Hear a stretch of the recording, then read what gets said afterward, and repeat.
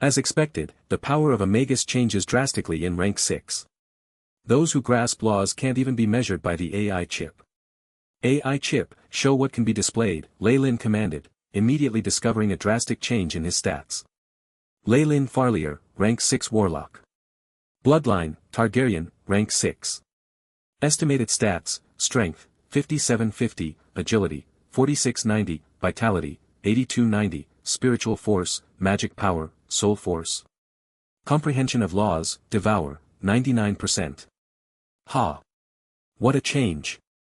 Lei Lin's eyes narrowed, this boost is much greater than that of my previous advancements. It's basically tens, or even hundreds of times. The boost from the power of laws is so terrifying. Based on the calculations, I must have over 10,000 spiritual force, causing an overflow. Lei Lin stroked his chin and commanded, all right. Recalculate with the stats of the heavenly astral race as the model. Beep. Recalculating host's data, change completed, the AI chip loyally intoned and showed the stats to Lei Lin. Lei Lin Farlier, rank 6 Warlock. Bloodline, Targaryen, rank 6. Strength, 172.52, Agility, 125.07, Vitality, 253.77, Spiritual Force, 449.42, State of Soul, Peak Breaking Dawn. Comprehension of Laws, Devouring, 99%. The units of the new data were based on the heavenly astral race. Every unit was more than 10 times its previous standard. The numbers in spiritual force had condensed 100-fold, allowing it to be quantified. Because Lei Lin's soul force and power of laws had been merged into one, it was not shown on the AI chip. The AI chip's method of calculation is rather direct. Doesn't this mean even the slightest of my actions equate to hundreds of heavenly astral morning stars? Lei Lin stroked his chin, our strength might be similar, but the boost from laws hasn't been calculated into it by the AI chip. Things would have been different if he was an ordinary Breaking Dawn, but Lei Lin had already stepped into the realm of laws. The boost from the power of laws caused his strength to increase so violently that it was terrifying. Rumble, large spirals of chaotic energy dissipated gradually in the air, and that pair of green eyes also vanished without a trace. The sacrificial rune on Lei Lin's body disappeared quickly, crumbling in practically the blink of an eye. The will of the purgatory world has left, Lei Lin muttered to himself, looking slightly desolate.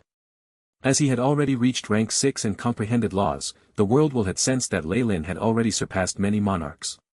While I helped the world will to gain some wisdom, it has helped me defeat my opponents and allowed me to advance. Where even now, Lei Lin could tell that his status as a sacrificer had dropped as quickly as it had risen. He was now back at square one. The purgatory will is merely a robotic intellectual body. The help before was merely a transaction. If I want to become a child of purgatory, I'll have to join its side and allow its intent to pervade my body, becoming half a puppet. Lei Lin stroked his chin.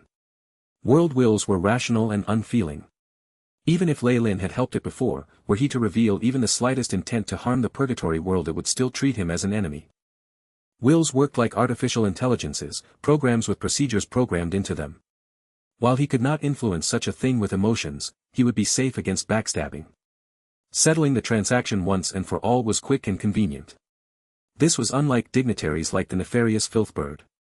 With it, no matter how devout one was in their prayer, it would still think of ways to take control of them, turning them into a bargaining chip.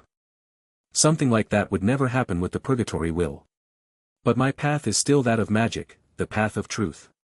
Turning into a half-puppet doesn't suit me, Lei Lin shook his head, abandoning all thoughts of settling in the purgatory world.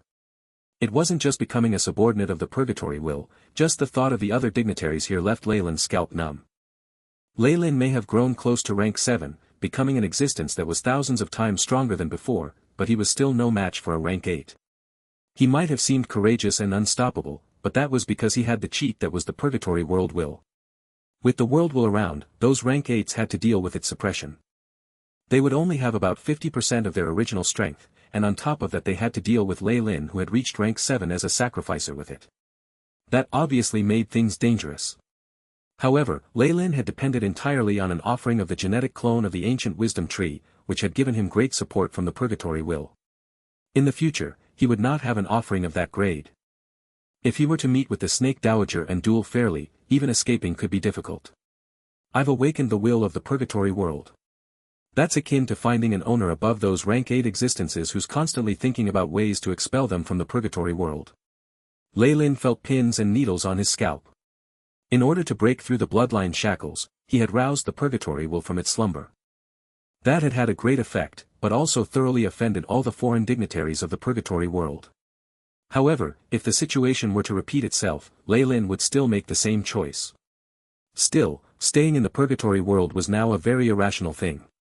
With so many rank 8 existences hostile towards him, and with him being an archenemy of the Snake Dowager, not even a tiny bit of him would be left behind if they joined hands. The only choice is to hide in the Magus world. Lei Lin's eyes were filled with resolution. He was a native of the Magus world, and the powerful Magus world would naturally not suppress him.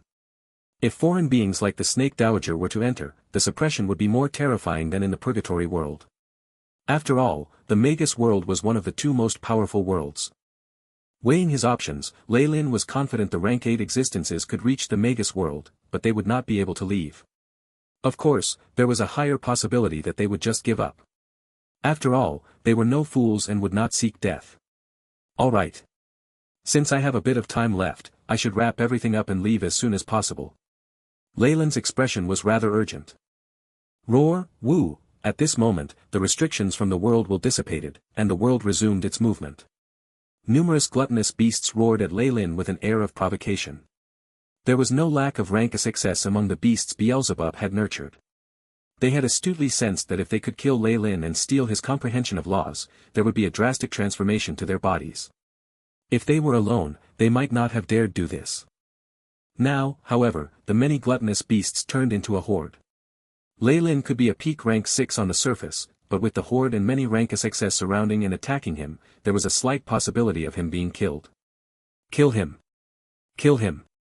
The 3-headed python that was the second elder of the Stewart family provoked the gluttonous beasts around him to advance.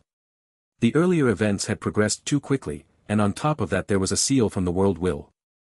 Many gluttonous beasts and even residents of the holy city were yet to react to it. Only the rank success felt a sense of fear when it came to Lei Lin, but the hope to break through to the power of laws enticed them to take the risk.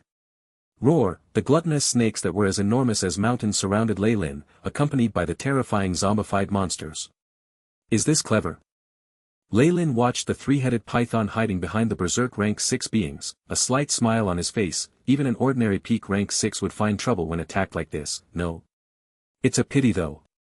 I've already passed through the realm of rank 6. The power of laws is something you cannot imagine. Having nearly grasped the law of devouring, Lei Lin had changed drastically. The immense increase in his stats reached the requirements of rank 7. At the very least, the blazing flame monarch that Lei Lin had seen before definitely did not have such extreme numbers when it came to spiritual force, and perhaps had yet to even reach the 10,000s. After all, she had merely comprehended a bit of the power of flames, and only understood the tip of the iceberg. How could that be comparable to Lei Lin, who now had a body of laws? Submit. Lei Lin merely spat out this single word while he was encircled by the many rank 6 gluttonous beasts. In that moment, the terrifying power of laws exploded from his body, causing the world to come to a standstill once again. Thud, thud, there were hints of struggle in the beasts' eyes, but their bodies automatically knelt down. Chapter 760, Back to the Magus World. Back to the Magus World. With one word, the numerous rank 6 beings bowed their heads to him. The power of laws shockingly had such an effect. It shouldn't be difficult to control these beasts given some time with just the law of gluttony. Pity, Lei Lin gazed at the eyes of the large gluttonous beasts and shook his head. I can't bring them back to the Magus world. Besides, I'm relying on the law of devouring which isn't compatible with these gluttonous beasts. Most importantly, their power originates from the gluttonous power of Beelzebub. Now that the root of their power has been warped, I can't fix them even if I try. Perish. Innate law, devour. A terrifying, monstrous winged serpent that extended across the horizon appeared behind Lei Lin, and a horrifying black hole was formed in an instant. Numerous gluttonous beasts wailed in anguish, but seemed to be suppressed by some kind of invisible force that rendered them immobile as they watched themselves disappearing into that black hole. No. I'm the second elder of the Stewart family, destined to break through the bloodline shackles and bring my family to glory. Why? Why did things turn out this way? The enormous 3-headed python discovered something was amiss when the black hole appeared, and he began to flee for his life. However, that wasn't enough to escape the fate of being devoured. Along with howls of indignation, his voice slowly disappeared into the black hole. The invisible pull spread across the plains, and the many gluttonous beasts were thrown into the black hole while howling in anguish. Their rank didn't matter. Minutes later, all of the gluttonous beasts surrounding the holy city were completely gone. I feel a little full now, Lei Lin touched his belly, speechless. After devouring so many gluttonous beasts, the bit of heat that he felt surging through his body had disappeared in an instant. At this moment, the AI chip's prompt was transmitted. Beep. Host has taken in a small amount of essence, boosted by rank 6 innate skill devour. Strength has risen by 0.001. Vitality has risen by 0.002. After reaching semi-rank 7, energy below that of laws is useless to me. Lei Lin shook his head. He, who had now almost completely grasped the law of devouring, had a body of laws that was incomparable to what it had been before. The essence of the gluttonous beasts of the Serpent Plains was just a tiny supplement for him. It's time to leave. Lei Lin's eyes swept across the holy city. As he had intentionally spared the city before, the power of devouring had not taken in any resident of the holy city. Hence, all the snake beings within the holy city gazed at Lei Lin dumbly and took particular notice of that terrifying Targaryen serpent, practically losing all ability to speak. What's going on? I only saw the Holy Mother appear, but after that, everything seemed to have gone stagnant. When did that thing appear? Belinda stared dumbly at the figure of the monstrous winged serpent. Why? Why does this give me such a familiar feeling? Is this some hidden power of the Holy Mother? Found you. A gentle voice was heard by Belinda's ear, and she then felt her body grow light, as if someone was lifting her, and her surroundings changed before her eyes in an instant. When she regained her senses, she was already standing outside the holy city. Sister. An elated voice could be heard. Sophia threw herself into Belinda's arms, her tears falling without pause, and she evidently looked frightened. My precious Sophia. Belinda patted Sophia's back, and then glanced towards Agnes, who looked despondent and down. Of course, what attracted her attention the most was the figure standing at the side and wearing black magic robes, who was just like some sort of god. The black hair, pupils that were like the dark night, and the face of this young stranger was like that of a god who had come down to this world. Everything about him was incomparably flawless, but Belinda felt a sense of familiarity with him. Belinda, Sophia, and Agnes, we meet again. Let me reintroduce myself. I am Lei Lin Farlier, and my name of Nick from before was just my alias. Lei Lin gazed at the three uniquely different snake girls and laughed slightly, while saying things that caused their expressions to change drastically. Using the power of laws to search the city and bring the three of them here had taken just a second. You're Nick? Belinda gaped, looking stunned. No matter how she tried, she was completely unable to match this man, who had gotten rid of countless gluttonous beasts with a wave of his hand, with the Nick she knew. On top of that, Nick had had long silver hair, scarlet pupils and many wrinkles from aging. No matter how she looked at it, it was impossible for her to link the two of them. No. If she were to disregard those features, his features were still rather similar. Belinda's eyes narrowed, now finally knowing where that sense of familiarity was coming from. So should I call you Brother Nick or Brother Lei Lin from now on? Sophia merely bit her fingernails, looking perplexed. That's up to you, but I personally prefer being called Lei Lin. Lei Lin Farlier, the wanted Magus. The person cursed by the Holy Mother. Agnes expressionlessly recited Lei Lin's background. Good job exploiting our Stuart family. Where's the Holy Mother? While she still looked grim, her heart was sinking. First was the betrayal of the second elder, which meant that the Stuart family had not fulfilled its duties. It was because he had the protection of the Stuart family that he had been able to cause so much damage to her. After this disaster, would the Stuart family have a chance of revitalizing itself? Not exterminating the whole Stuart family should already be considered magnanimous on the Snake Dowager's part. The mighty mother of all snakes is obviously fine. She just left temporarily. Lei Lin chuckled subtly. He then glanced towards Belinda. So, have you accepted this yet? You've been using me. You've already accomplished your aims, so why did you get me here? Belinda stood up, a dead look in her eyes. I can't deny that. Lei Lin nodded, and then noticed Belinda's body swaying. Then why? Belinda's eyes were full of complicated feelings. It's obviously so that I can take you away. Lei Lin laughed. Take us away. Belinda never imagined there would be this sort of answer. Where are we going? Will it be fun? Sophia's eyes twinkled, her focus evidently quite different from the others. That's not happening. I need to stay here. My family needs me. This was Agnes' reply. I'm afraid that's not up to you, Leylin said calmly. Belinda and Agnes suddenly realized that they had lost all their strength.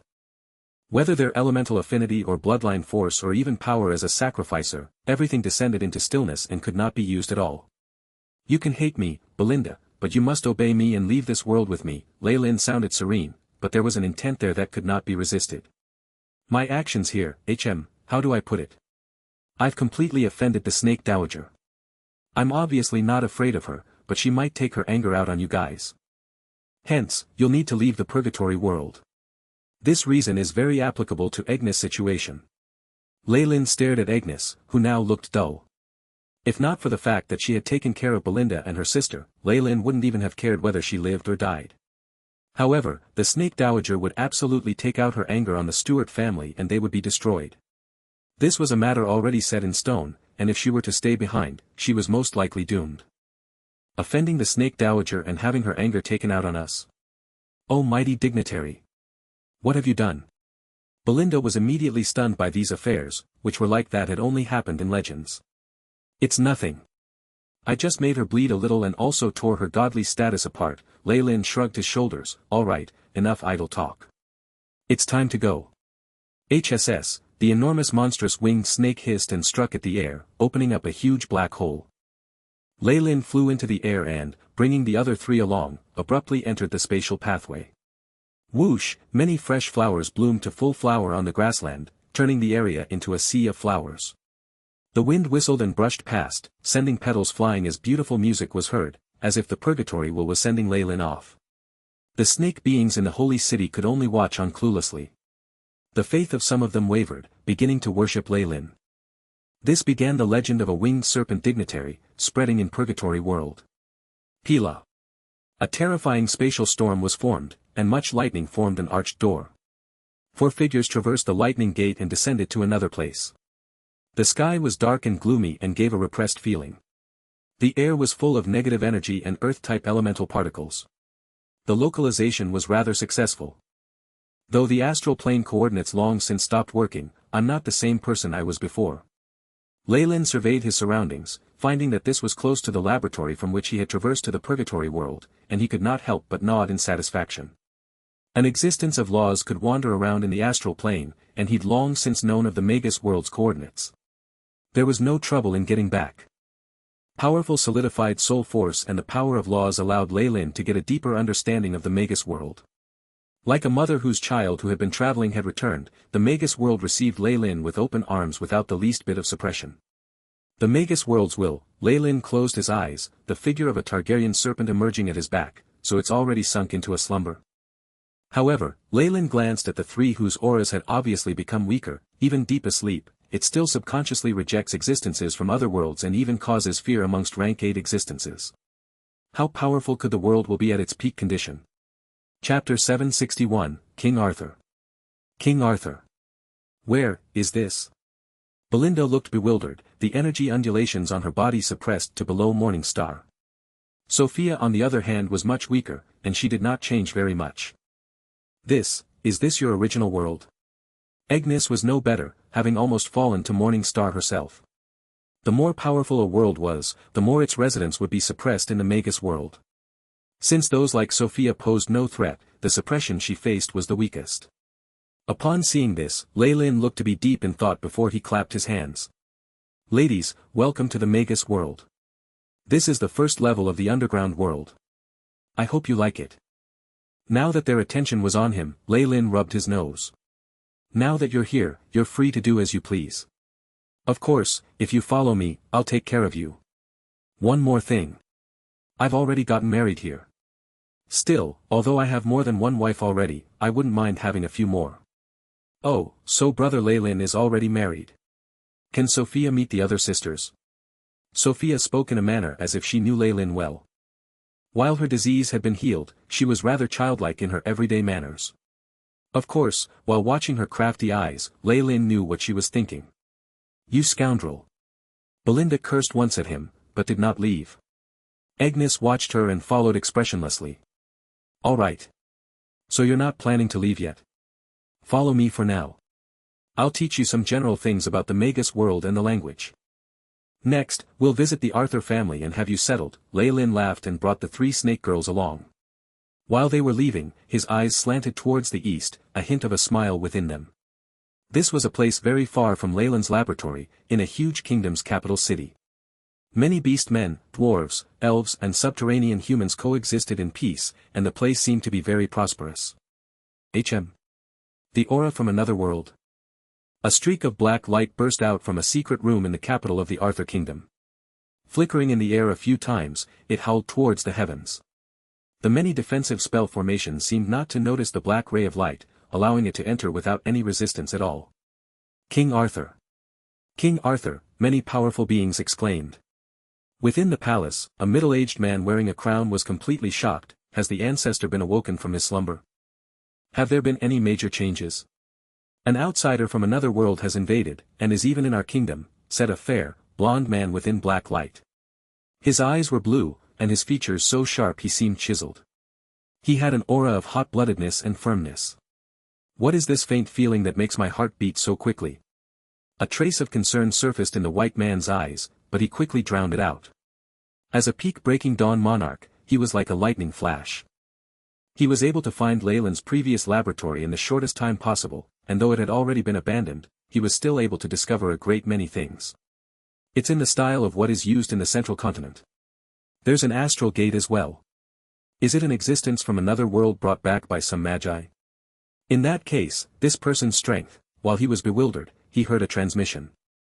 The information contained within immediately got the middle-aged man to get moving again, chasing after Lei Lin and the others.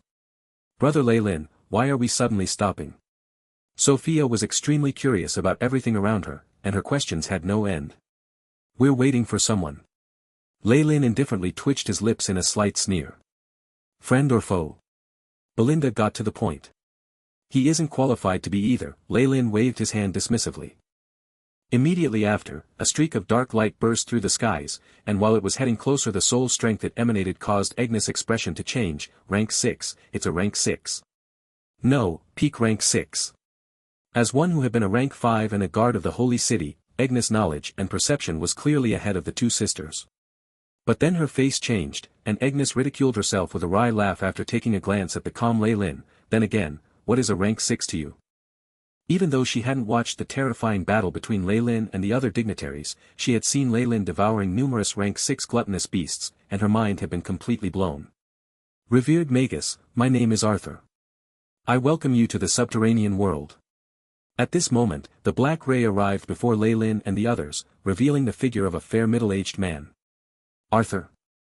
Lei Lin's brows furrowed slightly, but they quickly smoothed out. The king who established the Arthur kingdom. Pardon me for my rudeness. Your humble servant prefers to be called Arthur. What does the power of kings mean to us? Arthur smiled gently and seemed affable, lacking any arrogance in his bearing. Of course, this could have to do with Lei Lin's strength. If not for it, he wouldn't be treating them with such a good attitude. Arthur, rank 6 Magus. Estimated stats, strength, 21, agility, 11, vitality, 19, spiritual force, 40 soul state, peak-breaking dawn. Comprehension of laws, darkness, gravity, earth. With just a short exchange, the AI chip had silently gathered his stats. It had evolved with Lei Lin's own advancement, and had begun to touch the power of laws itself. Nothing below rank 7 could hinder its scans and analyses. These stats aren't those of the past, but formed using the new measurements of the heavenly astral race. Lei Lin rubbed his chin. While we're both peak-breaking dawn, based on the previous standards his spiritual force hasn't even reached 10,000. This shouldn't happen. Is there a difference in the comprehension of laws? Lei Lin had a feeling that those horrifying stats he had were not comparable to regular peak-breaking dawn magi. Based on the information given by the AI chip, as well as my instincts, while his comprehension is above that of the blazing flame monarch, it's still only at 20 to 30%, Lei Lin stroked his chin. Within Arthur's eyes, this black-haired Magus seemed young but his aura had an unfathomable depth to it. It had a force field like a giant beast who could devour everything, and a hint of sincere dread began to surface in Arthur's mind. How can that be? I've gone through countless bloody battles in the subterranean world, and I'm the person who set up the Arthur Kingdom. I've even seen those existences of laws before, existences. King Arthur's eyes suddenly widened as if he had thought of something, and he unconsciously used a little bit of the power of the laws of Earth. The three girls fell to the ground. From their point of view, the entire subterranean world had begun to move. The suppression from the phantom figure of the continent made them feel that their souls would be extinguished in the next second. You're probing me? Lei chuckled. No matter how terrifying that force was, everything around him was melted away by limitless devouring power. It finally even swallowed up Arthur's phantom world in one bite. Ha, Arthur panted roughly. After seeing this, he did not hesitate to kneel down on one knee. Arthur hereby greets the mighty lord at rank 7. Please bestow upon me your name, and please forgive me for my previous actions. Rank 7. Lei laughed involuntarily. I'm at most half a rank 7. As for my name, just call me Lei. Yes, Lord Lei. Arthur felt like he was being raised up by some invisible gigantic force, involuntarily moving his body into a standing position. The expression on his face became even more reverent. Why, what makes you think I'm a rank 7 Magus? Leilin's brows furrowed as he asked Arthur. Through the king's explanations, he managed to get a better understanding of the path forward for rank 6 Magi. Based on his words, even peak-breaking dawn Magi would not possess strength like Leilin's. All their stats, including spiritual force, were about the same as his own. Only their comprehension of laws was different. Once comprehension of a law crosses 50%, breaking dawn Magi will descend into a dormant state and undergo a terrifying qualitative change where all stats increase by a large amount. If comprehension of the law cannot be completed to reach rank 7, one will be unable to wake up for eternity. Lei touched his chin, thinking back to his own situation. His situation was extremely unique. His law of devouring had completely captured Beelzebub's law of gluttony, but because the true body still existed there was still a bit left before the law could be completed. He was now right at the boundary of rank 7. But I've basically passed through the stage of the qualitative change that rank 6 Magi go through, and my body has already begun to be infused with the power of laws. The distance to rank 7 is paper thin. Lei instantly thought this through. He basically had 1 foot in the door to rank 7, and his stats were definitely comparable to regular beings of laws. Those rank 6 breaking dawn monarchs whose stats were similar to King Arthur would only undergo a huge increase in strength after the period of deep slumber. At that point, they would either die or successfully reach rank 7. Lei was a special exception. Only breaking dawn Magi who comprehend above 50% can undergo a qualitative change due to the power of laws. He asked indifferently. Yes, my lord. Arthur glanced at Lei bewilderedly.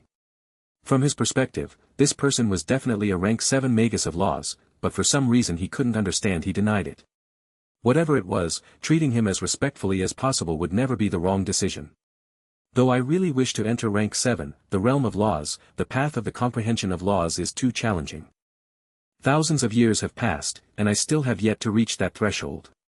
Chapter 762, Subjugation. Subjugation. Arthur forced a smile as he spoke, a hint of fear in his voice. Even after reaching the threshold of 50%, I wouldn't dare enter the slumber of qualitative change and go through with such a huge gamble. Why? Because of the rate of failure? Lei suddenly understood. Yes, my lord.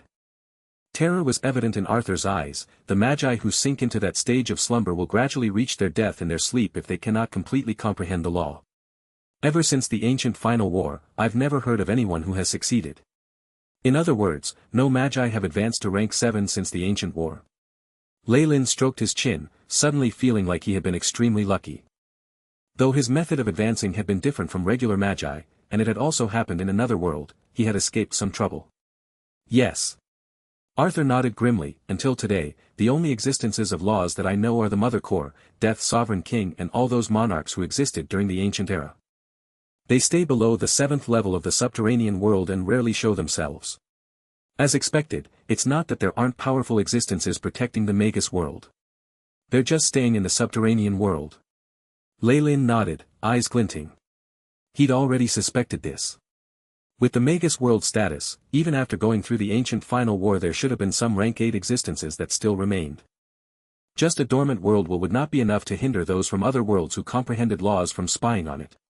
In that case, the underground of the Magus world is more valuable to those existences than the surface? It seems that they see the central continent like it sees the south coast. That's why they treat it with disdain. Lei Lin suddenly understood how their thought process. This was the only reason that made sense. If not, with their strength the central continent would be quivering at their feet all the time. Are there ample resources in the subterranean world? Lei Lin suddenly looked towards Arthur. This question evidently stunned Arthur for a moment. From the astral laboratory, he could tell that this Lord Lei Lin had come from the surface. Was he perhaps coveting the subterranean world? While he was agonized about doing so, Arthur did not dare conceal anything. The 7th level that's already been opened up has more ample resources than the central continent. The lower the level, the more this proportion will increase. Many great items have appeared that even Breaking Dawns would go crazy over as well. Though I'm not sure about the levels below the 7th. There are rumors that the world there is monstrous and grotesque, holding huge benefits for those who've comprehended laws. Huge benefits. Lei Lin touched his chin. The resources on the surface of the world are meager for beings of laws. The only thing they need is further comprehension, and guidance on their path ahead. Could it be that there are places in the subterranean world that make comprehending laws easier? At this thought, Lei Lin's eyes brightened. Perhaps I should find an opportunity and explore the depths of the underground. After all, I can be considered one of the upper class in the Magus world. It's easier to improve if I can interact with similar beings. Lei Lin made some plans, but obviously would not state them. Arthur, did you come here for them? Lei Lin pointed towards Belinda and the other two. Yes. Only then did Arthur glance at the girls, but he no longer seemed to mind. It is my responsibility to take care of the security of this administrative region. However, with Lord Lei Lin around, there's no need for me to do so. It had to be said that this Arthur could easily adapt to changing circumstances. Of course, that might be because he had understood and experienced Lei Lin's strength, which was why he no longer had any thoughts of rebellion. Good. I'm going to meet an old friend, come with me. Lei Lin nodded and headed towards the Lias family. Arthur laughed wryly, and like a servant ducked his head while following at the back. This was the territory of Eames' family. Numerous steep hills emitted a metallic luster, and at its heart was the Lias family's residence. Huge blue thunderbirds descended every once in a while, bringing with them the booming of thunder. This was a perilous area for all outsiders, but for Lei Lin there was absolutely no danger. Eam, your old friend's here. His tangible soul force scanned the area, and Lei Lin immediately broke through the heavy defenses of the Lias family, finding Eam in a secret room. This voice. And this sort of, Eam Lias' hand shook in the midst of his experiment, and a test tube exploded. However, he paid no mind to this and turned into a blue thunderbird that soared into the sky. Lei Lin, my friend. So it's you. The body of the blue thunderbird immediately shrank. The hill-like creature turned into a blue-haired Magus with silver pupils and fixed his attention on Lei Lin. I've already made the necessary preparations here, but you made me wait for so long. On top of that, why have all my attempts to reach you been blocked? Evidently, the contract Lei Lin had signed in order to placate the Lias family was not of much importance to Lei Lin, and he lacked sincerity in going through with this. After all, he'd been under the all-snake curse then. Who would put more effort in this area? This was only because it had only been a short time of a few years. A few years meant nothing to high-ranked magi, which was why despite Eam's unhappiness, he did not seem too aggressive about this. Otherwise if he were to see Lei Lin now, he might even have tried to attack him. My apologies. I got caught up with some work. My reason in coming here is to restart the plans and agreements. Of course, some conditions must be amended. Eam was a rank 5 warlock that had inherited an ancient bloodline, but that was nothing in Lei Lin's eyes. If not for his family's usefulness, Lei Lin would just have devoured the whole place. Restart. Amend. And also, your aura. Eam's expression showed his obvious doubt. He sized Lei Lin up and down, suddenly feeling that Lei Lin's aura was somehow different from before. However, he couldn't quite say what had changed, which made him want to vomit blood in his frustration.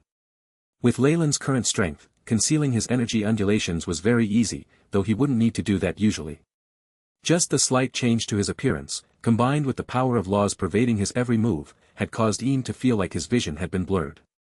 I've found a very suitable partner in this trade. Arthur, continue talks with him. Lei Lin waved his hand. At this point, he didn't care much for the trade and profits between the first level of the subterranean world and the central continent. He even felt that it was unimportant. However, this business would be a huge help for the Ouroboros clan, so he finished it. Here in the subterranean area, Lei Lin had even found genuine overseers and partners. Belinda and Agnes both had experience in managing large organizations, and were pretty strong themselves. They would probably just take some time to get used to the workings of this business and completely master it. The profits from managing this area were enough for them to survive luxuriously in the Magus world without needing to rely on Lei Lin. Long time no see, Eam. Having been mentioned by Lei Lin, Arthur rubbed his nose and stood out. You are. Your Majesty. It was only at this point that Eam noticed Arthur standing behind Lei Lin.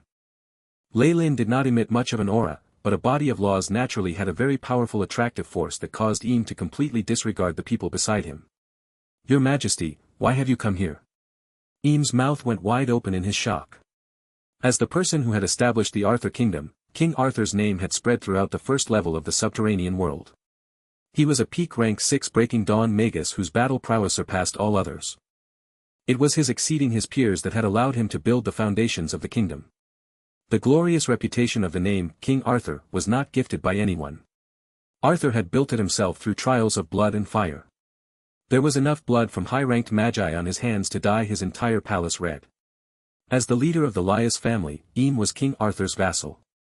After all, the Laius family was on the Arthur Kingdom's land, and even if he wanted to save his family from anything, Eam would still have to lower his noble head to the man. I obey Lord Lei Lin's instructions and am here to assist, as well as be a witness, Arthur bowed very deeply. He had long since treated Lei Lin as a rank 7, and just a mere thought from this existence could consign him to eternal damnation. He obviously would not dare to slight him by appearing even a little arrogant. After hearing these words, Eam's eyes were filled by shock. Lord Lei Lin. For even the peak Breaking Dawn King Arthur to call him a lord. Eam looked frozen, but he already had an inkling of what was going on. Lei Lin, whom he had seen years before, probably had an earth-shattering transformation in strength, or perhaps had he hidden his true strength right from the start. Meanwhile, with the support of the Arthur Kingdom and with King Arthur as the witness, it was necessary that they proceed with the trade with no reservations. However, perhaps the entire Laius family would now sink to a subordinate position under Lei Lin's strength. Eam smiled wryly and knelt before Lei Lin. Eam Laius greets Lord Lei Lin. Chapter 763, Ignox. Ignox. Multicolored carpets and pieces of furniture gave off a slight aroma within a luxurious room, as if there had been some special incense burnt here that gave a simple yet elegant feeling. Lei Lin surveyed the surroundings and nodded in satisfaction. Though he had been a guest here before and already experienced the VIP rooms of the Laius family, the grandeur of this room had reached a whole new level. This had once been Eam Laius' mansion. Of course, once Lei Lin revealed his intentions to stay overnight, he had arranged this place for him with the fastest speed possible. Lei Lin currently stood before a huge oil painting, observing the portrait of a blue-haired warlock. The man in the portrait looked somewhat similar to Eam. It was probably the founder of his family. After being focused on for a period of time, the portrait's eyes flickered, revealing an expression full of terror as if it was alive. However, it could not speak nor move, and only watched Lei Lin imploringly. The slight remnants of a conscience, Lei Lin nodded, taking in the oil painting. There seems to be a secret semiplane as well, with the bloodline and body of an ancient mature thorn thunderbird. Looks like this must be the final trump card of the Laius family. Eam had no way to withdraw this important mechanism in such a short time. He must have been counting on Lei Lin not discovering it, or caring for the more luxurious items, which was why he'd failed to conceal it. Interesting. Interesting. Lei Lin stroked his chin while sitting on the sofa, allowing the portrait to heave a sigh of relief before it returned to its previous frozen expression. Lei Lin truly held no malicious intent towards something like that. Though a rank 6 bloodline would have been very attractive to him at rank 5, he had currently reached the peak of Breaking Dawn, almost entering the realm of laws. He cared nothing for it. Brother Lei Lin, this couch is so comfortable. Sophia was holding a little bare bolster, rolling on the sofa like a mischievous little child. However, the crafty glint in her eyes made it clear that she had other intentions. The sisters had always thought well of Lei Lin, especially Sophia. She had practically glued herself to his side. Furthermore, even though Belinda had her doubts about this, it was a matter of time before she accepted him. Perhaps there was another one coming his way. Of course, Lei Lin naturally accepted benefits that fell at his feet. He stroked his chin, his lips arching at an angle. With a wave of his arm, the surface of the oil painting was covered by a layer of darkness. Sister Sophia, do you want to play a fun game with me? The time of pleasure soon passed. Sophia's legs had gone weak, and she had to be taken away by Belinda. While leaving, the snake girl glared hard at Lei Lin, a myriad of emotions hidden in her look. Agnes herself had watched on like it was all a show, but she too didn't understand why a blush had appeared on her cheeks. What clever women they are, Lei Lin thought in evaluation as he closed the door apathetically. These women had been smart enough to leave him in privacy. Come out. Lei Lin now looked extremely calm as his eyes shifted to the cupboard. Asterisk plop. Blop asterisk the ground seemed to melt in an instant, emitting black bubbles. A layer of orange appeared, crawling through the room. In the blink of an eye, the room had changed around Lei Lin. Watching it, a thought sprang to his mind. Is this some space folding apparatus? He stroked his chin. In this new environment, a black door of light appeared from the cupboard and was pulled open. A Magus wearing a swallow-tailed coat and a hat slowly walked out with a walking stick in hand. The man wore a pair of golden spectacles with round lenses, a complicated and intricate chain linking to them from behind his ear. Nice to meet you. This humble servant here is called Ignox. The Magus who came forward took off his hat and bowed elegantly. A being of laws, who has only just reacted to me now. That's beyond my expectations. Lei Lin sized up this person with interest. Through his comprehension of laws, he had evidently realized that the body of this person was merely a form that the other party had chosen at will.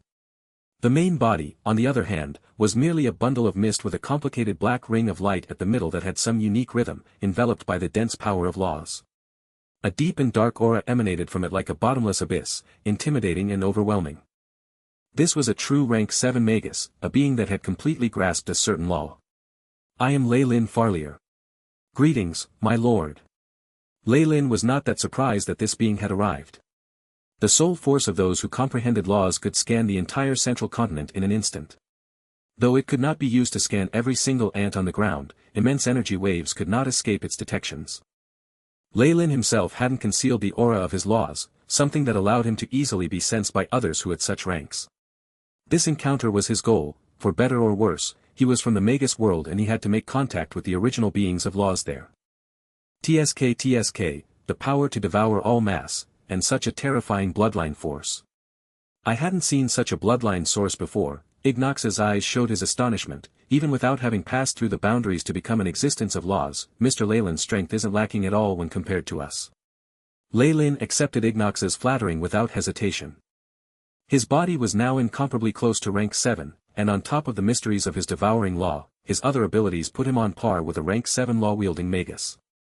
Our Magus world hasn't given birth to a new rank 7 since the ancient war. Mr. Lei Lin's existence is truly a cause for celebration. Ignox seemed very excited. I'm only a minor warlock from the south coast, and I know little regarding the world of rank 7s and higher. I hope Mr. Ignox can properly guide me. Lei Lin's words were humble. But of course. As the higher ranks of the Magus world, it is our duty to help each other. Ignox nodded solemnly. Also, there are some things that I need to warn you about. While you've yet to completely enter rank 7, your strength has already reached that point, which is why some restrictions apply to you. That's reasonable, I won't go against them. Lei Lin nodded. Ignox noticed there seemed to be a loophole in Lei Lin's words but he paid no heed to it, laughing while not the least bit concerned. It's very simple. You cannot deliberately prevent the Magus world's world will from recovering.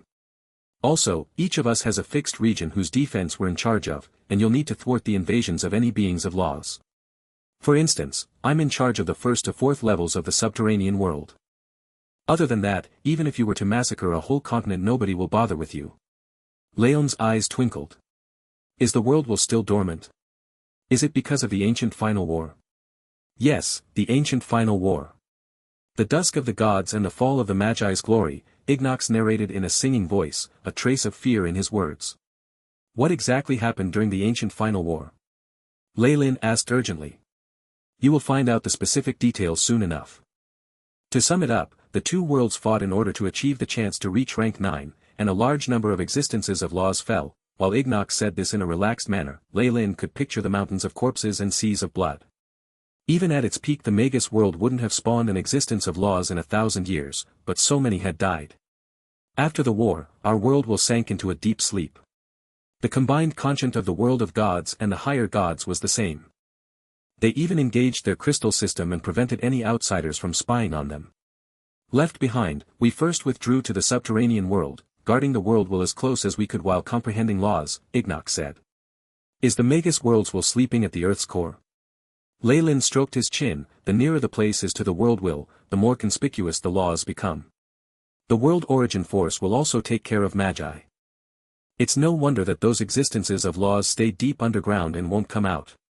After signing the contract, Lord Leyland will become a part of us too. Ignox got to the point. I am here to notify you about this. There's about a decade until we're done with the preparations for the contract, and when the time comes we'll send you an invitation. He seemed to never have considered Leyland's rejection. Of course, Leyland wasn't foolish enough to make enemies out of the existences of laws in the Magus world. I understand, Leyland nodded solemnly. And the area of governance? Ignox rubbed a large ruby in his hands. Lord Leyland came from the surface world, so how about taking care of that area? The danger is at a minimum there, and there aren't any other existences of laws guarding it anyway. Danger at a minimum?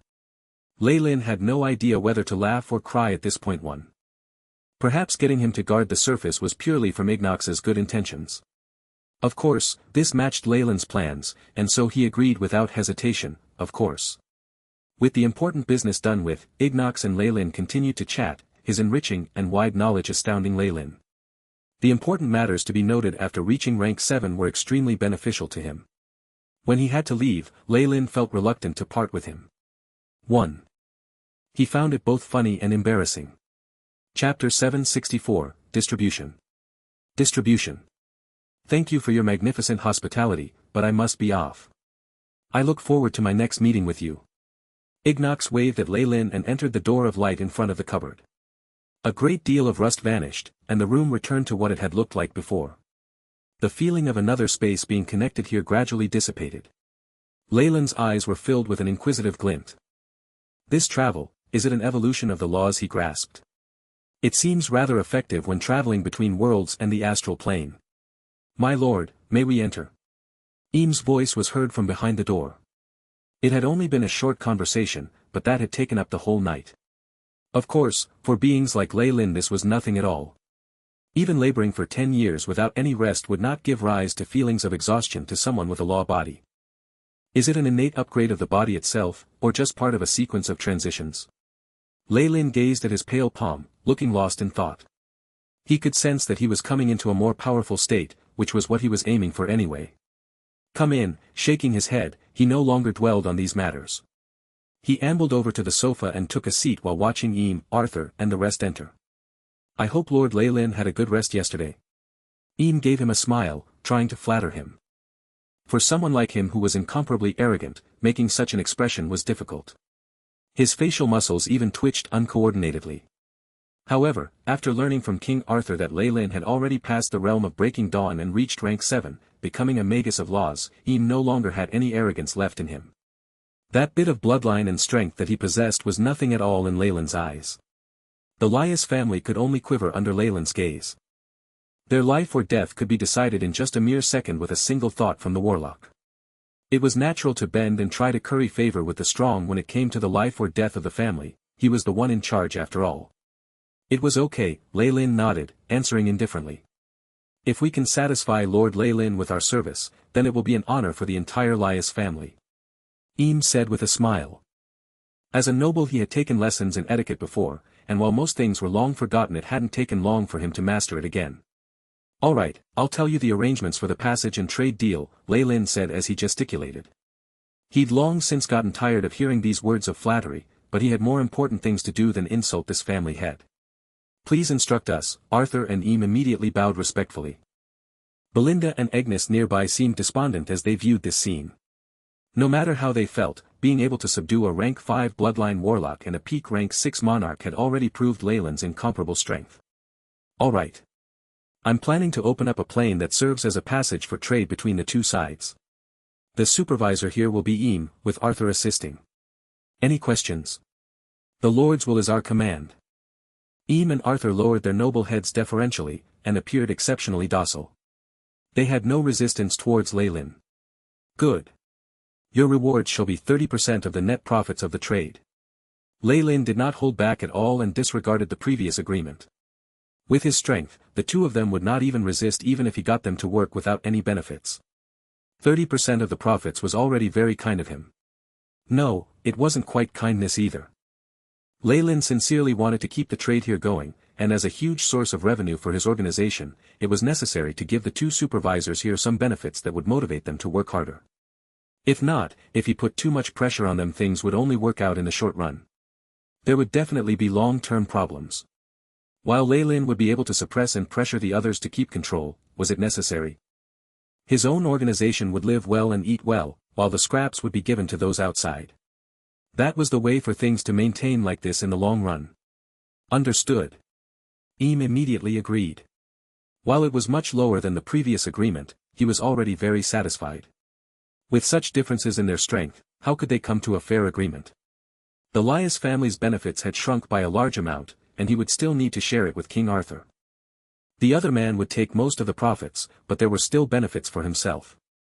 He wouldn't need to invest anything at all and it would still be considered a source of income for the Lias family. In addition, Eam peeked at Arthur beside him. With benefits as the reason to tie them down, it was already quite a good situation for the Lias family, as this would give them a connection with King Arthur, not to mention the more terrifying Lei Lin. That's not a problem. Arthur naturally did not oppose this. He, who had already reached peak Breaking Dawn, knew even better how terrifying existences of laws were. If Lei Lin were ever to rage, the Arthur kingdom could very well be destroyed in a single night. Hence, no matter how harsh the conditions were, Arthur could only agree. Lei Lin was evidently not using his strength to force him to work without any benefits, so he would not consider resisting. Lei Lin had guessed what they might be thinking, and since everything was within his expectations, he nodded. Though the two magi definitely had their own selfish motives, they definitely wouldn't dare show their unhappiness under the knowledge of Lei Lin's crushing strength, as long as they could maintain their distribution of benefits, that is. Another thing. Belinda and Agnes will become my representatives and supervisors in the subterranean world, managing the matters here. Lei Lin then looked towards Belinda and Agnes. In his calculations, these two snake females would be the main people in charge and the key to expanding his organization. The two levels of trade profits from both the subterranean world and the surface could be used for expansion costs for the organization, but would also be more than enough for these three to lead a luxurious lifestyle with resources for their cultivation. The trade they were talking about, both sides exceed a continent of the purgatory world in surface area. The benefits we'll be getting, Agnes made a quick calculation in her mind. Just the thought of the future profits left her wavering, unable to contain herself. She had easily deduced that the profits of such trade would be an astronomical number. Even her previous family would go crazy over it, and yet Lei Lin had merely tossed this over to them easily. It only made the gap between them more obvious. Is this the way a dignitary thinks? Even the wealth of 2 continents is dispensable to him. Agnes stared at the unfathomable Lei Lin, and then glanced at Belinda beside her, clenching her fists and making a decision. But I've never done it before. Is that okay? Belinda hesitated slightly, perhaps worried that she could not complete the task that Lei Lin had entrusted to her well. However, this attitude resulted in a smile on Lei Lin's face, because this meant that she had already accepted the task. You don't need to worry about that. I've always had faith in your capabilities. Besides, Agnes, Arthur and the rest will help you. In that case, I'll agree to it. Belinda nodded. Good, Lei Lin nodded, and numerous rays of lights were emitted. Boom, it was as if the world stopped in that instant.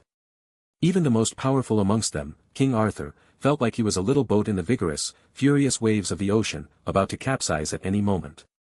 A streak of light shot in his direction, and he instinctively caught it. Arthur retreated several steps, looking stunned as he saw a black rune sizzling in his hands. The illusions had vanished. Now, he found that everyone around had the same rune in their hands. This is my mark, and also a token that can be used for all trades. You can also use it to contact me. It'll go through as long as I'm in the Magus world. With strength incomparably close to that of Laws, all sorts of miracles appeared about Lei Lin. A law rune that represented himself was just a part of it. Being given this symbol was tantamount to being branded by Lei Lin. Even if they met with other existences of Laws, they could get special treatment. Of course, that did not include his nemesis like the Snake Dowager, in which case they would meet a fate worse than death. After this ceremonial procedure, those with the runes could even make sacrifices to Lei Lin, getting boosts in power from his law of devouring that could fill their bodies. Though the Magus world isn't suitable for the large-scaled path of sacrifices, it should be able to sustain my unique method of passing on my power. With this, your safety is guaranteed. Lei Lin briefly explained the usage of the rune, while Arthur and Eam knelt in elation. Why are there only two? How about Sophia's? Belinda questioned without any restraint. I gave it to her last night. Lei Lin's lips quirked in a slight smile, but Belinda immediately turned red as she cursed. All right. You can return and make all the necessary preparations. 3 days later, I will unseal the passage. Lei Lin waved his hand, and the rest withdrew. Even Belinda, who looked like she had something to say, retreated unwillingly after being pulled away by Agnes. What a beautiful world. Lei Lin headed to the window, pulling the curtains open. There were many Laius family members around, as well as the distant scenery, all within his line of sight. Chapter 765, The Power to Move Mountains. The Power to Move Mountains. Just looking at beautiful scenery is also a way of enjoying yourself. Lei Lin's eyes had a different look to them. He had previously been afflicted with the all-snake curse, and had no choice but to struggle against the heavens. He had taken the risk to enter the purgatory world, dancing on the edge of a blade with no extra time to do something as mundane as enjoying the scenery. Now, however, after completely ridding himself of the curse on his bloodline, his body of laws, near rank 7, would last him over 100,000 years. With this much more time, he finally had time to breathe, released from his tight schedule. This was why he had spent so much effort on dealing with this bilateral trade. He had previously been someone who could not even take care of himself, so why would he bother with others? Now, with a lot more time and freedom, Lei Lin finally had the chance to consider the development of Ouroboros clan, the Farlier family and so on. Taking care of this land and its profits should be able to keep the warlocks of the Ouroboros clan living well for thousands of years if managed well, and then there's the tiny issue in the central continent. Lei Lin stroked his chin. He was planning to use around a decade to take care of matters in the central continent and perhaps the whole surface of the Magus world. Besides getting his own people to succeed in life, he wanted to build up his own power. Whatever it was, based on the oral agreement with Ignox, he was going to have to take care of this land anyway. The subterranean existences would pay no heed to his actions. In their eyes, the surface of the Magus world is not only incredibly small, but also produces few resources. It possesses no resources beneficial for those existences of laws. Amongst the Magi, there are only a few rank a success, and it's a remote and desolate place. They're not losing out by tossing it to me. After all, Ignox was tasked with the 1st to 4th levels underground, and each level is comparable to the surface world. Of course, the reason Ignox had done so was because Lei Lin had yet to properly advance, and he wanted to ease his work. That's better for me anyway. I'll definitely go to the depths of the core, but not yet. Furthermore, I can do a lot with the surface world when it's completely under my control. 3 days later, in front of the Thunderbird Holyland. Numerous members of the Laius family, under Eam and Arthur's lead, gazed at the figure before them with respect. Lei Lin had long since gotten used to this and continued to discuss matters with Agnes. How has the progress for building the organization been? It's going all right. Agnes tucked her long hair behind her ear. She had changed into feminine attire which made the lines of her body more gentle, as if she was trying to show off her feminine charm. In terms of manpower, the Laius family and Arthur Empire have already provided me with a lot of authority and help. Of course, I hope to use my own people. Agnes seemed very capable and experienced as she said. Trixis, for instance, is the second in command of the subterranean organization Shadow Toro. He recently eliminated the head and brought the whole organization to us. His earth elemental spells aren't half bad and he has some experience commanding organizations. He's been a great help. Oh. Lei Lin's true soul force swept forth in an instant, and all the details of this Trixis that Agnes had pointed out appeared before his eyes. He recognized the power of our side so quickly, and his acts were so brazen. He has pretty good foresight. It was a pity that this was all. No matter how smart he was, he barely entered Lei Lin and Agnes' sights. In the face of absolute crushing strength, scheming lost all effect. You can decide on that with Belinda. I'm giving you free rein. Now, let me completely remodel the ruins. The current place just isn't suitable as a trading base. Lei Lin floated into the air like a god. An awe-inspiring might like that of a divinity descended in that instant, causing many low-ranked magi to faint. A howling Targaryen appeared, with a pair of monstrous wings, single malevolent horn and pair of sharp claws growing from its belly. A unique spiritual force wave was transmitted to every Magus in the surroundings. HSS. I am the King of Devouring, the ruler of chaos and the void. Devouring, the King of Devouring. Is this the power that the Lord wields? King Arthur murmured to himself, taking the initiative to kneel. This was his aspiration, the end he desired on his path. With his lead, the Magi behind him all sank to their knees one by one. Immediately after, they heard Laylin speak softly in mid-air, innate skill, devour. Asterisk crash. Asterisk it was as if a terrifying invisible mouth swept through the sky, large enough that once it passed the entirety of the ruins had disappeared. Whether it was the defensive spell patterns of the ruins or the seals and reinforcements added by the Lias family over the years, they could not affect it at all. There was no lightning, no flames. Nor was there a backlash from any of the mechanisms in the ruins. It was as if the place had never existed. A wide expanse had opened up in the ground. An aerial view would show that the ruins had gone missing, replaced by a terrifyingly deep pit that looked like something had eaten into it. Many of the Magi were dazed, but some of the younger ones grew zealous as they cried out, "The Master of Devouring! The Devouring Ruler! All the unnecessary facilities have been destroyed, only the sealed pathway remains." A dark door brimming with light appeared slowly deep within the pit, seeming desolate. "Let there be soil." Laylin spoke faintly, and the earth howled. The ground trembled violently, and large amounts of earth squirmed upwards to fill the deep pit. The power of an existence that comprehended laws was divine, terrifying beyond belief. Moving mountains and suppressing seas with just a single thought. Is this the ability of a rank 7 Magus of laws? Laylin was very satisfied with his current control over laws. Through his comprehension and usage of laws, he even had the misconception that he was the world. Everything in the world is composed of and affected by laws. With my control and influence using my law of devour, even if I have less than 0.01% control over of other laws, it is enough to unite the laws to form a fundamental change in everything. Laylin looked intoxicated by this. Rank 1 to 3 Magi might be more powerful than regular humans. Those at and above rank 4, the morning stars, radiant moons and breaking dawns had all grasped the power to massacre and destroy countries. Those at rank 7 and above at the realm of laws lived and breathed with worlds, like the gods that overlooked all life from high ground. The radiance of eternity was already beginning to appear before Laylin. Let everything that exists in this world continue to exist for all eternity. Laylnai's voice seemed to hold within holy light, scattering all over the beautiful surface of the earth. Asterisk rumble. A brand new construction with multiple buildings rose, encircling the spatial passage at the heart of it and creating a gigantic triumphal arch.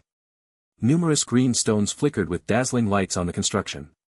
This is everlasting solidification spells, reinforcement runes, conscient runes.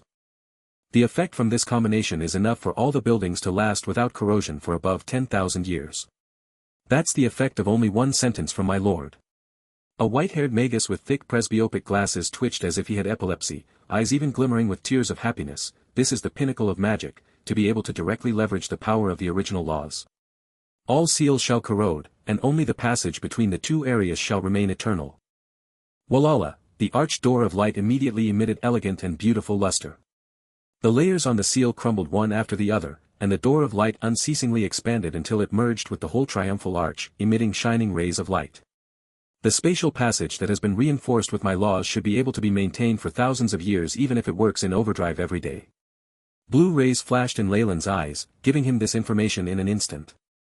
After grasping the power of laws, his thoughts were not lacking at all to the ultimate brain of his previous life, and perhaps even exceeded it. Only the AI chip, which had been with Laylin all this while and merged with his body, had gained immense benefits, and could therefore surpass Laylin's mind when it came to calculations. The tremors of the ground continued, and numerous buildings kept rising from the ground. In the blink of an eye, a whole mega city had been established.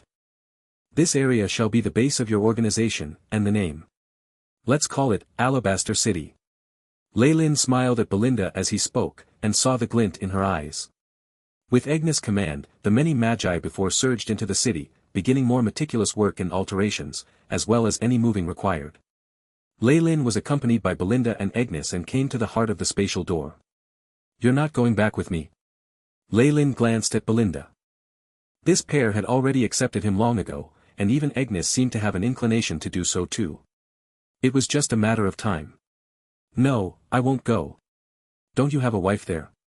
Belinda bit her lip stubbornly. I want to stay here in the city you made for me to guard all that is yours. Lei Lin had already guessed Belinda's thoughts. That matched with his wish anyway. As you wish. This place will belong to you. Even the organization on the surface will have to heed your words after coming here. Lei Lin nodded while he stepped into the spatial door. Chapter 766, Return and Meeting. Return and Meeting. In a flash of light, Lei Lin's figure disappeared immediately, and reappeared in the Eternal River Pocket Dimension. Let me think. Lei Lin's expression was rather intrigued. The Twilight Zone, Central Continent, South Coast, and now the new subterranean world. It seems that I have more and more companions too. Could it be that this is the realm for me to spread my seed across the world, and father many illegitimate children? Lei Lin thought, rather speechlessly. However, in terms of diversity, the more base samples there are, the higher the probability of mutated bloodlines cropping up. Belinda and the others' alabaster devil snake and three-headed python bloodline combined with my own Targaryen bloodline, is something to look forward to. Lei Lin's followed the customs of, when in Rome, do as the Romans do. He had already accepted the Magus world's traditions and did not feel like he was doing anything inappropriate. Only, compared to gathering them together and forming an enormous harem, perhaps scattering them across the continent like this would be easier for them to accept. Lei Lin stroked his chin and had a slight headache, and soon stopped thinking about it. The essence of his soul force began to slowly spread along the laws that were everywhere around him, making Lei Lin grasp everything around him in an instant. Afterwards his mouth slightly fell agape, and he made a small sound of surprise. I never thought that they would arrive so quickly. Accompanying Lei Lin's thoughts, several figures appeared in the main hall. The first was Freya, carrying an infant. She looked rather more mature now, with the bearing of a young married woman. She looked as if she could only see Lei Lin, and nothing else. Gilbert, Emma, and the other higher ranks in the Ouroboros clan also appeared immediately. Even the Bloodline Alliance's rank 5 Geoffrey appeared, who couldn't stop staring at Lei Lin with a bewildered expression. Towards the back of the crowd, there were still two others. The heads of the light and dark magi, Nanav and Anya, forced a smile towards him. Lei Lin, you've returned. Freya's eyes were filled with tears as she approached Lei Lin. Yes, I've returned. Lei Lin smiled at her, and picked up Sire easily. His child was now a few years old, and he sized up this rather familiar stranger with an inquisitive expression. After seeing him, Lei Lin immediately thought of his eldest son in the Twilight Zone, Daniel, who was being raised by Celine. He was presumably as big as Sire. After I received your news, and was made aware of the teleportation spell formation here, we immediately brought the elites of the Ouroboros clan and came here. We took control of this pocket dimension on our way, and all of the entrances have been guarded by our Kamoyan warlocks. Emma smiled at Lei Lin and Freya and told them their reason for coming before, with a strange glow in her eyes. Only Nanav and Anya stood at the back, and exchanged glances with each other. They then looked at how Lei Lin couldn't care less about them and their hearts were filled with bitterness. They naturally now knew that Lei Lin had deceived them before, and monopolized everyone's thoughts here. However, even if they knew, what could they do about it?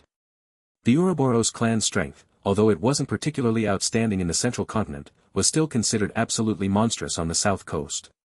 Those who are known as light and dark magi could not be their opponent at all, and so they had immediately occupied the entire Eternal River Pocket Dimension. With just Gilbert and Emma, the two rank 4 warlocks were enough to make all the magi bow down before them.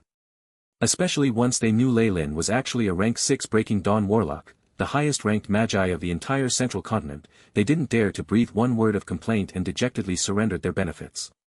Lei Lin could clearly predict all of their thoughts, and was only slightly shocked at how quickly they had acted. Even the Bloodline Alliance had been alarmed.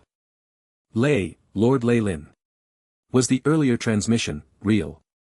At this moment, Gilbert respectfully bowed at the waist, and his eyes were full of expectations.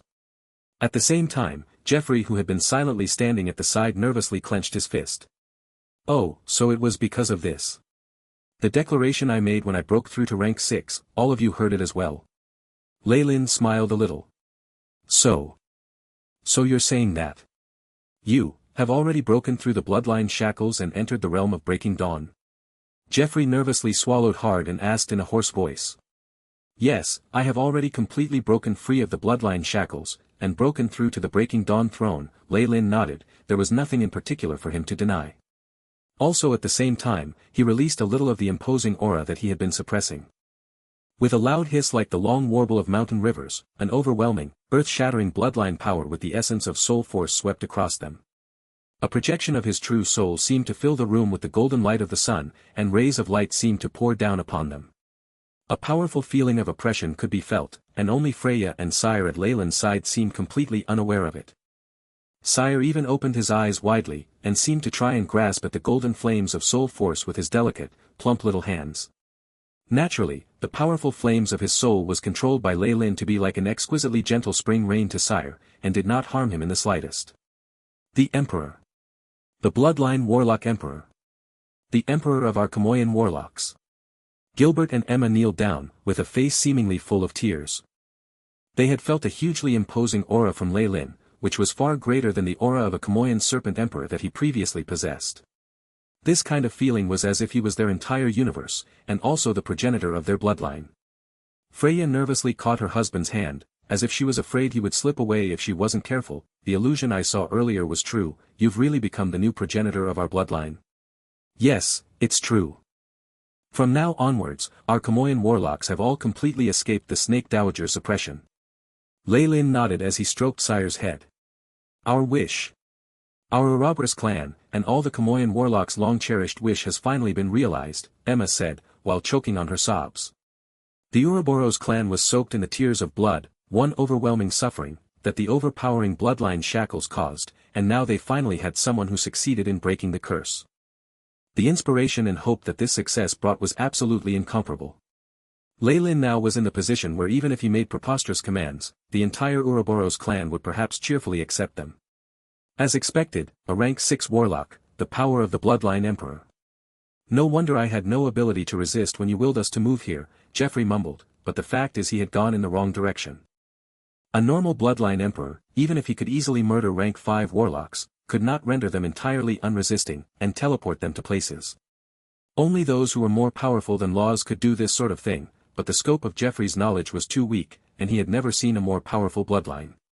Therefore he had naturally misunderstood and made this connection, and Leyland could not be bothered to correct him.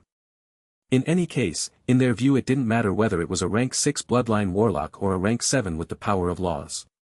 For them, this was completely unreachable and they were powerless to resist.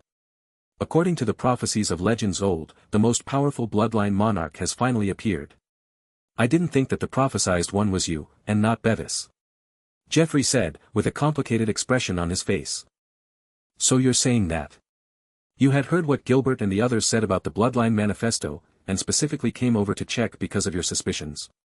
Leyland stroked his chin, looking very calm. In the entire central continent, there was now no one who could deal with his strength. Naturally they remained extremely motionless, and there seemed to be nothing to worry about. That's right, once we heard his declaration, we all thought it was unbelievable. If it wasn't for Elder Alpha hypnotizing many Kamoyan bloodline descendants, and receiving the same news from everyone, we probably would have thought that you were drumming up a scam. Jeffrey's expression was rather complicated, as the Bloodline Alliance had pinned all its hopes on Bevis, and paid much less attention to other bloodline geniuses like Leyland. After all, as far as the warlocks knew, the idea that bloodline shackles could not be broken had already been accepted as unshakable common sense. As a result, compared to those warlocks with the potential to only reach rank 5, one can understand the reason why they had put most of their hopes on Bevis, who had a rank 6 bloodline. However, Leyland had now not only risen to a rank 6 bloodline warlock, but he had even broken through the bloodline shackles, the curse that afflicted all warlocks. How could Jeffrey not be amazed by this? Perhaps once the news spreads, the entire Bloodline Alliance, no, the entire central continent will go mad. And also there's Bevis. Oh dear, Jeffrey shook his head. After I finishing handling my business in the South Coast, I will definitely take you back. Leyland nodded his head. Now, please give me some time with my wife and my child, I want to attend my duties as a husband and father. Seeing Leyland so impolitely chasing him away, Jeffrey and the others didn't dare to resist, and left the great hall after politely bowing. Once they left the place and spread the news, it did not concern Leyland as to what kind of riotous scene appeared. Because at this time, Freya had already tightly grabbed Leyland's hands and began to burst into tears. And Leyland tenderly patted the back of Freya's hands and placated Sire. After this was all done, night had already fallen. So you mean? During all this time, not only did you go underground, you even directly went to the purgatory world, and even saw the Snake Dowager, Trial's Eye, and all those legendary beings. Lei Lin and his family were now sitting at a sumptuous dinner table, and Lei Lin occasionally spoke a little of his experiences. Of course it was the censored version, and he had hidden many of his secrets, but just that version was enough to shake Freya to the core. Chapter 767, The World and Beyond. The World and Beyond. I'm sorry my beloved, I could not accompany you. Freya's eyes seemed to redden, covered in a layer of sparkling tears. No, you've raised sire. For me, and our Farlier family, this is the greatest contribution. Lei Lin stood up with the adorable little fellow. As his son had inherited his Serpent Emperor bloodline, his appetite was enormous. Occasionally he was full of uncontrollable energy and emotional issues with his bloodline power arose. Naturally, for high-ranked warlocks, these couldn't be considered problems at all. In that case, the bloodline shackles of Kamoyan warlocks are all gone. Freya thought of the most crucial point. No, strictly speaking, only my bloodline shackles have disappeared. Your bloodline origins however, now originate from me instead. Lei Lin spoke truthfully, but with my help, it won't be a problem for you to advance to rank 6. As for sire, since he has my bloodline, there's an even greater probability for him to advance. What do you mean, an even greater probability? Sire, come here. Lei Lin smiled as he waved sire over. Father. The little boy ran to Lei Lin, with traces of fruit juice and grease still on his hands. Hug. Alright, Lei Lin smiled as he hugged the boy to his chest. Sire, my blood, I give you my blessing. You will be blessed with incomparable glory, and the holy light will be at your side forever. Lei Lin declared. At that moment, the world seemed to come to a standstill. A tall phantom of a Targaryen winged snake appeared behind him. Lei Lin assumed a solemn expression on his face, as if he was a god proclaiming an oracle. It was a pity that all of the maidservants had long fallen into a dead faint, and only Freya was able to stubbornly remain clear-headed. However, the powerful phantom behind Lei Lin was also faintly trembling. Sire was already fast asleep, but a small phantom of a Kamoyan serpent emperor appeared on his skin. Although I could do this after you've grown up, but it would be easier to advance the bloodline when you're small. There was a tumultuous expression in Lei Lin's eyes as he said, My son, sire, thou shalt inherit my endless and eternal strength, and become the Ouroboros clan's king. From today onwards, thou art Ouroboros, the serpent of infinity, Ouroboros. With a hissing sound, the Targaryen winged snake behind Lei Lin opened its jaws widely and poured out a great deal of smoke, which engulfed the phantom of the Kamoyan serpent emperor completely. The smoke finally transformed into a cocoon that had the phantom of the serpent emperor wrapped up within it. It seemed to be undergoing some mysterious metamorphosis. Sire was still sound asleep, but his aura had clearly changed. This is, as Freya saw this, she had completely lost her ability to speak. He must be very tired, do take him away and let him have a good rest. Take care to increase his milk by several times today and tomorrow. Lei Lin smiled as he withdrew the phantom snake and his immense power, to the point where he appeared to be a normal warlock. He had a gentle smile on his face, but the way he spoke made it clear that his orders were to be obeyed. Yes.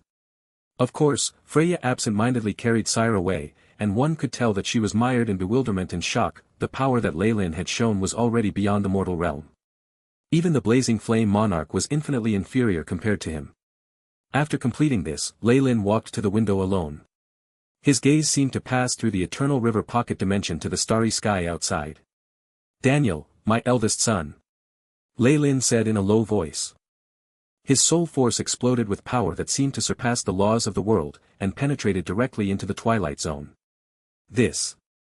What is this power? His young wife, Celine, had a look of horror on her face as she was awed by the powerful force. With a loud crash, innumerable black particles began to converge into an enormous face. The intimidating aura flowed from its pupils gave off a suffocating feeling. However, Celine felt incomparably familiar with that face and said, Lei Lin? You're Lei Lin. My son, Daniel. The enormous dark face continued to speak, and Daniel struggled violently out of Celine's arms and ran towards the dark face. Thou will inherit my devouring and dreamscape ability, and become the world serpent, Jormungandr. Along with the face's proclamation, laws of devour and dream force poured like a stream from it and engulfed Daniel completely, immediately changing him at the cellular level. I've returned, please take care of Daniel. At the end of the ceremony, Leyland's voice came from the enormous dark face, and soon after disappeared without a trace. However, the powerful feeling from earlier remained. Celine stroked her face, and was finally convinced that she wasn't dreaming or was affected by some illusion. "Daniel, my Daniel." Celine flew to Daniel's side, but after she realized he was only unconscious and not dead, she finally breathed a sigh of relief. At this moment, she discovered that Daniel had slightly changed. The most noticeable change was the black rune that he was tightly grasping in his hand. This black rune had a pure quality to it, as if it was the only one of its kind in this world. It had an inscription of a demonic winged devil snake, which seemed to be connected to some unfathomably powerful being. "This is Leyland's aura, this is his rune." Celine stowed the black rune away with a look of astonishment on her face, and looking at the sleeping Daniel, she couldn't help but to mutter to herself, "Leyland. What level has he reached now? From today onwards, the infinite serpent Ouroboros and the world serpent Jormungand will be the two main bloodlines of my Farlier family." Leyland leaned against the balcony, with a tumultuous expression within his eyes. As Sire was the son of his first wife, Leyland envisaged him as inheriting his eternal and infinite power. However, this was only a seedling of a thought, and he would only be able to let Sire walk a future path to an even stronger bloodline if Leyland himself continued to constantly improve himself. As for Daniel, his eldest son, his inherited abilities of Devour and Dreamforce was already stabilized and mature, and would very quickly become his main strength in battle. Speaking of this, Sire's bloodline still has far more potential for growth, and is full of unlimited possibilities. However, it is still far from perfect. And Daniel's bloodline is the most violent, but the future has already been fixed for him. Leyland stroked his chin, a smile blooming on his face. Their present and the future will be up to them. As an existence that was infinitely close to rank 7, Leyland now had the ability to do what many high-ranking magi thought was unimaginable, which was to make use of origin force. To pass on his own bloodline, and even make a copy of his own abilities, for Leyland it wasn't a particularly difficult thing. Only, the paths these two bloodline branches would follow was just within Leyland's imagination, and with the AI chip's assisted deductions, it still had some imperfect aspects. In reality, the titles he had given earlier such as though the World Serpent and the Infinite Serpent were only given because they sounded nice, coupled with his momentary bad taste. However, he had the confidence that after several hundred years had passed, these two mature bloodlines would absolutely dominate the entire central continent, and eclipse other bloodline warlocks. Even when Leyland had arrived at the rank 9 Eternal Realm, these two bloodlines of his would not be even a little bit inferior to those legends of old. Although I have already helped them to remodel and advance their bloodlines all originate from me, and for the time being their highest potential is only to rank 6. They can only continue to advance once I break through to a higher rank. Leyland carefully pondered this situation. He was thinking of establishing his clan, reproducing his bloodline, and investigating the probability of evolving his bloodline, and these were all tasks that the AI chip was constantly researching as well. Leyland very much looked forward to the surprise the bloodlines he had passed on would bring him, after going through nature's survival of the fittest and natural selection. The limitless azure sea, as far as the eye could see, with white waves sweeping across it. Leyland and the others stood on the deck of an enormous sailboat, and their bodies moved up and down with the waves. "So you're saying that the work of transporting Kamoyan warlocks to the south coast is still ongoing?" Leyland supported himself on the railing and slightly furrowed his brows. "This speed is really far too slow. Within a month, the entire Ouroboros clan's headquarters must be moved to this place, only then do we have enough people to develop the subterranean commerce." Although he had only complained a little, Emma and Gilbert broke out in a cold sweat behind him. In the end, it was only due to Gilbert and Leyland's earlier camaraderie as a master and disciple, that he could stand out and say, "The south coast has many dangerous areas, and some have even reached the extent of rank 4 in danger. We can only use reinforced models of airships and ship holds, and dispatch a Morning Star force to escort them, and consequently the pace is slow." The dangers near the south coast weren't considered much to Morning Star Magi, but for those rank 3 Magi, it was as if it was a natural barrier to them. Although your argument makes sense, you really have to increase the speed. Of course we all want to seize the generous profits of subterranean commerce as quickly as possible, so it's a pity. Emma and Gilbert exchanged a glance, with a wry smile on their faces. "On my map, this most dangerous area is the Dragon Whale's territorial waters here." "Yes it is, my lord." Emma involuntarily answered him. "Very good, then perhaps I can help." Leyland smiled lightly, but his expression suddenly turned icy. "Come out now." A ghastly sound with icy majesty could be heard along the surface of the sea, but it was the energy undulations that came from their periphery that made Gilbert and Emma's expressions change drastically. Chapter 768, Dragon Whale Successor. Dragon Whale Successor. Roar. A heavy noise sounded from the bottom of the ocean, and that was followed by a terrifying shadow, constantly emitting strong life force undulations. The pressure from its gargantuan body alone created a tsunami of magnitude 10, causing the ship that Lei Lin was on to waver violently. Float. Gilbert commanded with a sharp voice. Few. Few, thick streams of air sounded with unbounded energy and propped the entire ship, resulting in it being suspended mid-air. However, things were not so fortunate for the other marine tribes present. A mass of sharks, turtles and a mishmash of sea creatures were carried away in the waves of this catastrophe, many were even crushed to pulps of flesh, dyeing the surrounding waters red with blood. The shadow grew exponentially, its size comparable to that of a continent. And in the blink of an eye, a huge mountain blade tore through the surface of the sea like a knife blade, revealing an enormous black back. This is the dragon whale? Emma's jaw dropped. The leader amongst them, more accurately. And it could be the totem of the marine tribe. Leyland's smile faded quickly. Keep the noise down. The boundless sea calmed in tandem to Leyland's order.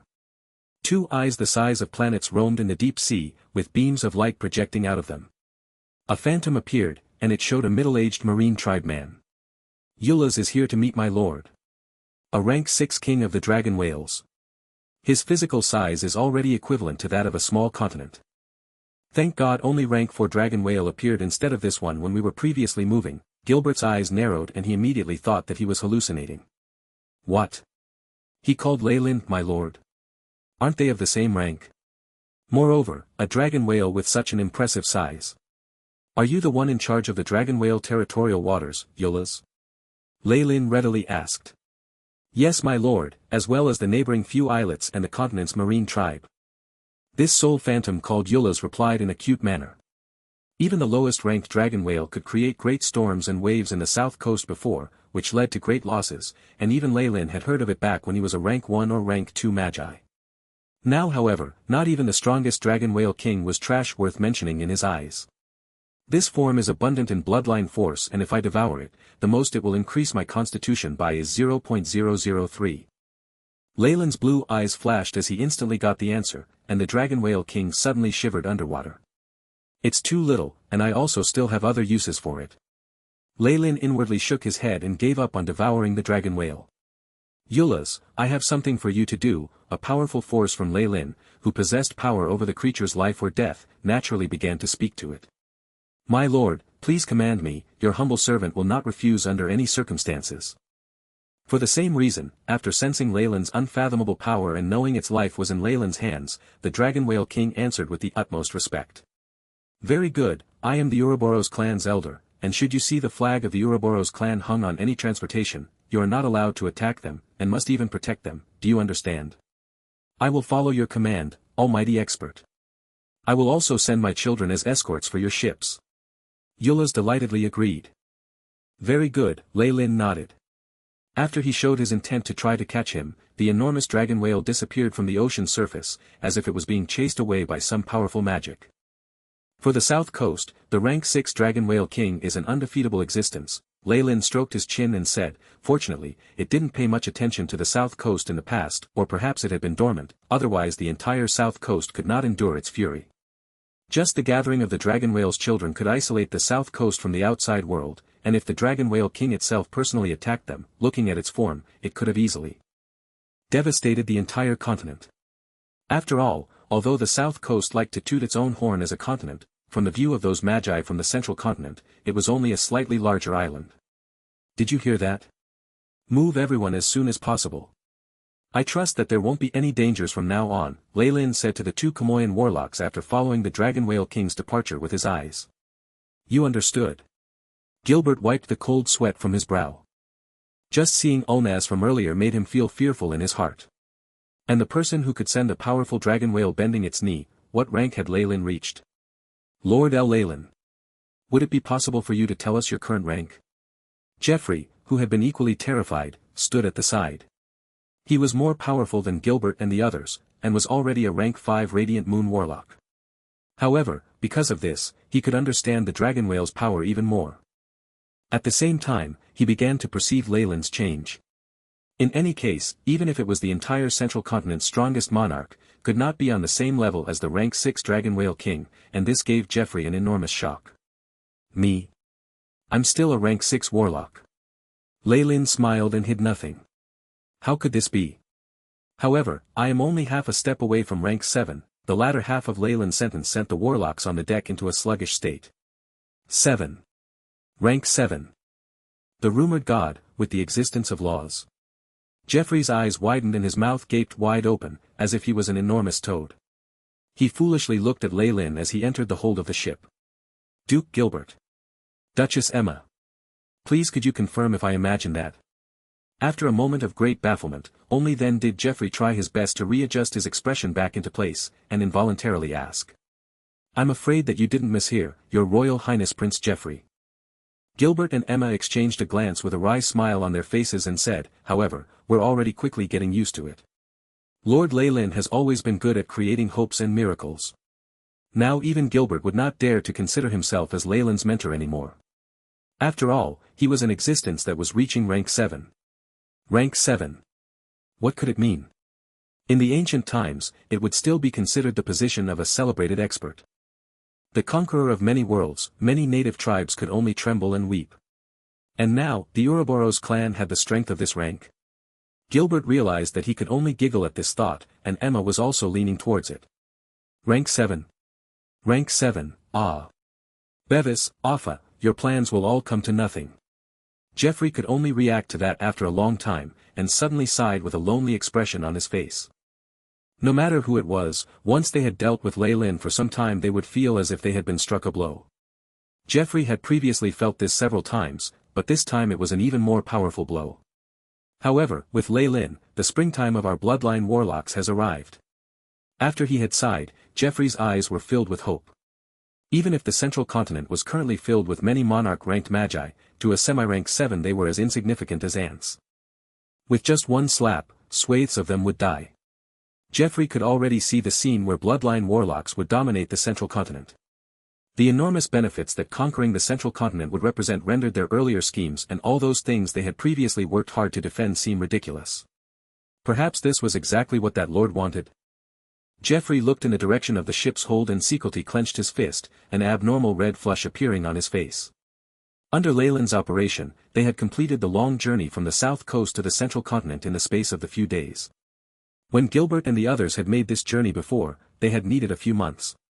If it wasn't considered to have been too wasteful, Emma had even wanted to set up an astral gate in the south coast.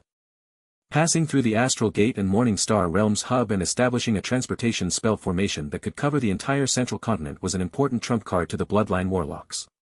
However, for the relocation of the entire organization, operating the astral gate might use up a little of their resources, but the numerous times used would all add up to an enormous figure that would make even Gilbert and the others faint. Even their entire family fortune wouldn't be able to afford it, and they could only use this long-distance travel to carry out their move. The astral gate's transportation could only be used to transport several people or several important goods, and wasn't suitable for the work of large-scale relocation. However, after everything was settled, Leyland was already prepared to construct an astral gate on the south coast. Not just the south coast, even in the Twilight Zone and the subterranean world, he wouldn't leave them out. Although large-scale transportation wasn't possible, but it would be very convenient for him to transport himself. Within the Morning Star realm, Alpha looked even more old and clumsy compared to before, as if his body had decayed. His eyes, however, still had an energy that was difficult to hide. Wade, do you think Jeffrey's previous summon was real? Alpha rubbed his hands somewhat excitedly. He and Wade were both waiting at the transfer point, and even Bevis was also there, although his face was already incomparably gloomy. Jeffrey, as you both and I know, would not deceive us on this sort of thing. In addition, if that person has really risen to rank 6, we can confirm it once we meet face to face. Wade said with a smile. Jeffrey's messages were lagging behind a little, and once these two could truly acknowledge Leyland's strength, perhaps they would be in for a great surprise. Chapter 769, Turbulent Undercurrent. Turbulent Undercurrent. With a buzz, the Morning Star Realm's transportation area suddenly flickered with a brilliant light. They have arrived. Alpha and Wade's eyes lit up at the sight, but Bevis' expression became rather probing and had an unyielding look to it. Several figures wrapped in a gentle ray of light appeared. After the light had dispersed, it revealed the figure of Lei Lin, Jeffrey, and the others. Sir Offa, Sir Wade, and Sir Bevis. It's been a long time since we met. Lei Lin walked in front of the rest and greeted them with a smile. Sir Lei Lin, have you broken through? Offa twisted his hands together, and appeared very excited. Yes, I have already reached the realm of rank 6, Lei Lin smiled, and behind his back, the essence of his sun-like true soul appeared, its piercing golden flame sweeping across everyone with powerful energy undulations. As expected, this is the power of a breaking dawn rank. Offa's eyes were bright and filled with tears. Our organization's long-cherished wish has finally been realized, Sir Lei Lin. No, Your Majesty Lei Lin. You are the pride of our bloodline alliance. Offa respectfully bowed, along with Wade and even a seemingly unwilling Bevis. Your Highness. Have I been promoted to a new title? Lei Lin seemed to find it funny as he raised his hand to support Offa and the others up from their bow. With this hierarchy, as Lei Lin had now advanced to a rank 6 warlock and impressively become a warlock emperor, so he was now called His Highness. What a funny way to give titles. So when Bevis also advances, wouldn't the Bloodline Alliance have 2 highnesses? Lei Lin humorously thought of the aftermath of that scene. 1,557 years, it's already fully been 1,557 years. Our Bloodline Warlock Monarch has finally appeared, but never had I thought that it would be His Majesty, Lei Lin. Wade said, which made Bevis' expression darken. He was still a rank 5 warlock, and did not have the strength to act against Lei Lin. He could only respectfully express his allegiance. No matter how he had schemed before, in front of this absolute strength, it was as insubstantial as a spider's web that could be brushed away without leaving a trace. However, I can also reach that rank. In 100 more years, very quickly. At this moment, Lei Lin's gaze had also gone past Offa and Wade, and had arrived on Bevis. Sire Bevis. Yes. Bevis put in his greatest effort to make his smile slightly more natural, but he disgracefully failed at doing so. His twisted expression made everyone who looked upon it want to laugh. Your fog giant bloodline, when amplified by another set of giants remains, you still have 87 years left before you break through. Work hard, you still have 65.1% chance of advancing to rank 6, Lei Lin said with a smile, and he looked as if he had completely seen through Bevis. How did he know? Bevis raised his head with amazement. He had always considered the fog giant's remains that he had obtained from Offa as his final hope and trump card, and never had he thought that Lei Lin would be able to tell. The gap between him and me has grown so big. Seeing that Lei Lin had a greater understanding of his bloodline than he himself, and had even calculated the probability of advancement, dealt a devastating strike to Bevis' confidence. Until now, he realized that his actions before made him look like an absolute clown, and he looked extremely ridiculous. Lord Lei Lin. After Lei Lin and the others had welcomed them into the headquarters, Offa and his group saw Lei Lin sit down. They still stood there ramrod straight, with solemn and respectful expressions on their face. I've come to the central continent today to relocate the Ouroboros clan, and also take care of some other trifling matters. After that, I might permanently settle there, Lei Lin said. This surface Magus world was all the same to Lei Lin, and no matter how concentrated the elemental particles were, it would not be of any use to advancing his strength now. Relocate? Settle? Is it because of the subterranean commerce? I've heard about it, but please let me speak bluntly, Your Majesty. Although we warlocks rely on bloodline power, the South Coast's weak elemental concentration will definitely still affect us. Offa and the others had anxious expressions on their faces. Their long-awaited rank 6 bloodline monarch had finally appeared, and they thought they could exact their revenge on the central continent, so how could they let Lei Lin go so easily? Would they really have to wait another 100 years for Bevis? Seeing Offa's expression, Lei Lin immediately knew what they were thinking in their heart of hearts. However, he did not expose them. Be at ease, I know what you are all concerned about. Before I leave, I'll settle this matter completely. Lei Lin indifferently waved his hand, but Offa and his group were still a little dissatisfied. They seemed to want to say something else, but they were all stopped in their tracks by Jeffrey's most severe glare. After Lei Lin had left, Jeffrey was surrounded by Offa and the others. What's the matter? Why did you stop us? Offa asked very calmly.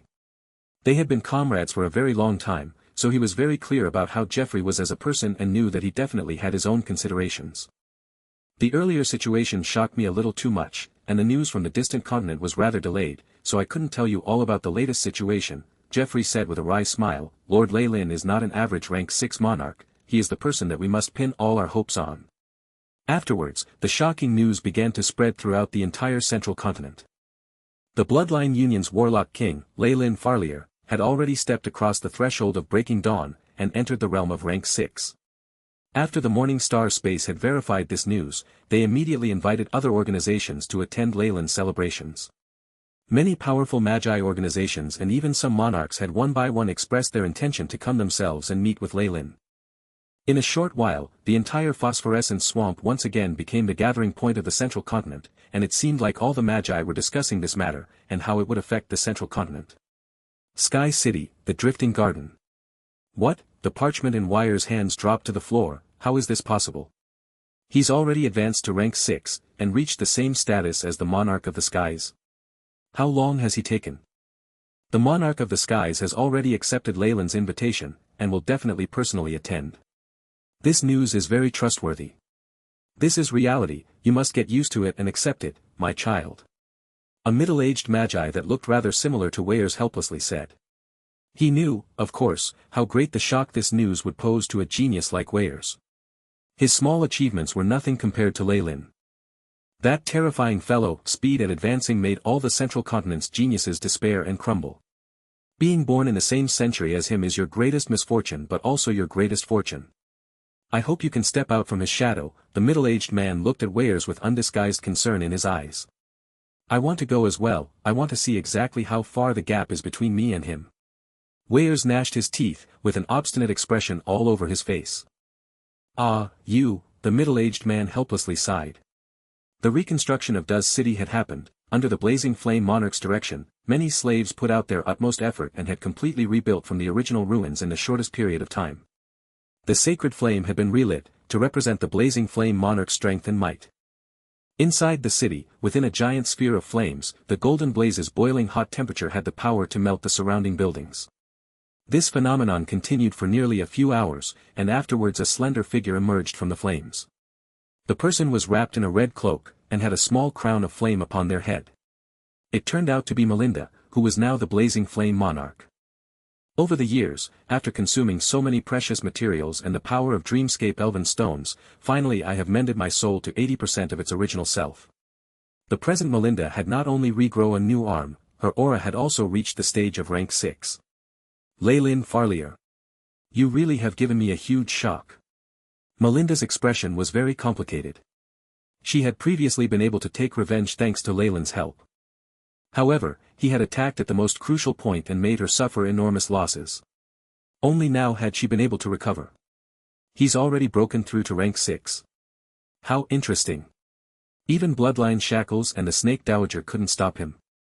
As an old monster who knew of many ancient secrets, Melinda naturally knew what it meant to break through the Bloodline Shackles. He had the strength to resist the originator of his bloodline. It looks as if I can't take my revenge now, and I even need to try to mend our relations. Melinda licked her lips with a rich smile on her face. Just as well. That freshly caught little fellow would be a rather good gift. With Melinda's thoughts and a loud clap, a fire elf immediately appeared before her. Almighty Master, please bestow your orders upon me. The elf knelt on the floor with a respectful and humble attitude. That freshly captured witch, I think she's called Natasha, command the others to erase her attitude and make her compliant. Put her as one of our guards. Your orders will be put into effect. The elf spread its blazing wings on its back and flew out from the door. I really am looking forward to the ceremony. Melinda laughed brightly, and the fire in the rear hall suddenly grew several times more intense, as if it wanted to scorch the entire sky. In just a moment, the entire central continent was full of hidden undercurrents as everyone turned their gazes towards the phosphorescent swamp. Chapter 770, Beginning the Ceremony. Beginning the ceremony. In the phosphorescent swamp. Due to the withdrawal of numerous warlocks of the Ouroboros clan, the space had become empty. They were replenished with warlocks that had been urgently dispatched from the Warlock Union, which was why everything seemed to be in order. After long talks with Geoffrey, Offa and the rest were now completely subservient to Lei Lin. A huge palace constructed to last for eternity, a building which could hold 10,000 people, was now urgently in construction. Large amounts of precious resources were used without fear of the expenses. You did well. Leyland's arms were behind his back as he gazed at the high mountains in the distance while speaking to Offa and the rest behind him. "It is our honor to be able to toil for your majesty." Offa and the other answered respectfully, the gratitude in their eyes genuine. Their true bodies had already arrived at the phosphorescent swamp, rather than staying in the Morning Star area. The Warlock Union in the past was far too weak, and could only protect itself by having the rank 5 warlocks banding together, coupled with the battle might of the fort. For this reason, the true bodies of these rank 5 warlocks could not leave, and they could only move about using clones. This was the greatest humiliation to the Warlock Union. Now, with Leyland around, they had the confidence to exhibit their true bodies under the sun and not having to sneak around like mice in the Morning Star area. The feelings of gratitude they now had were true. "By the way, Your Highness, are you really going to develop here? There may be benefits of the underground trade here, but the central continent is so much more vast." Offa spoke slightly hesitantly, but with obvious hope in his expression. Though the resources on the central continent are exceptionally plentiful, they've long since been taken by the many other organizations. Leyland watched Offa with a half-smile on his face, as if he had completely seen through Offa's thoughts. "Of course, our organization can eliminate all those in our way and even launch a magi hunting campaign and burn them all at stake. And then? Offa's face flushed red, evidently being stirred up by Leyland's words. "After I disappear, what's going to happen to you all?" Leyland's voice was icy cold, and left every warlock's first deathly pale as if they had fallen into a world of ice. "Why? Your Highness, you've already entered the realm of laws. What is there on the continent that can be a threat to you?" Jeffrey and the others could not comprehend. In answer, Leyland merely chuckled, "In the Magus world itself, I'm not a match for those rank 8 existences who survived the ancient final war. The astral plane is so vast and there are countless worlds out there. Besides, I haven't reached the realm of immortality yet, and who out there can say that they are everlasting or immortal?" Watching Offa and the rest leave, Leyland's eyes flashed with ridicule. What he'd mentioned was only part of the reason. More importantly, the benefits in the south coast were already enough for the Ouroboros clan to survive and develop. No matter how amazing the resources in the central continent were, they were useless to him. In order to conquer the framework of profits in the central continent that had been formed over a long time, it would expend some time and effort on his part as well as make enemies with monarchs just for something that was useless to him. If this was for Freya, Celine, or Gilbert and Emma from the Ouroboros clan, Leyland might perhaps make the effort. However, who was Offa? An ally from a scattered warlock union. This status was not enough for Leyland to be moved. Anyway, once he showed his strength and completely terrorized the Magi monarchs, they would definitely yield some profits to win him over and express their goodwill. After allocating all the resources to the Warlock Union, Leyland believed he had repaid them for all that they had done for him. On top of that, with him as a deterrence, the Warlock Union's future in the central continent would be shining.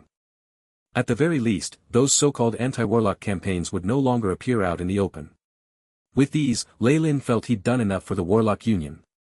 While Leyland had thoughts of things like conquering the central continent and constructing a warlock empire or something like that, he gave up later. After all, for he as he was now, no matter how large an empire and organization he could make, all there was for him was pursuing eternity after becoming a rank 7 Magus. That was the number one goal of the existences of laws. The realm of laws, existing together with these laws was an eternal glory. Eternity was no longer but an excessive hope, but there was now a chance. For this little chance, these existences of laws were willing to give up everything, and Leyland was no different. Once this ceremony's over, I'll meet those existences of laws in the Magus world, sign the agreement, and then settle down. Leyland's eyes were profound. He had advanced by leaps and bounds and had even made contact with the wide-ranging and deep power of laws. The various mysteries held within as well as his long lifespan gave him the urge to seclude himself for thousands of years and concentrate on researching, regardless of everything. With a higher status and more power, at a point where everything was easily obtained, all worldly things in the world did not seem as important to Leyland.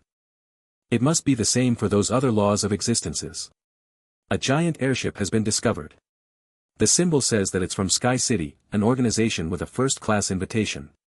The sun shone brightly in the cloudless azure sky. All of a sudden, a large airship appeared in the air, the smooth surface of the warship as nimble and sharp as a swordfish, the metallic luster dazzling and flickering with light. The people at the interim command center on the ground were immediately flustered. Issue the guiding signal. Issue the guiding signal. This is the center ground of the Ouroboros clan. Airship that belongs to the esteemed Sky City, please follow our guide and park at lot 23. Important information was relayed thrice, before there came an answer, all right. Rumble, the giant airship landed on the ground. Compared to the surrounding airships, it appeared manifestly superior and majestic. The cabin door opened. The first person to exit was a winged person with 3 pairs of wings, the pure white wings making him seem like an angel descending, full of a holy feeling. It's the monarch of the skies' true body. The surrounding stream of magi all went silent, and many bowed to show their respect. Esteemed monarch, please come with me. His Highness, Lei Lin, has come all the way to greet you. At this moment, a female snake warlock went forward and bowed reverently, showing the monarch of the skies the way as he descended from the exit. From time to time, some conscience whispered privately. The true body of a monarch. Even in the central continent, breaking dawn powers rarely show themselves. Don't you know what this is for? With the rise of a monarch, there needs to be a true body with a similar status coming forward to congratulate him, which would otherwise be impolite. We might see the arrival of all the monarchs in the central continent here. This is a ceremony of the monarchs. Behind the monarch of the skies were many magi from Sky City, all having scholarly auras. As an organization with the most ample intellectual resources, scholarly magi existed in hordes in Sky City. Everything has changed. Weyers followed the crowd with a low profile, occasionally observing the surroundings. Besides the organization in Sky City, all the other high-ranked magi in the central continent had practically gathered here, creating a huge stream of people. With the morning star strength that Weyers was proud of, it wasn't that common but also not that conspicuous. It was only at the arrival of rank 5 radiant moon magi that there were gasps from the crowd, and with the appearance of a monarch, there was a large-scaled commotion. Lei Lin. Lei Lin Farlier. So you've already left me so far behind and reached the apex of the central continent? Weyers lamented inside. Everything, meaning the ceremony and all the glory, belonged to the young man, who he could not even begin to envy. Though they were all geniuses of the same generation, they had practically snatched all the glory that belonged to this generation. Even in ancient times, his talent must be that of a monster, right? Weyers laughed bitterly. He no longer had any thoughts in his head. When the disparity between them was so vast that it was incomparable, all resentment and insanity was pointless. Weyers knew this very well. Nice to meet you for the first time, or rather, we meet again, sire monarch of the sky. The procession suddenly stopped, and Weyers lifted his head, seeing a young man wearing black Magus robes standing in front, a gentle smile on his face. He was young. No, rather than that, he was extremely young. At this age, one would be lucky just to be at rank 2 or 3 at this age. We're not on the same level anymore. Seeing his appearance, not one person in the procession dared move and bowed as they retreated, giving up the area to the 2 monarchs. Weyers might be unwilling to do so, but he had no choice but to follow the card. It's great to see you, Sire Lei Lin. I must say that you truly gave me a surprise. The monarch of the skies spoke up, voice gentle and full of a magnetic force. My name is Zabafel. You can just call me Zabafel. All right, Zabafel. Please come with me. The blazing flame monarch and others of the continent have all arrived. Lei Lin led the way. So fast. Shock was evident in his eyes. He'd thought he had come rather quickly, but to his surprise, there were others ahead of him. It seemed like the shock and interest from everyone towards this newly advanced monarch was terrifying. While they were conversing, Lei Lin was observing Zabafel's true body. He'd seen Zabafel twice before, once in Sky City and during the besiege of the blazing flame monarch. All he'd seen were clones. In a sense, this was the first time they were truly meeting. Chapter 771, Fame. Fame. The magnificent ceremony held in Phosphorescent Swamp was a very successful and influential meeting. Lei Lin had not done much in preparation, and instead left everything to Offa and the others, at most just showing his face when greeting guests and accepting gifts. He also displayed his Breaking Dawn abilities. This whole process meant that the time that Lei Lin had showed himself was meager, causing many high-ranked magi to grit their teeth in frustration. However, Offa and the rest were very experienced and made sure the ceremony was very lively, and even held several auctions and private trade meetings amongst many others. It had to be said that due to the vastness of the central continent, it was inconvenient for magi from various regions to make connections.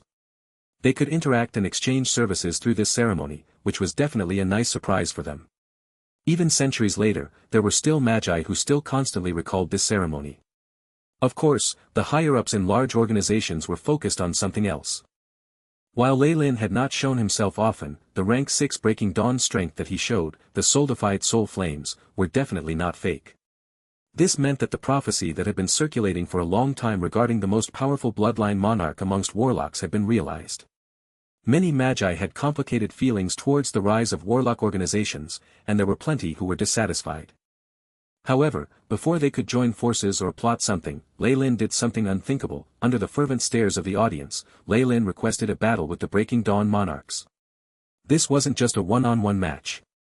He was going to go up against all the monarchs by himself. When Lei Lin first suggested this, practically everyone thought that he had gone insane.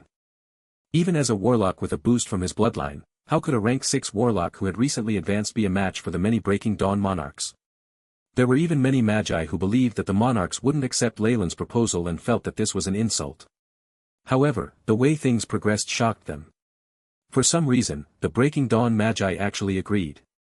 Due to the sight and the destructive force, they did not choose to have the battle in the main world but in a spatial crack.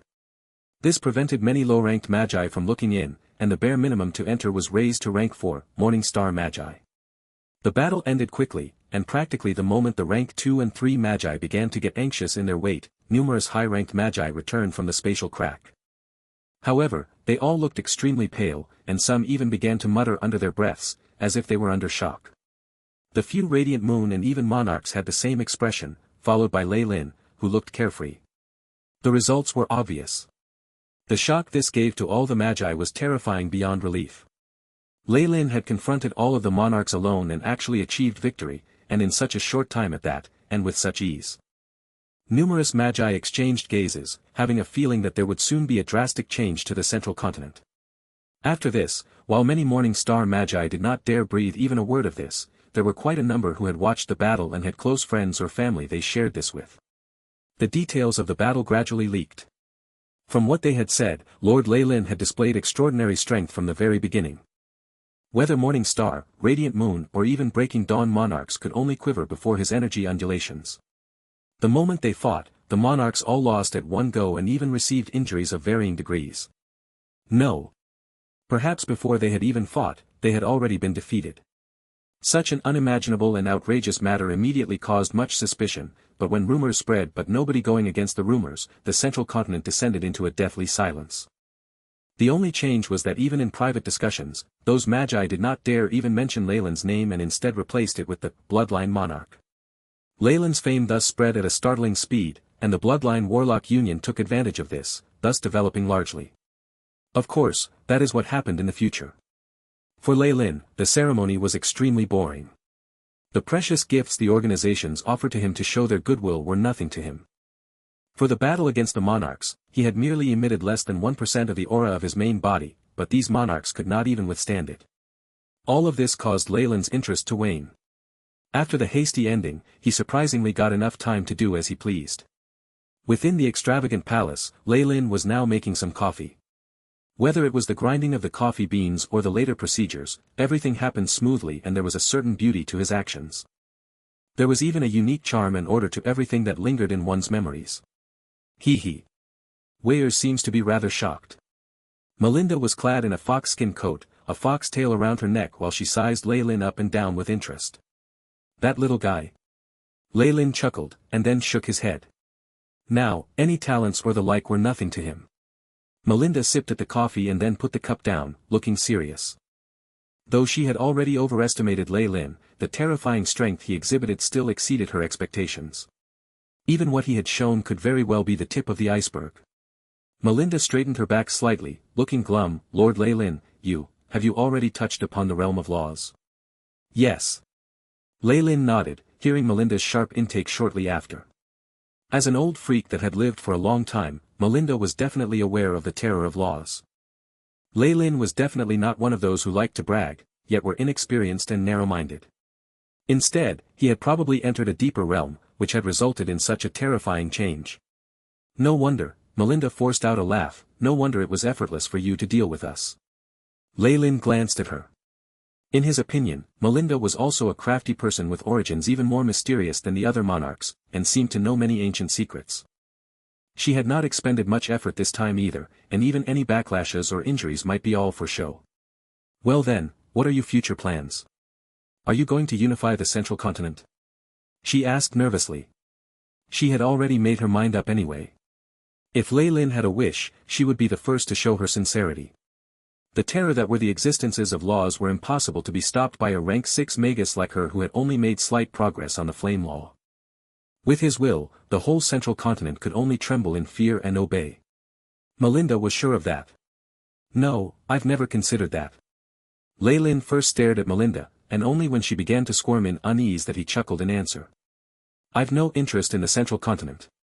Just as you've seen, the Ouroboros clan is now moving to the south coast. Only one branch of the clan will be left as a link to the central continent. After hearing Lei Lin's guarantee, Melinda heaved a sigh of relief inside. She knew that there was no need for him to fool her. Then I'll thank you on behalf of the Magi of the central continent. Thank you for exempting them from the fate of a bloodbath. Melinda spoke and bowed to Lei Lin solemnly, and Lei Lin accepted this all apathetically. Oh, I've also prepared a small present for you. I hope you like it. Belinda smirked like a little fox and clapped her hands. Lord Lei Lin. A female magus dressed in black walked out from the corner, kneeling to the ground. It's Tan-Asha. Lei Lin nodded. He no longer paid any mind to a rank 3 like her. After she had accepted his present, she had walked the path of revenge. This girl relied on the power you gifted her, and had already gotten her revenge against Harper. Somehow, she managed to mysteriously offend a few organizations and became stranded in my territory. Melinda giggled. Of course, I've already helped to take care of those tiny issues.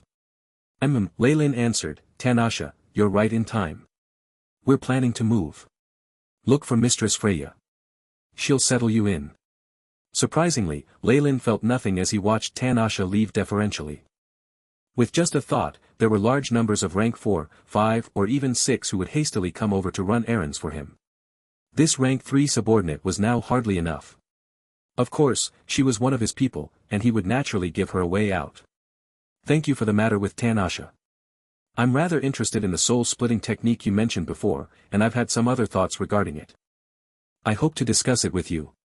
After chatting for a while longer, Lei Lin shifted the conversation to more proper matters.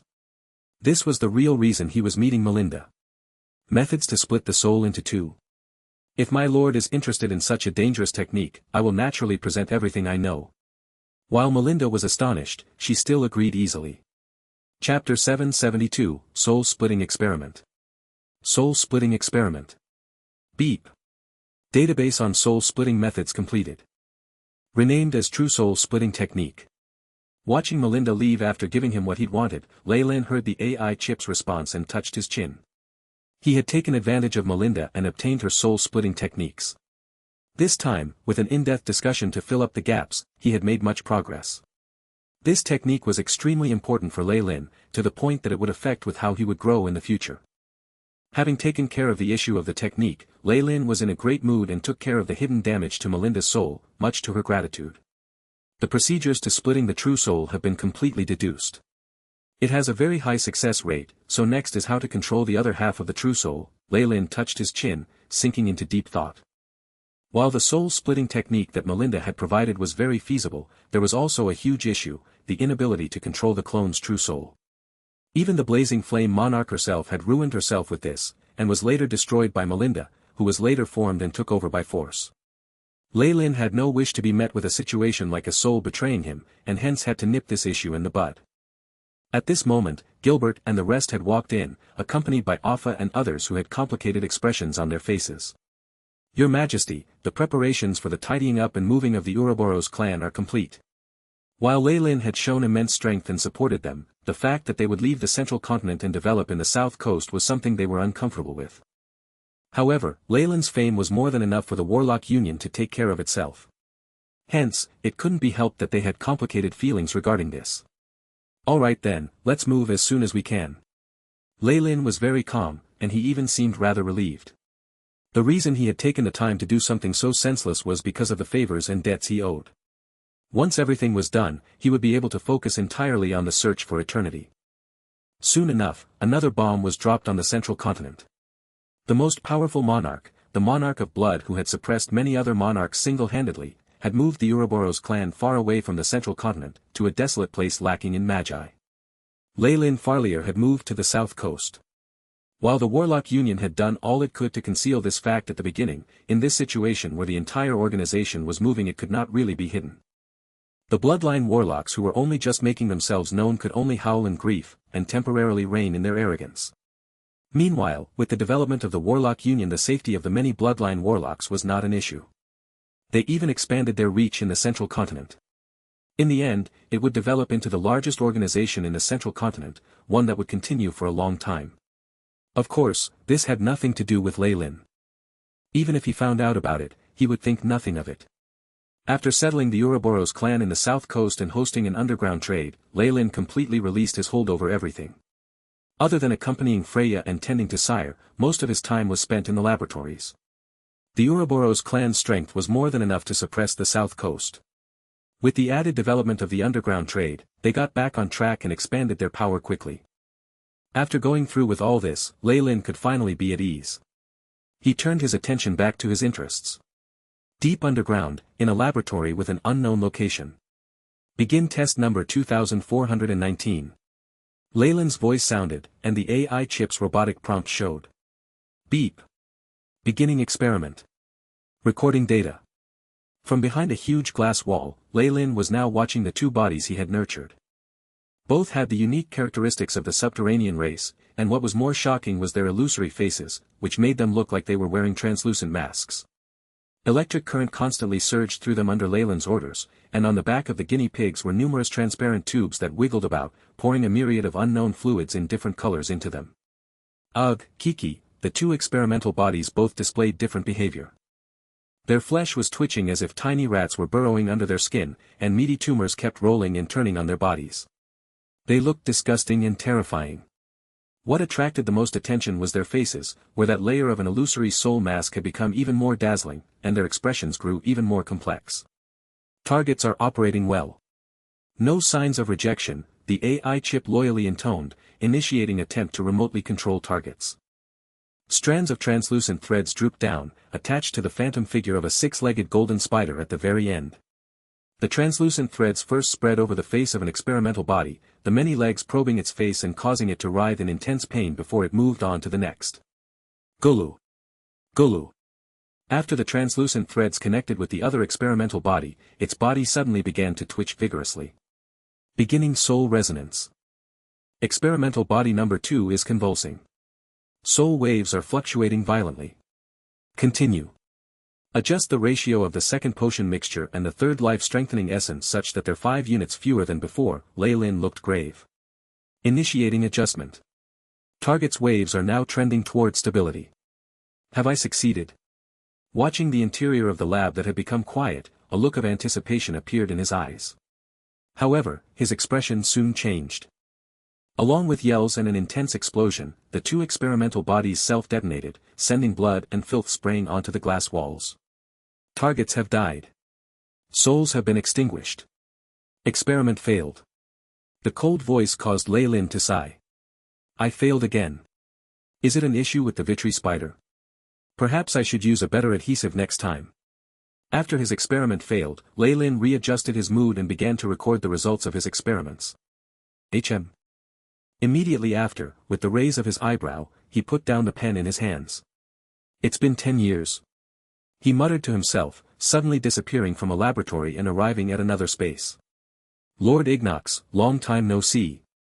Has the agreement been prepared? Leyland smiled as he greeted the Magus in front of him, a being of laws. Ignox smiled and nodded.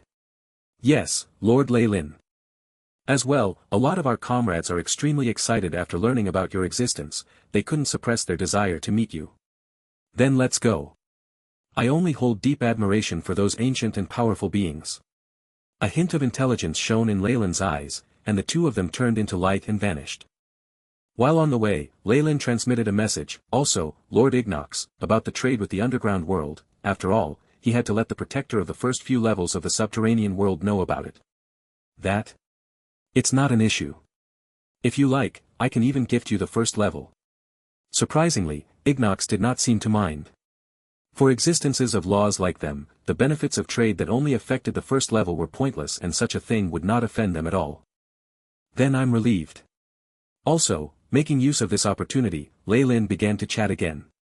After all, since Ignox was his senior, he possessed a lot of knowledge that Lei Lin currently needed. The discussion went delightfully on the way. Ignox was rather amazed at how multi-talented and erudite he was.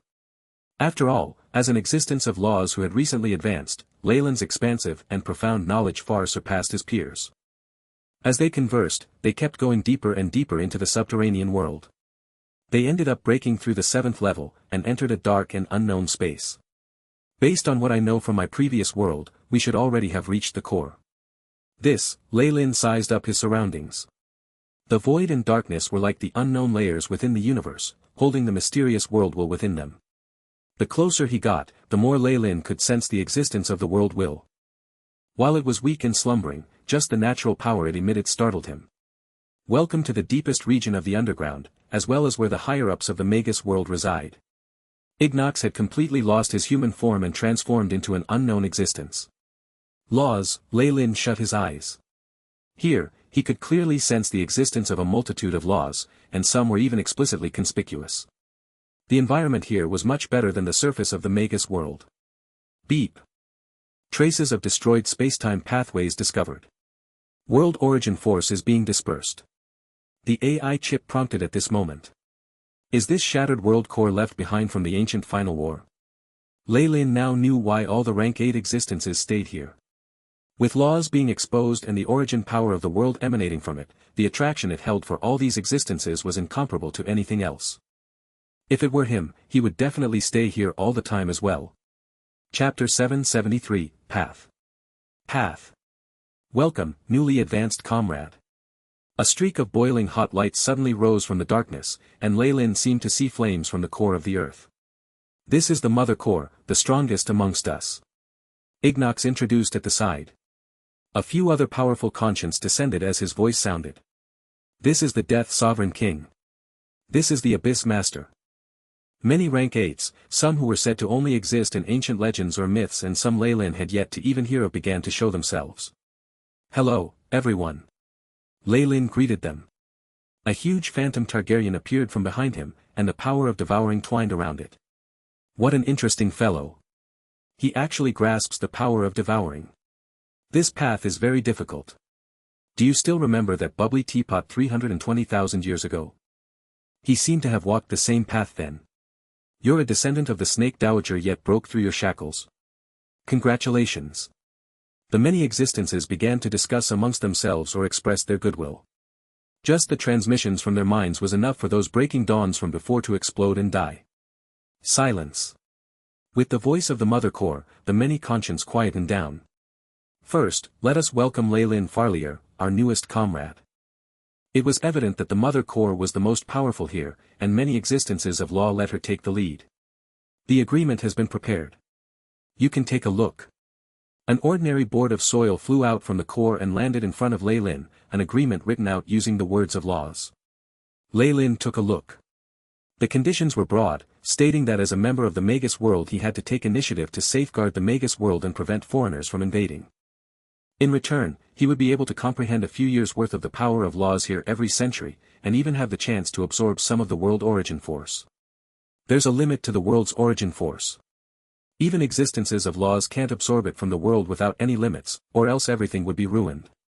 Even if it's us, we can't draw the power of the world without reservations. There has to be a limit. The Mother Core explained to Lei Lin.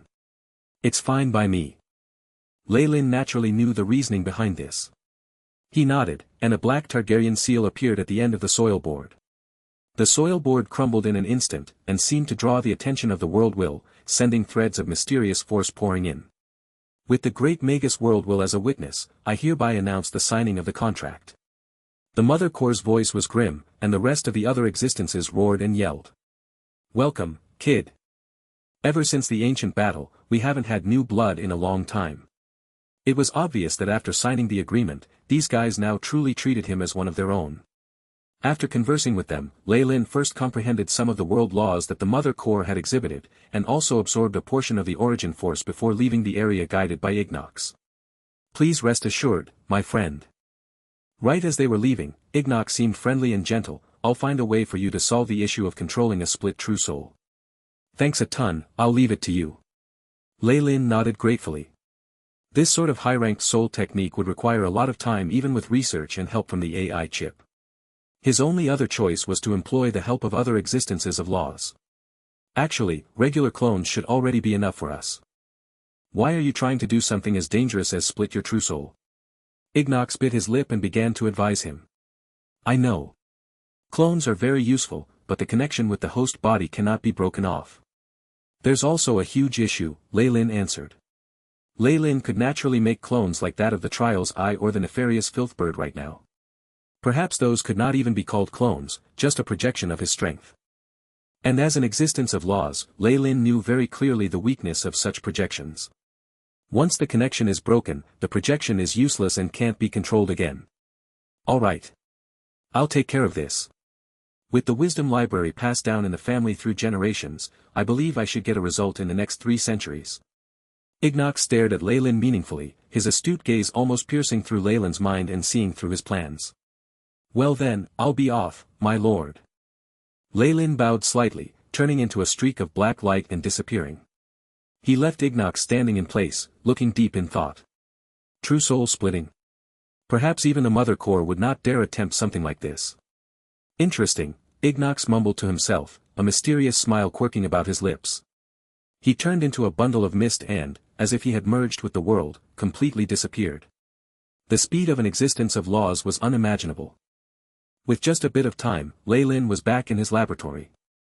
Half reclining on his sofa, he halted his research, instead rubbing his temples. AI chip, show me my current stats. Lei Lin Farlier, rank 6 Warlock. Bloodline, Targaryen, rank 6. Strength, 173.21, Agility, 126.07, Vitality, 255.37, Spiritual Force, 450.12. State of Soul, Peak Breaking Dawn. Comprehension of Laws, Devouring, 99%. The AI chip loyally intoned. It resulted in a look of satisfaction in Lei Lin's eyes.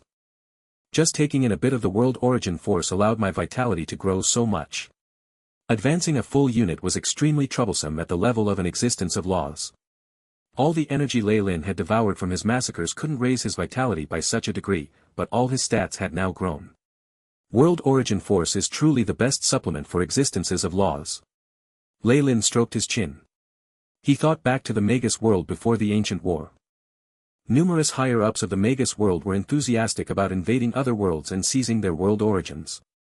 This fact probably had something to do with those actions. It's a pity. For the me as I am now, regular world origin force has little effect for me. Only enormous worlds like the Purgatory world or those of higher ranks would be useful for me. Lei Lin's eyes were glazed over. He knew a few powerful worlds like Purgatory, the most powerful Magus world, the world of gods, Dreamscape, the Icy world, the Shadow world and a few others. It's no wonder that those ancient magi didn't giving up on invading the world of gods and that resulted in a tragedy. With the only origin force comparable to the Magus world for existences of laws, this is a deadly poison. Having signed the agreement, he was now one of them. They might not have told him everything, but they still imparted a lot of general knowledge to Lei Lin. Amongst this was the realm after rank 7 and paths to power. With his comprehension of laws and the simulations and analysis of the AI chip, Lei Lin could confirm the truth of this information. Rank 6 to rank 7 is the refining of laws and the beginning of a qualitative change, as well as an evolution. Lei Lin thought back to the information he had obtained. Rank 6 magi have solidified souls and have already reached the limits of their paths, the peak. The only thing they can break through in is laws. After completely grasping the power of laws, a Magus will enter the realm of rank 7, and there will be a qualitative change in all aspects. In primordial times, these existences are worshipped like gods or totems. The path of rank 7 is completely grasping a certain law. Rank 8 involves grasping multiple laws and finding one's own path, using a medium to smelt all of them together into one's own. Lei Lin immediately thought of the Snake Dowager. The Snake Dowager, for instance, definitely grasps more than one law, and the medium she used to smelt them should be the power of shadows, which is the origin of the shadow world. With Shade Force as the carrier, completely smelting the power of laws would probably allow the Snake Dowager to rise to peak rank 8 and even begin to look into the realm of rank 9. Hence, she had a huge desire to completely control the shadow world and did not even mind causing a war to seize it. That was understandable. Of course, to Leyland's knowledge, her efforts had come to naught in disgrace, and had even forced her to run with her tail between her legs, bringing her whole community and hiding in the purgatory world. In the ancient Magus world, there were many who had smelted numerous laws and found their own paths. Leyland was even beginning to think that the Mother Core had been one of those existences. And they could sense that the way to break through to rank 9 lay in the world of gods. Based on the thoughts of these existences, seizing the gods' laws and origin force of their world, as well as the origin force of the Magus world, and fusing the two powers would be enough for them to break through the threshold into rank 9, reaching eternity. Leyland's eyes showed his admiration and fear. What crazy logic. This. Lunatics were not scary, but powerful lunatics were enough to destroy the world. Whatever happened next turned into the ancient final war. Neither the Magus world nor the world of gods received benefits, and both suffered devastating defeats. Many existences of laws died, resulting in the fall of both sides, only able to struggle on at death's door now. In order to seize a world's origin force, it's necessary to eliminate the other side's existences of laws, which refers to the gods, and then destroy the world will. Just the thought of it gave him chills. Chapter 774, Secrets of the Gods. Secrets of the Gods. Lunatics. They're all lunatics. Leyland was fearful. Such insane methods definitely resulted in a frantic counterattack from the entire world of gods, which finally developed into a hatred between the two that could not be resolved. Perhaps even the world will of the Magus world would not agree to this. Those crazed rank 8s must have fought to their limits and fallen in the ancient final war. Of course, there was a possibility of them surviving, hiding in the darkness and silently licking their wounds, perhaps even waiting for the next opportunity to fight again. After all, once one reached rank 7, their life force and adaptability would be boosted to an incredible degree. Things like creating tens of thousands of clones, rebirth using a droplet of blood was no issue for these beings who had reached the limits of power. Perhaps. Out of all the existences I've seen, there might be some people who are still ambitious and wish to invade it. Leyland stroked his chin, his lips quirking in a smile, but I like it. The advancement after reaching rank 7 is much too slow. It can't be compared to the speed of plundering to achieve more power. The Mother Core had even told Leyland an important piece of information that had to do with the gods of the world of gods. Though they were also rank 7 magi who had comprehended rules, their paths differed from magi like these, with theirs being called the path of faith. By gathering the emotions and even dissipated soul force from intellectual lifeforms, they would then be fused with their own laws and then burn with divine flames, thus beginning to tread down the path of a god. As each world was different, their strength systems differed. Some worlds did not even have this. This was something that Leyland had a deep understanding of already. Though the path of faith was similar to the path of offerings, it was essentially different. Of course, Leyland didn't focus on this, but on another piece of important information that Mother Core had divulged. The power of laws that the gods possessed were easily seized by magi. During the ancient war, many magi had killed gods and seized the power of laws, thus advancing quickly. On top of that, there were rumors that the gods could do the same, but had to pay a huge price. Power to seize laws. Leyland chuckled. He'd known this long ago and even put this into practice. Yes. The sovereign king of gluttony, Beelzebub, was a god from the world of gods. Of course, it was more suitable to call him a demon. Anyway, there seemed to be camps split up into good and evil, and the beings that maintained order were called gods, while the opposite were called demons, devils, or the like. No matter how the names changed, it was undeniable that they possessed immense strength that other intellectual life forms could only worship them in fear. As existences who have both grasped laws, it's impossible for me to seize Ignox's laws. Perhaps I'd gain that ability once I reach rank 8, but I'd have to pay a huge price and put in much effort, and that's even after I completely grasp the law of devour. But Beelzebub's different.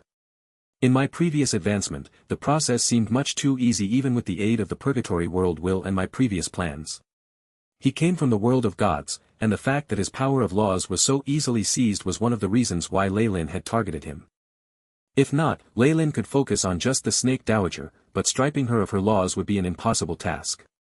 It would undoubtedly have give rise to enormous variables that could have affected his previous advancement. Based on what Mother Core said, the existences of laws in the world of gods have a certain characteristic. Their strength comes from the combination of a theocracy, divine fire, and the power of faith. If a correct method is found, it's much easier to seize the power of laws from them as compared to other worlds. This is the reason why many magi of the ancient Magus world agreed to declare war on them. Powerful beings could then seize the world of God's origin source, while the other existences of laws would hunt down gods and obtain all sorts of laws, thus advancing quickly. Of course, there were other variables. Lei Lin pondered over this. If things were just that simple, the world of gods would have been destroyed long ago. These gods might typically be weaker when battling outside the crystal walls, but if they fought on the land of the world of gods, they would gain huge boosts and even surpass the strength of similarly ranked magi. Perhaps, from the demi-plane domains that they create, these boosts might reach an unimaginable realm that would allow them to fight those above their rank. The allied forces of the Magus world were not just limited to the Magus world. It was an era where the ancient magi were at their most brilliant and splendid. From the worlds they had conquered, a surge of powerful magi arrived and joined the war. The final results, however, was that the world of gods had been able to resist against the many powerful worlds. The fight had ended with both sides defeated and grievously wounded. Such a terrifying result caused many magi to turn pale after hearing about the gods. It is the strength system of the most powerful world after all. The path of faith definitely has its merits. Lei Lin's eyes glinted. The more powerful a god was, the more terrifying the path of faith was, which only served to increase his curiosity. Perhaps the ancient existences did not get it wrong. Only by fusing gods and magi can one achieve strength that surpasses eternity. Lei Lin's eyes burned with fervor within. Ancient existences, I shall take over your unfinished work. In order to transcend the material world and achieve eternity, Lei Lin did not mind conquering the world of gods. All obstacles that were in his way would be crushed without hesitation. Also, when it comes to conquering the world of gods, I have an incomparable advantage. Lei Lin's mouth quirked in a smile, rays that were like the stars flickering into existence in his hands. This was the coordinates of a world, giving off a unique aura and held within the feeling of a great history. The coordinates of the world of gods exists in Beelzebub's memories. That saves me the effort of exchanging for it from other existences of laws. Lei Lin preferred hiding his motives. While those who had participated in the ancient final war definitely knew the location of the world of gods, Lei Lin did not wish to trade for it from them. Announcing his plans to the public was not a wise choice. Furthermore, from the failure of the Magus world the last time, it was evident that breaking in forcefully would not work. A more covert method must be used instead. The coordinates is merely the entrance. There's still a huge issue to truly enter the world of gods. Lei Lin couldn't help but recall the introduction to the world of gods. Compared to other large worlds, the structure of the world of gods was extremely unique. On the material dimension, there were many other dimensions that were as packed as a beehive. Outside the many dimensions was a crystal wall layer that was so sturdy that it was terrifying. Lei Lin was used to calling it the barrier of the world. This crystal wall had once prevented existences of other worlds from peeping in.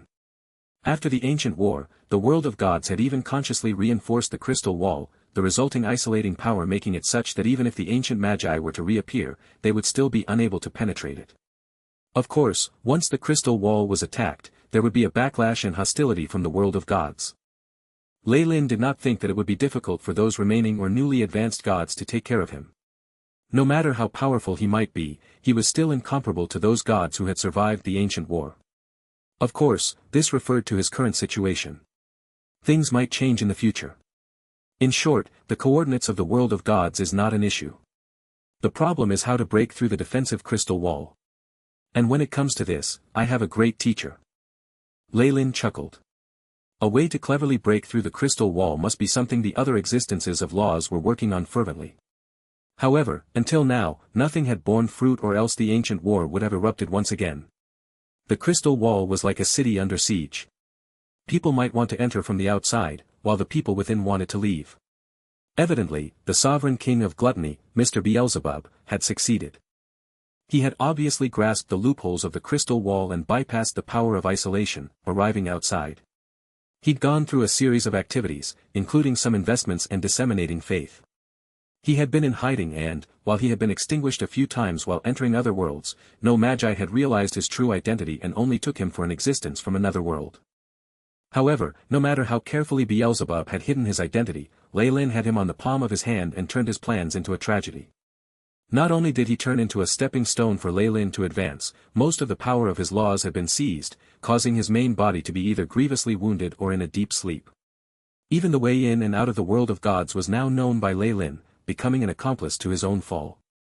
Evidently, if Lei Lin could successfully enter the world of gods, the first thing he would do was kill Beelzebub and seize all his strength, allowing himself to completely enter the realm of rank 7. Next up is to perform many astral experiments. While solidifying my strength, I'll find ways to get behind the crystal wall. Lei Lin had clear plans on what he wanted to do in the future. What Beelzebub possessed was the way out from inside, and because he was a native of the world of gods, it was easier for him than it would be for Lei Lin. What Lei Lin needed to do now was to do more in-depth research on the path Beelzebub had used, until he was able to completely assume a false identity and enter that world. Chapter 775, Year 0. Year 0. Time passed in the blink of an eye. The world continued to turn and change. For someone like Lei Lin, he often would not feel the passing of time once he wholeheartedly devoted his heart and soul to something. While he was at work, hundreds of years could slip by stealthily. Of course, to beings of laws who had lifespans that were easily 10,000s of years long, such a tiny amount of time was perhaps considered just a nap. But to average humans, this meant more than 10 generations of cycles of life and death. This was a relatively long period of time even for magi. A few low-ranking magi perhaps didn't even possess such a long life expectancy. Only the almighty high-ranking beings would pay no attention to the passing of time like that. For the average Magus in the south coast or even the subterranean world, the news of the outside world that left the deepest impression on them in this long period of time, was probably the sudden rise of the Ouroboros clan to power. The present-day Ouroboros clan had long broken away from the embarrassing phase of having only 2 or 3 small fry. Instead, it had grown to become an influential power that spanned across the entire Magus world. Its formidable influence even extended to the subterranean world. The Farlier family that led the Ouroboros clan was even acclaimed as the first bloodline family. The powerful bloodline that had been passed down generations overshadowed every other warlock family in the central continent. Their extraordinary military capabilities were quickly revealed. Among Lei Lin's direct descendants, this sort of prowess was made even more obvious. Even the bloodline energy of collateral relatives with many generations between them was enough to make other Kamoyan families benefit greatly. Freya's and Maggie's families were evidently the ones receiving such benefits. They followed the Farlier family closely, taking up the role of their subordinates. They had also greatly purified their own bloodlines through marriages and other methods, increasing their proportion of high-ranking warlocks higher and higher until they seemed to emerge like an endless stream. This new generation of warlocks possessed extraordinary bloodline energy, and zealously believed in Lei Lin as their bloodline originator. They became the foundation of the Ouroboros clan's rule. Lei Lin, who was gradually seen as a divine being, had already become a part of the legends. He did not appear in public for decades at a time, and was surrounded by an air of mystery. Sire and the other warlocks, the sons of his second generation, slowly took control over the authority in the Ouroboros clan. A team of warlocks clothed with garments with the Ouroboros motif was traveling through the subterranean world unhurriedly. Behind them were many captives and supplies that had obviously been plundered. Chief Luca. The head count has been checked. Nothing has been left behind. I can confirm that their clan has been completely destroyed. An average-looking blonde warlock reported, with a worshipful look in his eyes. Very well. Imprison them in chains. Prepare to sell them as highly ranked slaves. Luca said without the slightest hint of hesitation. The warlocks under him received his order as per normal, and carried everything out methodically, as though they were already very accustomed to all this. The subterranean world. Such a gloomy sky is rather hard to get used to indeed. Perhaps after this mission has been accomplished, I should apply to rest on the surface for some time. Luca gazed at the dark rocky sky, and couldn't help but to sigh to himself. As an elder of the Ouroboros clan, he was already more than 500 years old, and had experienced all the major events from the initial attack to the glory that followed. His youthful appearance was already unable to conceal the continuous exhaustion of his body. Indeed. Recalling all of this, it truly seems as though I am in a dream. Luca couldn't help but murmur as he glanced at the numerous captives and the troop that was moving forth once again. Everything all began from when the Lord had entered the Ouroboros clan. It was as though he was born to be a strong contender. The speed at which he was promoted was so fast that it practically exceeded the limits of Luca's imagination. These damn lowly beings. How dare they disobey the Ouroboros clan's orders? They are simply digging their own grave. Of course, it's only with Chief Luca that we could have easily destroyed them. The blonde team member came to his side and said, trying to curry favor with him. Me? Ha. In the past, perhaps I was still worth noticing with the strength of a rank 3 warlock, but now. Don't make fun of your Uncle Luca. Luca gazed at this warlock as a doting look flashed across his eyes. In comparison to the true bloodline nobilities, the Blood Serpent clans and the Magi family, my tiny achievements don't count for anything, much less when compared to the Farlier family. After all, they directly inherited the Lord's bloodline. Luca's voice became extremely respectful. A look of admiration also spread across the young warlock's face. A rank 6 bloodline. He didn't even need to work especially hard to enter the realm of Morning Star, and even Radiant Moon. The young man's face was full of envy and self-disappointment. If only I could also.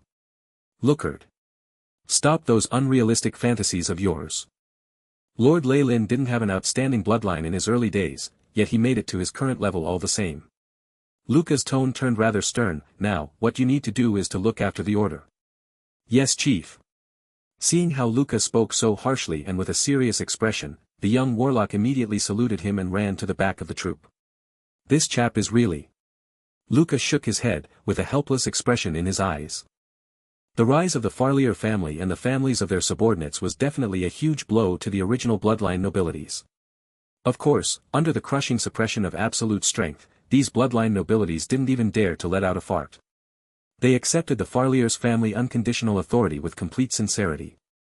Something else that had risen into popularity at the same time was the abnormal worshipping of the Emperor bloodline. Of course, having such a mentality was perfectly normal to warlocks.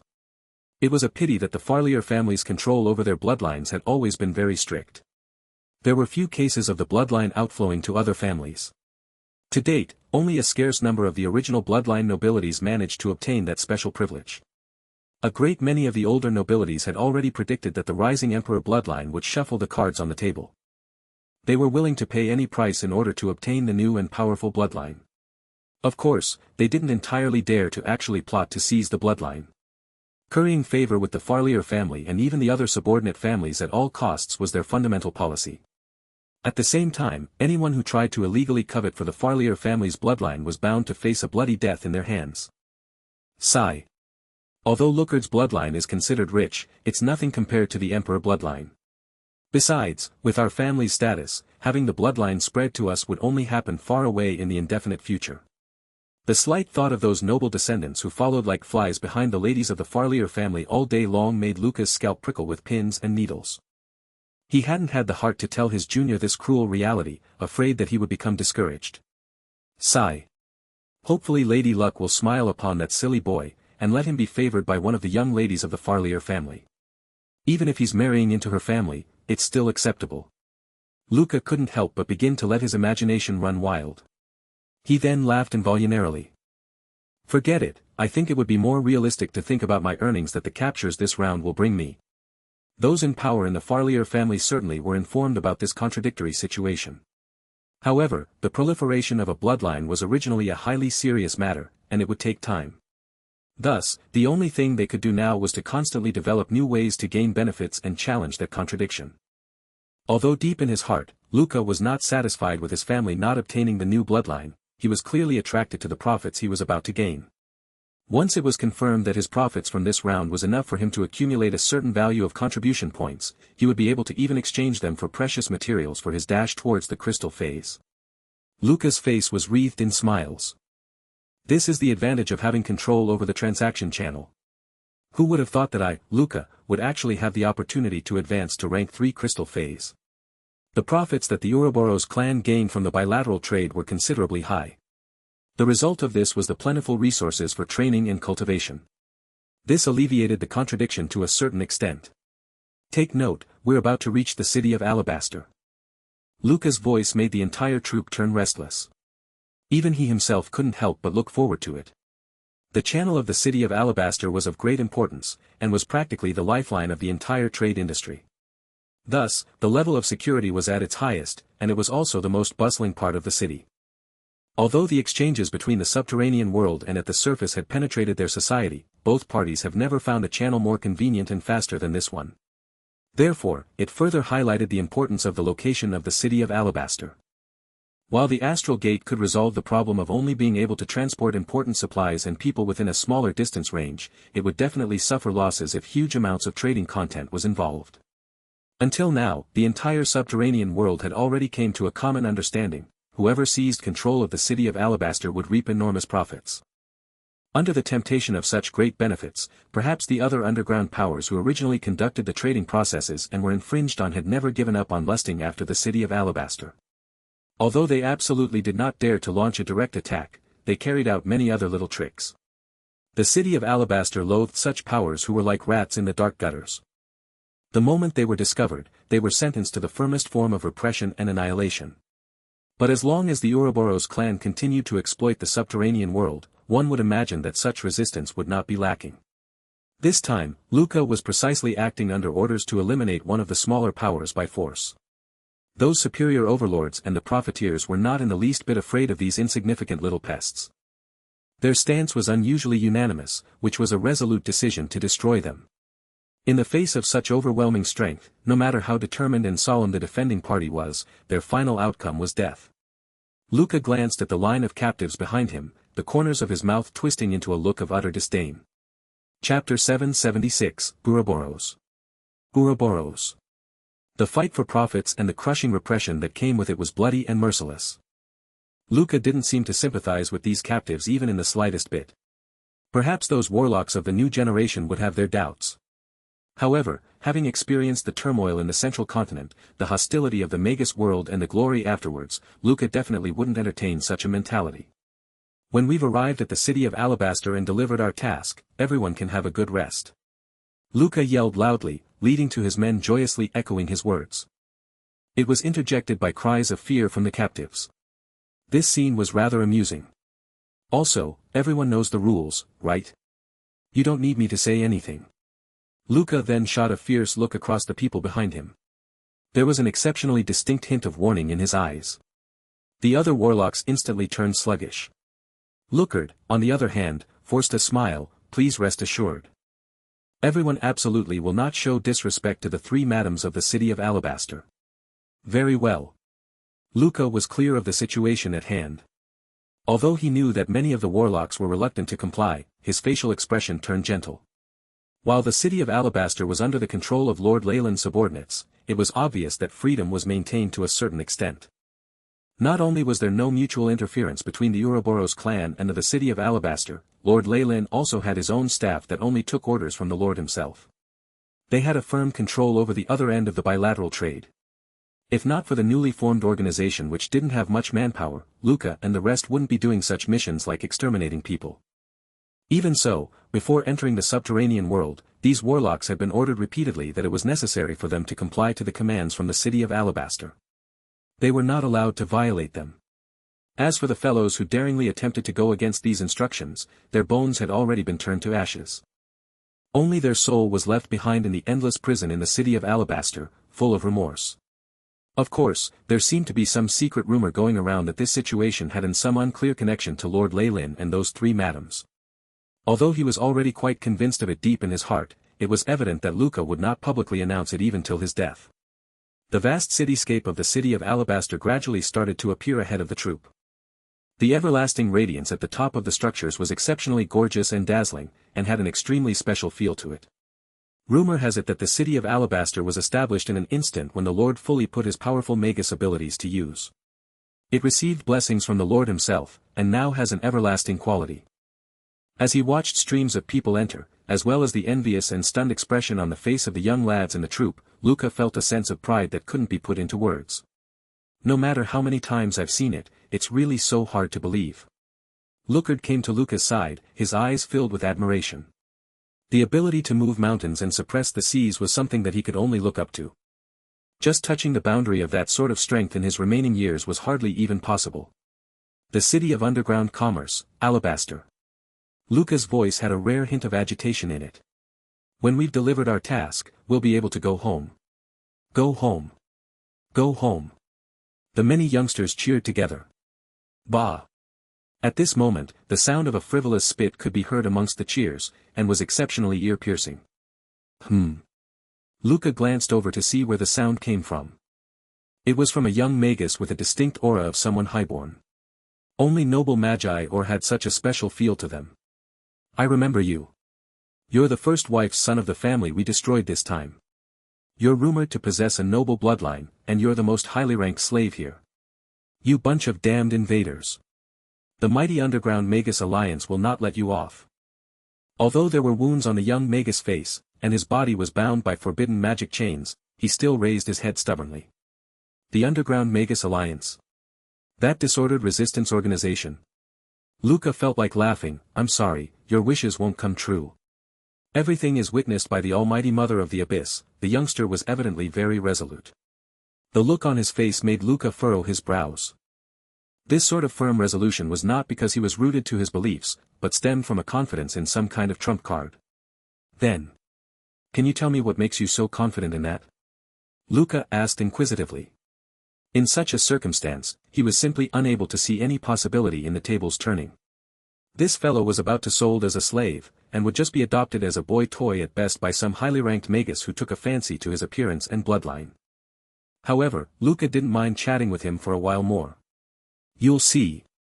The young man shot a fierce look at Luca before looking away. You damned swine. Who do you think you are now? What position are you in to actually try to rebel against the reign of the Ouroboros clan? Lucard shouted harshly, itching to lash him with the whip in his hand. Forget it, Lucard. Luca grabbed Lucard's hand, and his voice turned gentle, which was a rare sight. He felt that he was still capable of showing mercy and compassion when dealing with this loser. Humph. When we arrive at the slave market, I'll be sure to take good care of you. You can spend the rest of your life rolling around in mud and becoming a lowly experimental subject and filthy animal. Lucard gave the slave a menacing stare, making his face turn rather pale. His fist was clenched so tightly that his finger joints had turned white, yet he did not lower his head and continued to hold it high. This is the capital of commerce, the city of Alabaster. Remember to show your identification credentials and observe order, or you'll meet with expulsion or even be arrested. A few of the magi from the city of Alabaster were on patrol around the city gate. They shouted this with the help of sound amplification spells, allowing their voices to travel far. The many merchants and magi roaming about seemed to be very familiar with this. They lined themselves up in a composed manner, and everything appeared neat and orderly. Ahem. I have some contribution points from exterminating the enemy powers, as well as these highly ranked slaves. How much are these worth altogether? At this point, even the other warlocks in the team couldn't help but beam with joy after calculating their profits. However, strange distortions suddenly appeared in the sky in the distance. An enormous black storm cloud suddenly moved quickly across, and it had many strange skeleton runes at its center. Let go of Vic. The angry bellow of an aged person could be clearly heard from the dark clouds, causing the area around the city gate to become chaotic. Luca's legs also started to turn wobbly, even though his strength was at rank 3. This feeling. Rank 5. No. A being that's rank 6 or above. Wasn't he just from a small family? Why would they be involved with this power? At this moment, the young slave had gotten a pleasant surprise, and was full of smiles. Lord of the subsidiary clan. I'm here. A crimson radiance emerged from the young man's body, which was evidently some sort of indication of his location. A subsidiary clan? Is this a conspiracy? Or a coincidence? Luca's thoughts were a mess. King Arthur certainly wasn't the only Breaking Dawn contender in the first layer of the subterranean world. However, the majority of the other monsters lived in seclusion, and spent their days cooped up in their laboratories. The city of Alabaster obviously wouldn't offend them just for such insignificant benefits. Thus, both sides appeared to show restraint. But now, a monster was clearly being dragged into the situation. How daring of you! You actually had the nerve to attack my affiliated clan. Anger could clearly be felt radiating from within the black cloud. The overbearing pressure of a solidified true soul made all the magi and warlocks crouch on the ground. Only the slaves were left standing, their faces glowing with happiness. Ha! Ha! You lowly bloodline bastards. How dare you offend the noble young master, Vic? I will execute every single one of you. No. Before execution, I'll let you enjoy all the torturous punishments the subterranean world has to offer. The young man laughed maniacally. We're done for. Unless Lord Leylin or King Arthur happens to be here, even the chief of the Lias family cannot match up to a rank 6 being. Luca's pupils shone with desperation as he watched the white arm bone reach out from the dark cloud. We cannot tolerate anyone violating the interests of our bloodline warlocks. At this very moment, a booming voice suddenly sounded from within the city of Alabaster. The voice was accompanied by a wave of terrifying bloodline strength. A scarlet radiance washed across the entire sky, as though it was inexhaustible and everlasting, pushing the dark cloud to a side. What bloodline is this? It definitely isn't the giant Kamoyan serpent. A furious voice boomed from within the cloud, and there was even a hint of fear in it. It is I, Ouroboros. The limitless and everlasting snake, Ouroboros. Luca then saw the frighteningly enormous phantom of a giant snake burst out from the heart of the city of Alabaster, with a body that seemed to extend across the entire horizon. Whether it was the gigantic body of the snake or the bizarre scales on it, it had a completely different appearance from a giant Kamoyan serpent. Yet, it made Luca feel like bowing in worship. Is this the legendary Emperor bloodline? Even as a veteran warlock of the Ouroboros clan, it was his first time witnessing the Emperor bloodline explode firsthand. But the familiar feeling from the bloodline and the orders originating from within his genes made Luca bow down right away, his eyes involuntarily brimming with tears. Having inherited Leyland's bloodline directly, the Emperor bloodline was also conferred the ability to grant these Kamoyan descendants life or death. It was only now, after coming face to face with the might of the Emperor bloodline, did Luca thoroughly understand the actions of the other bloodline clans. Such an astounding bloodline was indeed worth sacrificing everything for. Chapter 777, Manderhawk Plate. Manderhawk Plate. How is that possible? How could the city of Alabaster have a rank 6 Magus? A voice of denial sounded from within the dark crowd. The owner of the voice clearly did not expect this, as he thought he had already performed a detailed background check on the city of Alabaster before he dramatically knocked down their door. However, reality slapped him in the face. Nothing is impossible. Watch out, you old bastard, the one and only consequence for those who offend the interests of the bloodline warlocks is death. The monstrous Ouroboros roared with an outburst of terrifying energy. It seemed still as eternity, yet was filled with infinite kinetic energy. Rumble, the earth's crust shook violently, roaring. Even space itself was warped and the elements were pushed away. The only thing that came out unscathed was the city of Alabaster, which was under the protection of the Ouroboros. PSS, the dark cloud split open, exposing an elderly man in black robes. Impossible. How could a rank 6 acquire this power? The elderly's heart was full of regret. If he was given another chance, he would never choose to be Ouroboros clan's enemy. Sadly, he would not have the chance to do so. Go and repent in the astral plane. The monstrous serpent swallowed the elder mercilessly, and a terrifying quake shot out. It took over 10 minutes for the earth to settle completely. The phantom of a mountainous infinite serpent shrank, and with a flash of light merged into the body of a teenager with black hair and eyes. These features were proof that he was a pureblood of the Ouroboros clan. Master. Luca and Lucard greeted him respectively. He nodded and disappeared into the air. Captain, could that be? Lucard asked Luca with disbelief. If I'm not wrong, that master should be the son of the monarch of Blood's first wife, Master Sire. He's actually achieved rank 6 at a few hundred years of age. The bloodline of the master. Sigh, Luca looked at Lucard worriedly, and he could see a tinge of loneliness from Lucard's eyes. Legend says the pure bloodline of Master Leylin comes with 2 forms, the first is infinity, and the second is the world. So, that master had inherited the bloodline power of infinity? Lucard felt a sense of desolation. Both he and Sire were about the same age, but Leyland's son's achievements seemed out of his league. Luca had no choice but to shout for his attention.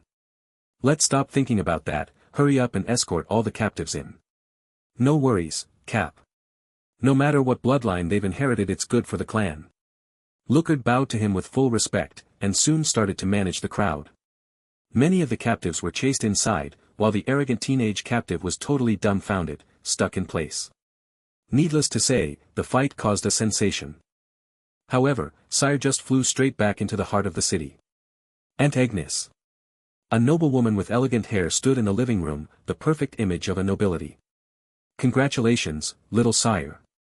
Agnes' eyes were full of surprise as she exclaimed, you even entered the realm of breaking dawn directly. Leyland's bloodline really is extraordinary. This is nothing to be proud of. After all, my brothers and sisters are just as powerful. Sire smiled humbly. Yes, your siblings. Agnes had a benevolent smile on her face. I've still got lots of things to work on. Daniel advanced far before I did. His path is already fixed, all he needs to do is to stick with the path and keep on upgrading himself. If I were to compare, your effort definitely deserves much more appreciation. Agnes knew very well the differences between Leyland's two bloodlines, but either once was terrifying beyond her imagination. Anyway, Belinda and Sophia are rather caught up in something, would you like to see them? Sire rejected her suggestion. No need. Nobody will dare to take any action for at least some time now that Magus plot is ruined. I want to return to the surface and visit father. It's been a long time since I last met that fellow. Agnes sounded dissatisfied as she talked about Leyland, and Sire could only smile wryly in response to the past affairs between his elders. Within a laboratory in some unknown dimensional void, Leyland opened his eyes. They seemed to flash with black lightning. Buzz. Buzz, Leyland's body shook, and a layer of stone came loose and fell from the surface of his clothes. Beep.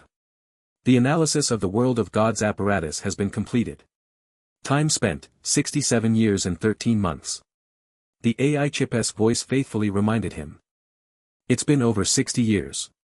Together with removing memories and the preparations for the experiments, nearly 300 years have passed. Leyland's handsome face remained just the same as before, as though the power of time was completely lost on his body. However, the wait was extremely worthwhile.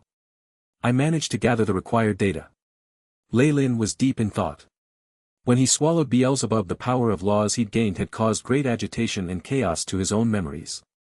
This was especially true because Beelzebub was an old freak who'd lived for an unknown length of time. His memories contained all sorts of information, including many secrets about gods. Leyland did not want to put it to waste, hence he'd had the AI chip record every single thing. It was why it took so long for him to wake up. However, all my efforts were worth it, I can finally start something practical.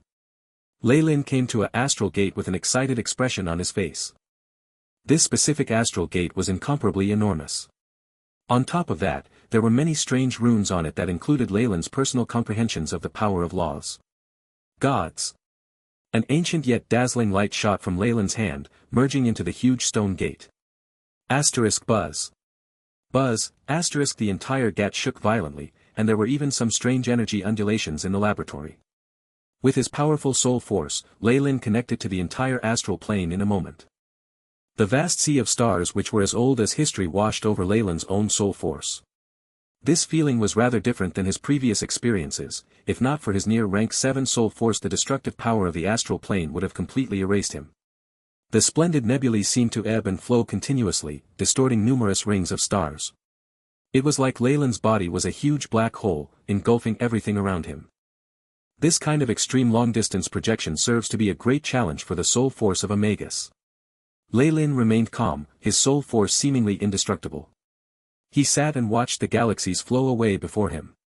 Finally, after what felt like a century, his expression changed as he almost saw the end of the astral river.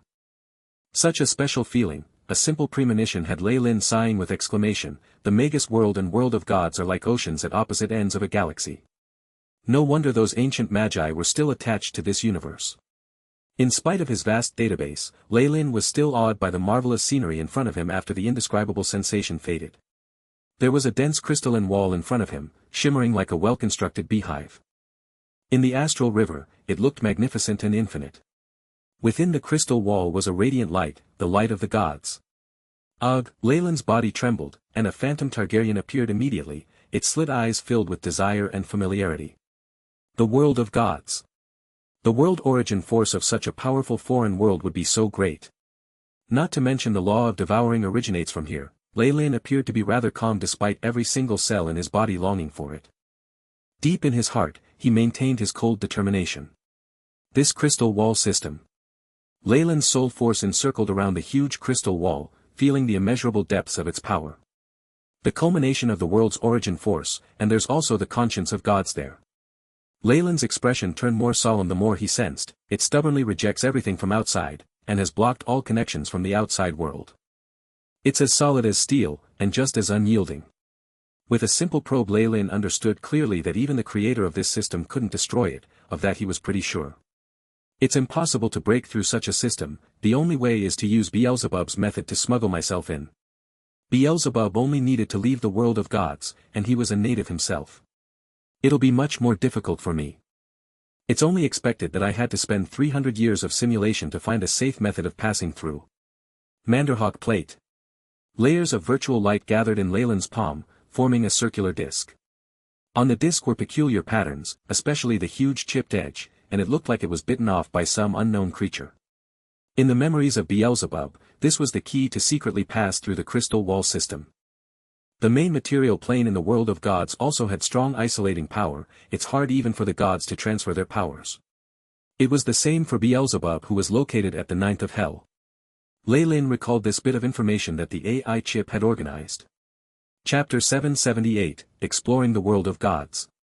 Exploring the World of Gods. The path of the gods, known as the path of faith, was the foundation of the laws of the world of gods. Whether it was gods, demons or even devils, their desire for believers and souls was frightening. The competition on the main material plane had been fierce from the very beginning. Compared to the gods who had resources and money to spare, a devil like Beelzebub was already on the losing end and had no choice but to rack his brain for ideas. His reputation in the main world was awful as a result. However, this all changed one day. Beelzebub obtained a fantastic divine device, the Manderhawk plate. He had named it himself, since he had never seen any description of this device in history, although its effects were extremely powerful.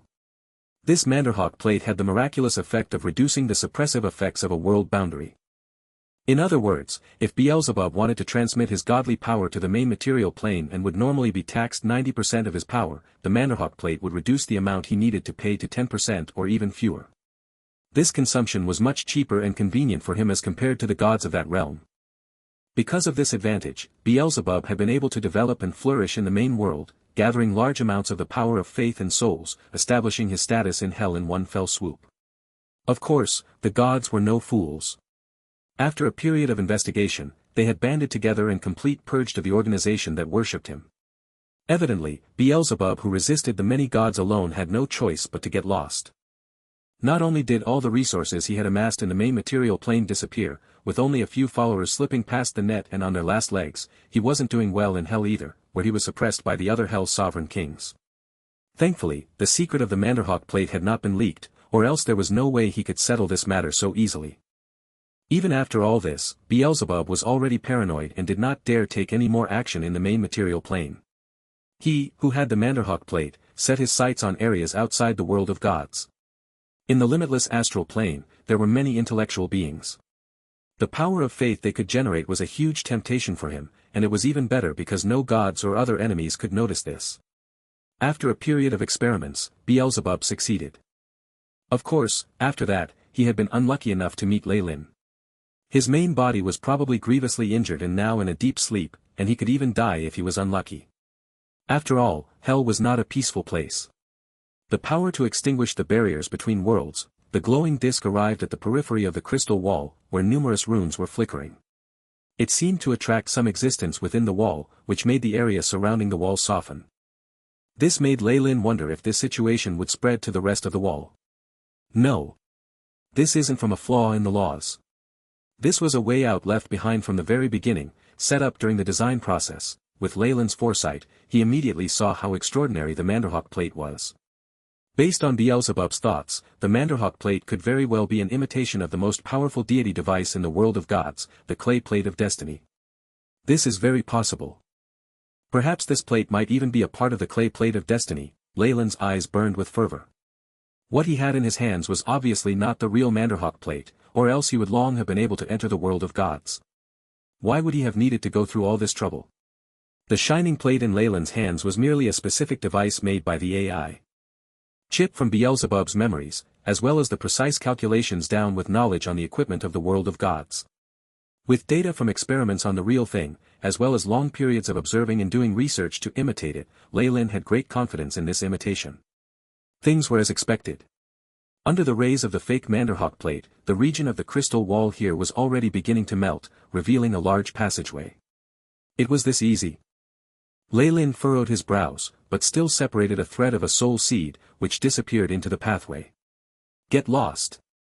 The moment the soul seed touched the crystal wall, a terrifying voice sounded, bringing with it a powerful isolating conscient. Pooh, the seed was immediately annihilated, and even the Manderhawk plate was floating unsteadily. Has the world will of the world of gods awoken? No, this is just its subconscious mind.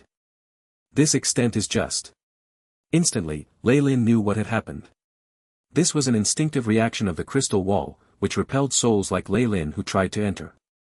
His different type of soul force was immediately discovered, without leaving any room for doubt. You're the one who should scram. You're just a sleeping subconscious will. Scram. 2 streaks of black lightning shot out from Lei Lin's eyes, his black hair flying while he looked to have turned into an ancient demon. HSS, the tremendous body of a Targaryen emerged behind Lei Lin, its energy undulations and rank 7 while resisting the crystal wall. Buzz buzz, at this moment, the Manderhawk plate in Lei Lin's hands flashed and completely enveloped the entire area, not allowing any information to be transmitted. Near rank 7 power was something that even the wills of small worlds could only somewhat resist. While the world of gods was incomparably powerful, it was still slumbering, and there was only a small region resisting. It had not activated its full force and the Manderhawk plate had even removed a portion of its sensing abilities, so therefore it was at its weakest. Pack, in that moment, a surge of powerful emotions disappeared, revealing a small space. Now's the time. Lei Lin's eyes flashed, and numerous soul seeds separated and disappeared into the crystal wall. Asterisk boom. Asterisk practically the very moment the soul seeds disappeared into the pathway, the entire Manderhawk plate crumbled into powder. Lei Lin was sent flying backwards, numerous terrifying wounds already appearing on his body as he turned pale. Fresh blood spurted everywhere, but it returned to Lei Lin's body at an even faster rate, as if his body had become a huge magnet. The terrifying injuries disappeared in an instant, though Lei Lin's face was still obviously pale. Just the backlash from a small portion of the crystal wall reduced me to this state. Despite the protection of the Manderhawk plate, Lei Lin's eyes were filled with admiration. He had not attacked the wall forcefully before, or else he would have met the counterattack of the crystal wall and fury of the gods, which would have turned him into ashes in an instant. This sort of powerful ability not only failed to make Lei Lin afraid, but it left him longing to best it. However, Lei Lin's sighs of admiration disappeared in an instant. He was now putting effort into maintaining the connection with his soul, and the terrifying consumption continued. Unlike separated true souls, one couldn't sever the support to a soul seed if they wished to maintain it. Even for an existence like Lei Lin, the consumption from behind the barrier in the world of gods was astonishing even though things had happened only for a short moment. The AI chip was now quickly recording. The process of traversing through the crystal wall was not smooth, and soon information on the soul seeds being annihilated was transmitted. Soul seed number 1 extinguished. Soul seed number 2 extinguished. Estimated time that host can maintain support, 31 hours 24 minutes and 12 seconds. However, this lessened the consumption on his end, allowing Lei Lin to go on for longer. Swish, an orange meteor streaked through the night skies, descending in a dark forest. This is the world of gods. Lei Lin's soul seed scanned the surroundings. It was a dark forest, and his blaming flames had already caused the area surrounding him to be charred, creating an empty area there. An enormous malicious intent, as well as these laws. Lei Lin's soul seed did all it could to gather data. The terrifying world will of the world of gods might only be suppressing me unconsciously, but that's enough to suppress the range of the soul forces scanning to within 10 meters. On top of that, these limitations on otherworldly power. Lei Lin could clearly sense that this was an exceptionally strict world, with extremely powerful limitations on otherworldly strength. Even if Morning Star Magi came here, they would not possess powerful strength, and it was impossible for them to do what they could in the Magus world. The energy particles are very stable here and easy to manipulate. The exemplaries of this world must find it hard to break through individually. The norm should be to work in groups. 10 adventurers in a group would be a good arrangement. Even if my main body comes, I'd probably be suppressed by 1 to 2 ranks and only be able to exhibit strength of Morning Star or Radiant Moon. Under such stringent conditions, how terrifying would the gods who have been able to break through be? At this point, Lei Lin suddenly found that he had underestimated the gods. Their strength far exceeded his expectations, especially since he was being suppressed by such a large degree. "Ovana, look! Is that a meteor?" It landed in the forest. In a little village by the forest, a little boy with some freckles on his nose glanced at the sky, suddenly speaking to the pig-tailed girl beside him. "I've made a decision. I'm going to look for it." "Tiff, have you gone mad? The priest has already said that a meteor is a bad omen." Ovana glanced her friend in worry. "Priest," Ovana's eyes showed her fear. "That's true. Then I'm not going." The meteor from before had evidently brought a large change to the village. Many adults gathered, looking worried, and all began to pray nearby a little altar in the village. Ovana and Tiff quickly separated, but what the young girl did not notice was that after parting ways, Tiff ran outside the village, an excited look in his eyes. Chapter 779, Tiff. Tiff. A meteor shower signifies the fall of a powerful being. Tiff's eyes glinted, though it represents something ominous. I don't really care. Such a great opportunity is hard to come by. In no time at all, this area will be crowded with adventurers. I have to be the first to get the good stuff. Who knows, I might walk the path of an adventurer and become a respected noble. From the perspective of a young child, those adventurers who passed by the village once in a while wearing their armor were amazing and powerful. The knights nearby were even more of a big deal. If there's another legendary item, Tiff's eyes were shining, and some saliva dripped from the corner of his mouth. Don't those wandering bards always talk about these in their stories? While the heroes are young, they'll pick up some deity device by chance and thus walk the path of destiny. That's so cool. With his reverence towards heroes, Tiff gathered his courage and entered the dense forest. At this moment, Leyland's soul seed was in huge trouble. Damn it! With this rate of consumption as well as the restrictions on otherworldly power, Leyland found himself completely immobile, and his remaining soul force was quickly being depleted by the pressure from the enormous pressure of the world. No. A naked soul seed completely bared is just too weak. I need to find a body to rest on. Leyland's soul force was constantly being depleted, and all the items within 10 meters entered his sight, but were all denied. No living beings. These plants won't work because they're too weak. The rocks are alright, but if I can't find a substitute item. Near the end, Leyland's soul seed finally found an item that he was somewhat satisfied with. This was a rusty and mottled broken sword that had been buried here for years. It was concealed by the rotten soil, and Leyland's appearance would allow it to see the light of day once more. Soul attachment. A thread of dark red luster flashed on the blade of the sword, and Leyland's soul seed disappeared. After entering the broken sword, Leyland was delighted to find that the consumption on his end had lessened, though it was still terrifying. Meanwhile, a feeling of weakness was transmitted from within Leyland's soul seed. Just the movement of my soul used up most of my reserves. At this rate, even with support from my main body, I won't last even a few days. I need to find a way to replenish it or gather some data. With the world of God's powerful wall as an obstruction, the support from Leyland's body would have to go through the barrier, which meant the consumption was tremendous. Even Leyland's main body could not last so long. Once the main body recalled the energy he was providing, the soul seed would automatically be destroyed. Beep. Gathering data on air and elemental particles. Attempting to analyze world law. Recalculating physical constants. At this moment, the AI chip was constantly scanning the surroundings, sending over the most precious first-hand information back. Even the rules are different. With the malicious intent and suppression from worlds like these, I'd be unable to display too exceptional strength even if my main body were to go over. All spell models must be modified. Leyland looked solemn. Immediately after, external soul strength immediately sensed the approach of another life form.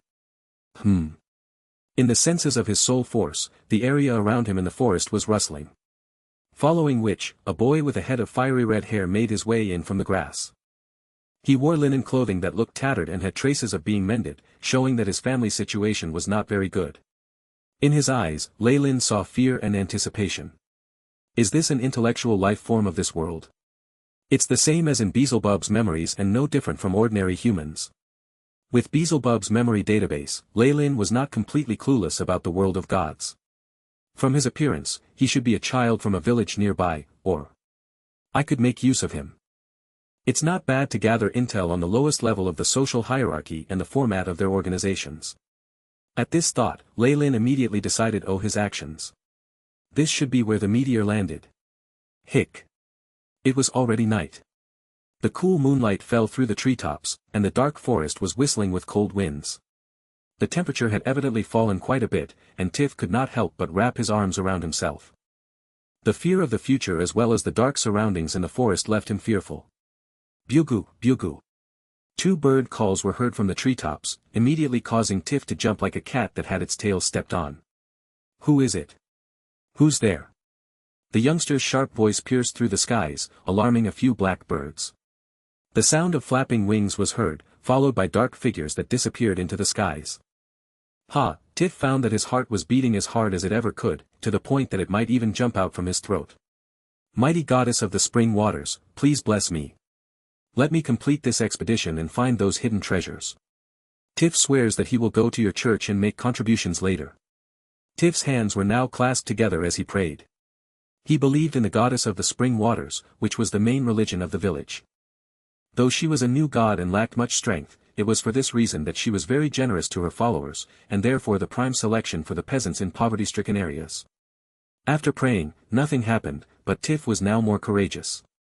His hands were shaking slightly as he pushed the grass aside, but his footsteps were firm as he headed to the empty land. Nothing, there's nothing at all other than a huge charred pit. After noticing this, Tiff obviously looked disappointed. Unwilling to admit failure, he rummaged through the area, still mumbling, how can there be nothing? Where's the legendary weapon? Magic item? Oh gods, even a few golds are enough. Yet another fool ruled by greed. Leyland's soul seed watched on and judged disdainfully. But I can make use of that. With this thought, threads of light shone from the sides of the broken sword, exceptionally obvious in the pitch-black night. Damn it! The amount of energy here is enough to use a morning star spell in the Magus world, yet it only produces dim rays of light here. As he compared the rules of the two worlds as well as the consumption from using spells, Leyland's heart sunk.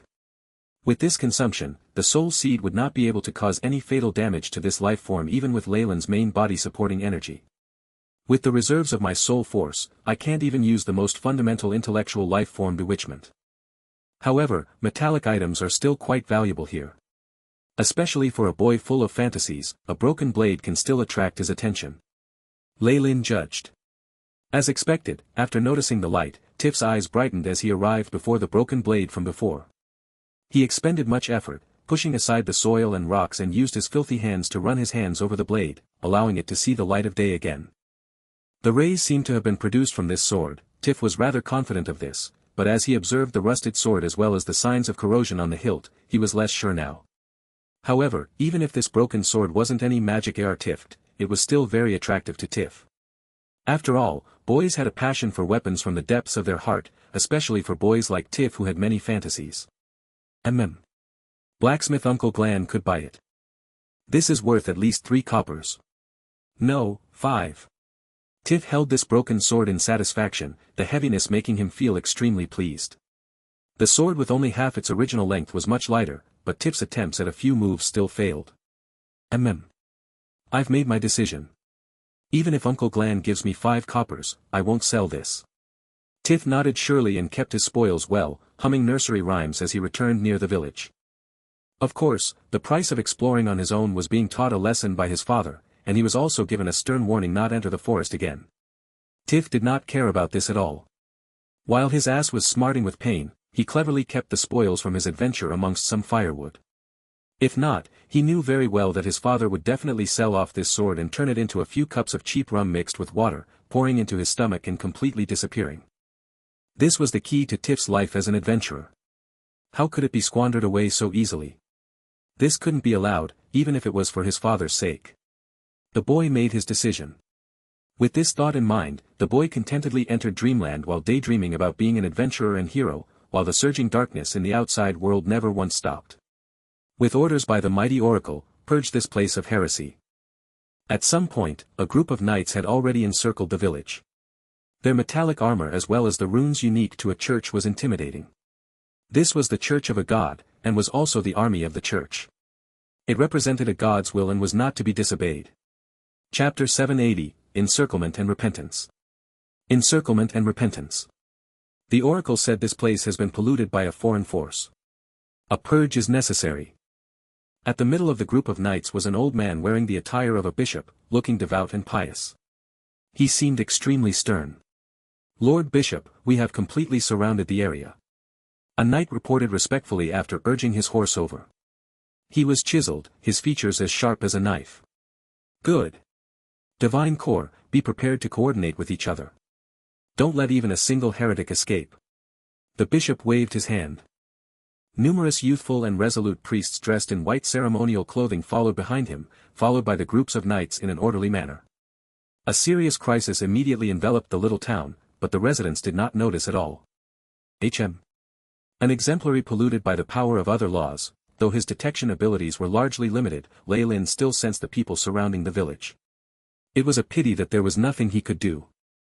In his current state, he needed Tiff's help just to get out of the forest. There was no way to break through this besiegement. The surveillance by the gods is extremely strict. Lei Lin exclaimed in admiration. He'd noticed the altar when he'd first entered the village, as well as the laws it emitted. Of course, there were some differences between the laws here and those of beings from other worlds. Perhaps a more appropriate name for it would be divine force. With the protection of divine force, the whole village was akin to a domain. Though the effects were extremely weak compared to a real domain, they had similar characteristics. A foreign being like me would be discovered the moment I enter the domain.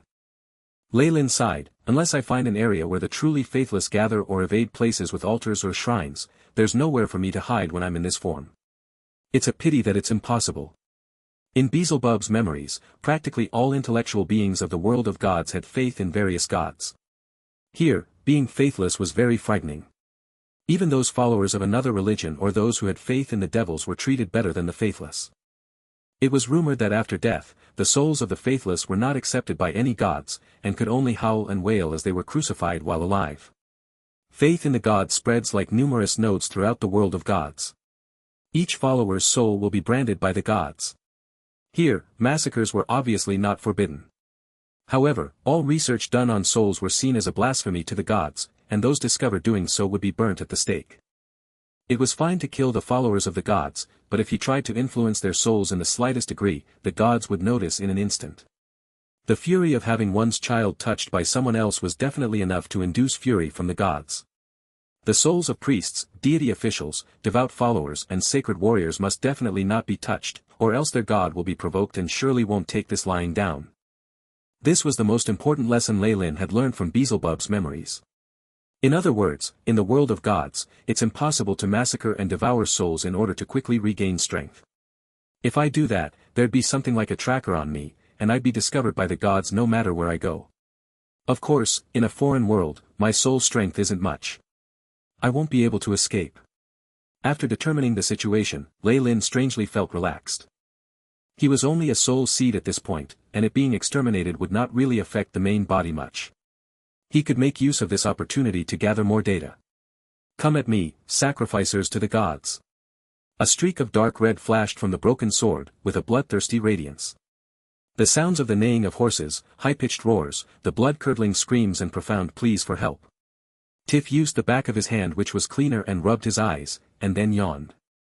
He, who had been awakened by the sounds, saw the fire outside his window. The trotting of horses, the slamming of doors and shouts lingered by his ear like the mumbles of a devil. What's going on? Is this a nightmare? Tiff's mind was in a state of confusion, unable to react to what was going on. What did you come out for? Get back in there. After Tiff left the room, he was immediately pushed roughly back in. On his father's face was a grimness and solemnness that Tiff had never witnessed before. But before he could obediently return to his room, a tall, handsome steed rammed into his garden. Mounting the horse was a knight wearing steel armor.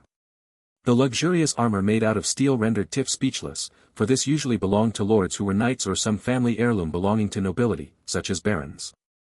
Even the baron who was closest to this area might not have goods of such quality. Tiff's eyes were full of fear and envy. Meanwhile, he also noticed a crest on the armor. This was the crest of the spring water goddess. It's the holy knights of the spring water goddess. What are they doing here? It had to be said that these holy knights used to be Tiff's idols, but what they were doing now was just destroying his dreams. Esteemed lord, may I know? Tiff's father gathered his courage and approached the knight. Before he could finish his sentence, however, he was ruthlessly sent flying and crashed to the ground. I'm only saying this once. All residents are to gather at the altar. Everyone.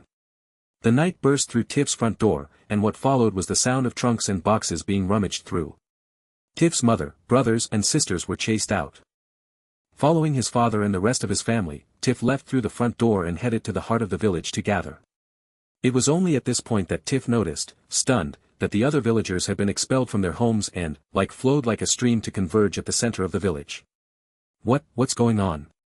Tiff still had no idea of what exactly was happening. All he knew was that his mother had a tight hold on his hand, to the point that it was painful.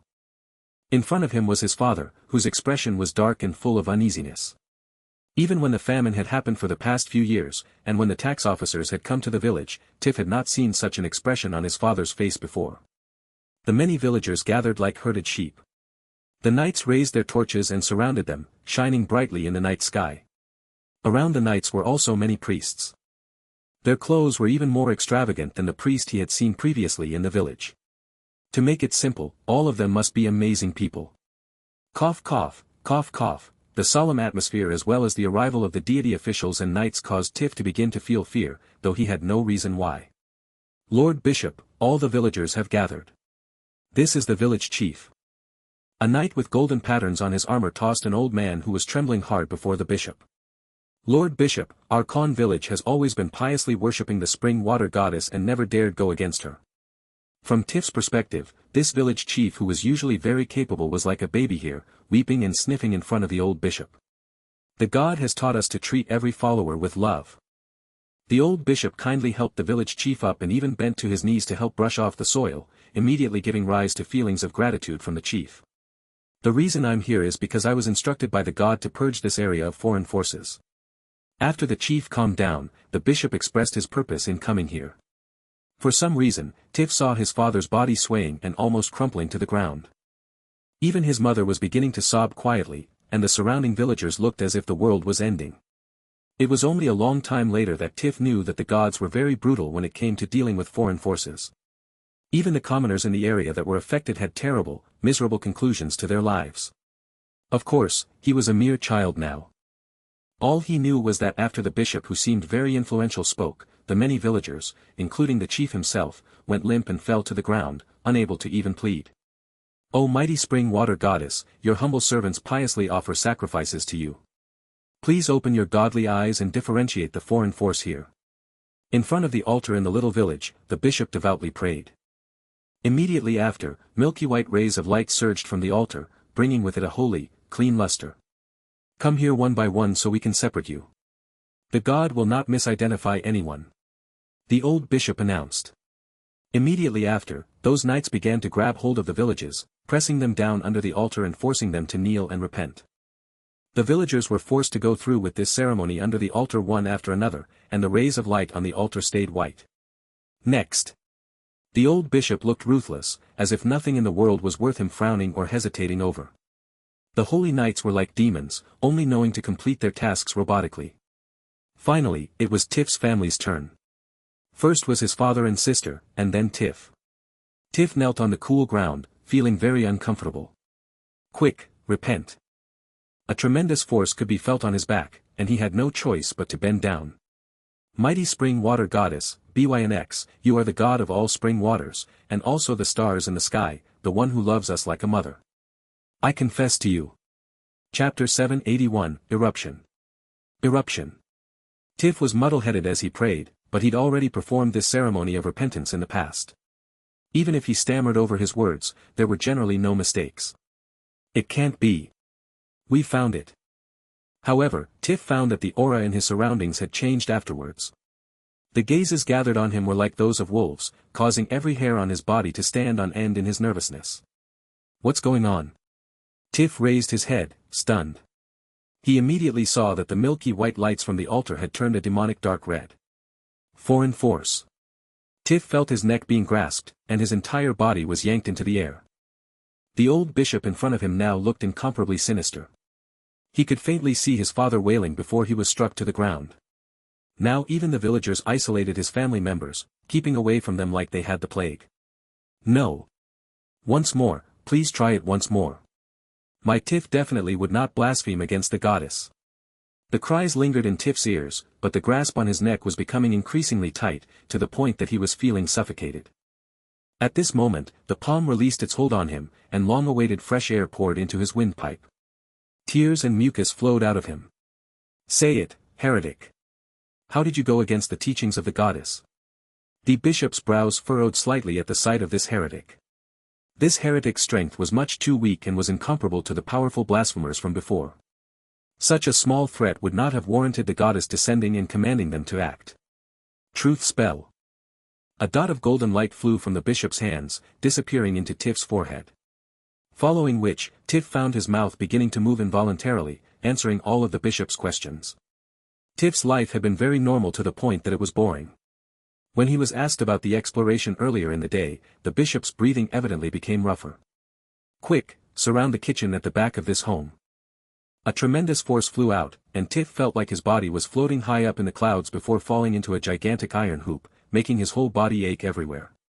With the escort of many soldiers, Tiff and his family members arrived in front of their house. Immediately after, waves of knights rushed forward as if meeting with some great enemy, finding a mottled iron sword. Lord Bishop. The leading knight respectfully offered up the sword with both hands. The powerful, sinister strength from the iron sword caused the bishop to frown, a demonic item, or a temptation from the devils. Even appraisal techniques are useless on it. Though he had no idea what the characteristics of this item was, the bishop had already decided what would be his current target. If I purify this item, the favor and care I get from the goddess should be able to raise my ranking as a priest by a whole grade, right? The bishop's eyes showed how bewitched he was by this notion before he repented piously, "O mighty spring water goddess, please forgive your servant for his greed." For some reason, there were no strange changes to the iron sword that Leyland's soul seed was residing in. It docilely allowed the bishop to add all sorts of seals to it, and with numerous knights escorting it, they arrived at the altar in the village. This child's soul has already been polluted by the power of the foreign force. The bishop stood before the altar, stating his final judgment on Tiff. Burn him to death. Burn him to death. Burn him to death. Before Tiff could react, the many villagers began to howl maliciously. Such a zealous atmosphere and the large difference from what Tiff was used to seeing caused him to break out in tears. Even his family were bound by the infuriated villagers on wooden crosses that had been made on the spot. Tiff had a very bad feeling of what was going to happen. No. Please forgive them. I did nothing. I only brought an iron sword back. I'm willing to repent for that. Tiff wailed and pleaded for the last time, "For the goddess' sake, you can punish me, but please let my family off. The family of the heretic must also be purified." What answered him was the bishop's grave expression. Immediately after, amidst large amounts of flames and the cries of children, Tiff fainted in his fear. "Mighty goddess, your servant piously invites you to descend." After burning Tiff's family at the stake, the bishop began to pray in front of the altar devoutly with his other sacrifices. As the chief offender, Tiff and that iron sword contaminated by evil needed to be personally dealt with by the goddess herself. Is this the path of faith? The soul seed in the iron sword was watching all that the bishop was doing, using religious ceremonies to spread fanatic behavior, while gathering the extreme emotions and soul force emanated from the followers. Leyland calmly analyzed. In his current state, he basically could not resist at all. Hence, he placed all his effort on gathering intel. Through this period of observation, the details on the surface of the world of gods were shown in front of him, clearer than Beelzebub's memories. First is the surroundings. Otherworldly power is limited to a very harsh degree. The regular beings here, with even the most common peasant, has a body that surpasses that of regular people in the Magus world by a huge degree, and even by several times.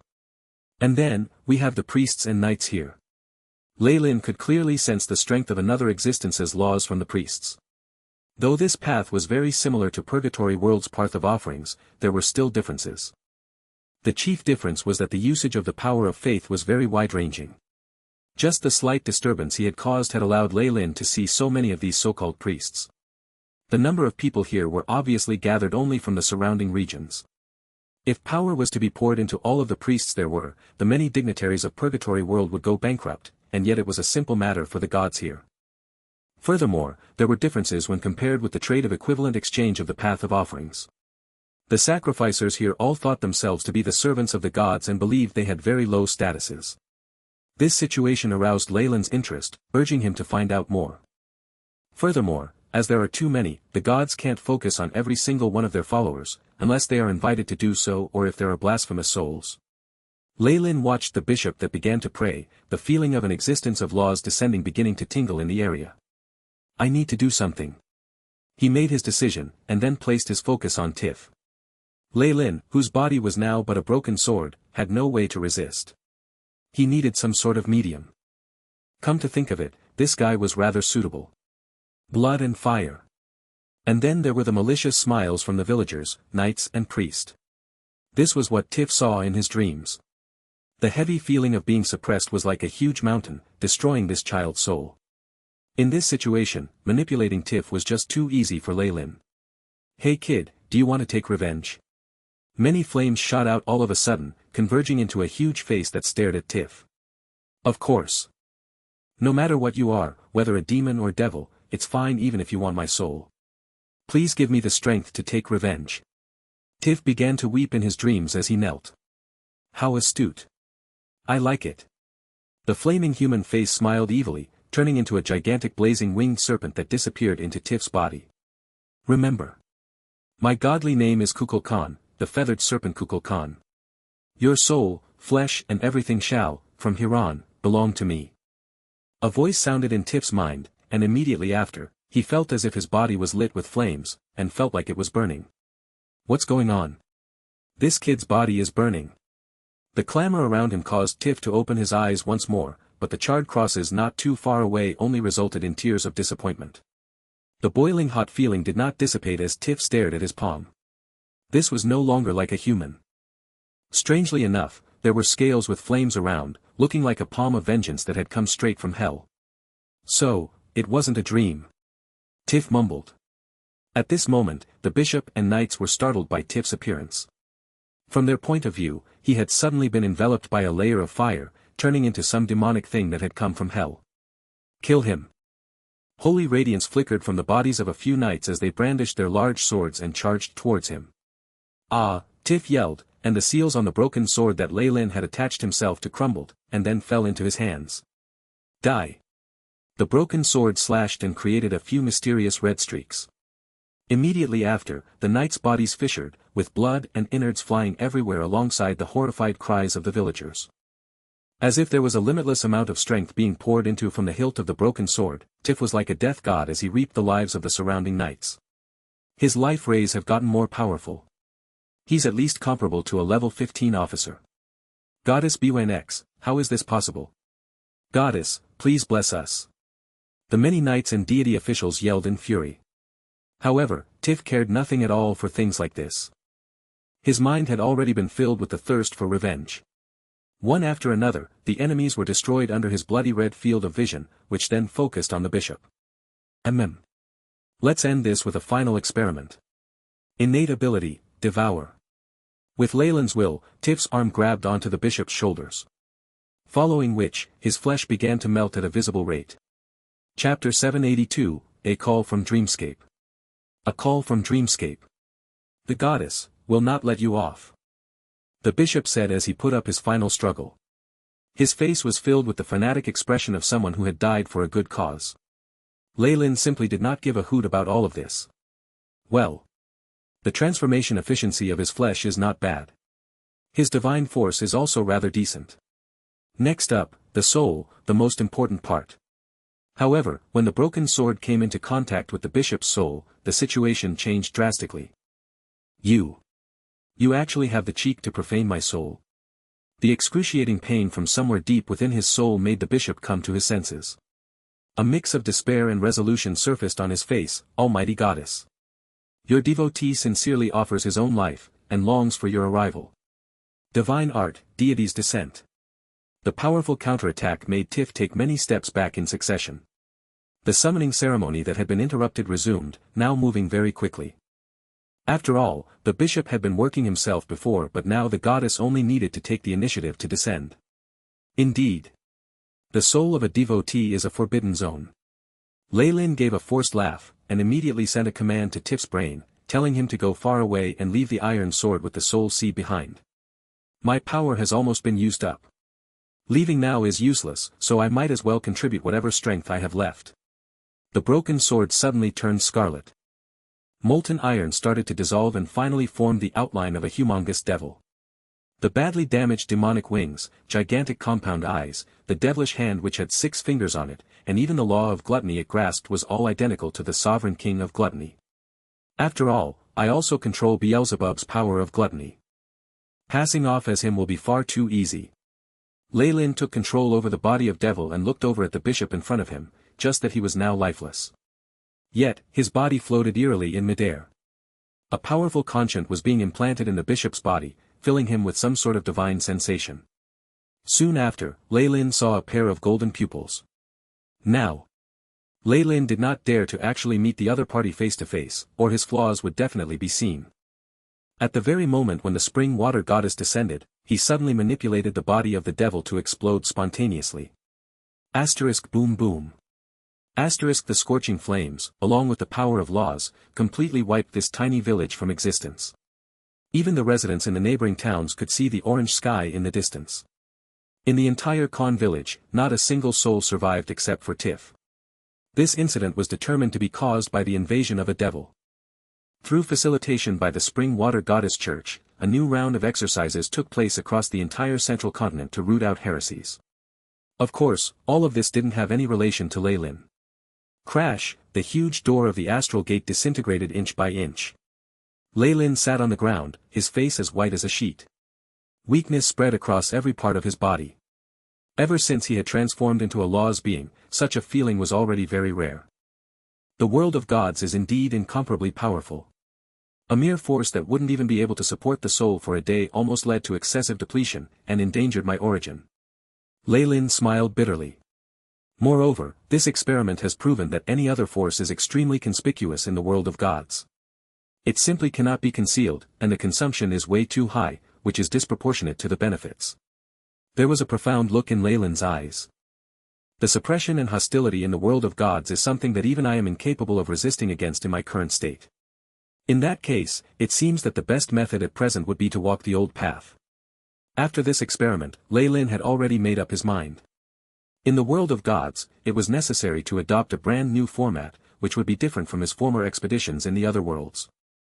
I'll make my moves through an independently acting body, and he cannot receive any kind of power from the host body.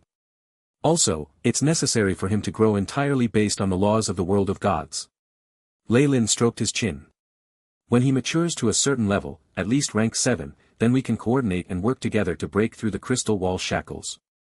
If we're going to do this, the true soul-splitting technique that Melinda provided previously still needs to be improved on.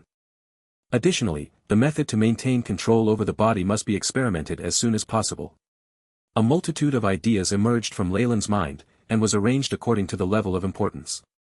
Only when all of this was complete and the experimental data fully recorded did Lei Lin then step into the outside world. Yes. Lei Lin shut his eyes and immediately knew of Sire's breakthrough using the sensing abilities of his bloodline origin. He's already advanced to rank 6. The limitless and everlasting power of Ouroboros seems to be highly compatible with Sire. Although his pace was slower than the eldest son Daniel, Lei Lin was extremely satisfied. Both of his children that branched out from his bloodline had grown healthily, and even had a strong grip on the other warlock families in the Magus world. It was a pity that such lightning speed advancements were only possible before these two bloodlines reached rank 6. When they attain the comprehension of laws, they would definitely meet with a bottleneck of greater difficulty. Lei Lin knew this as clear as day. However, Daniel and Sire haven't made any achievements in the comprehension of laws, and are currently only equivalent to newly promoted rank 6 magi. But with the additive effect of the bloodlines, their true combat abilities shouldn't be inferior to magi like the Flame Monarch. I'll be able to execute my plan with ease. Under the protection of the two rank 6 warlocks Daniel and Sire, the Ouroboros clan no longer feared clashing against others in most ordinary situations. The remaining beings of laws naturally wouldn't provoke them as well, out of respect for Lei Lin. After all, even the current Ouroboros clan was just like a child's plaything in their eyes. With such assurances, Lei Lin could finally let go of the Ouroboros clan completely and concentrate on his own matters. AI. Chip, show my current statistics. Lei Lin commanded. Leylin Farlier, rank 6 Bloodline Warlock, Targaryen, rank 6. Strength, 185.64. Agility, 133.21. Vitality, 263.11. Spirit, 469.77. State of Soul, Peak of Breaking Dawn. Comprehension of Laws, 99% engulfed. Host body has already been saturated with the original power of the Magus world, and is unable to be raised further. The AI chip gathered and displayed Leylin's latest data. Indeed. The original power of the Magus world is now ineffective to me. Unless I advance once more. Leylin's gaze seemed to shine brightly.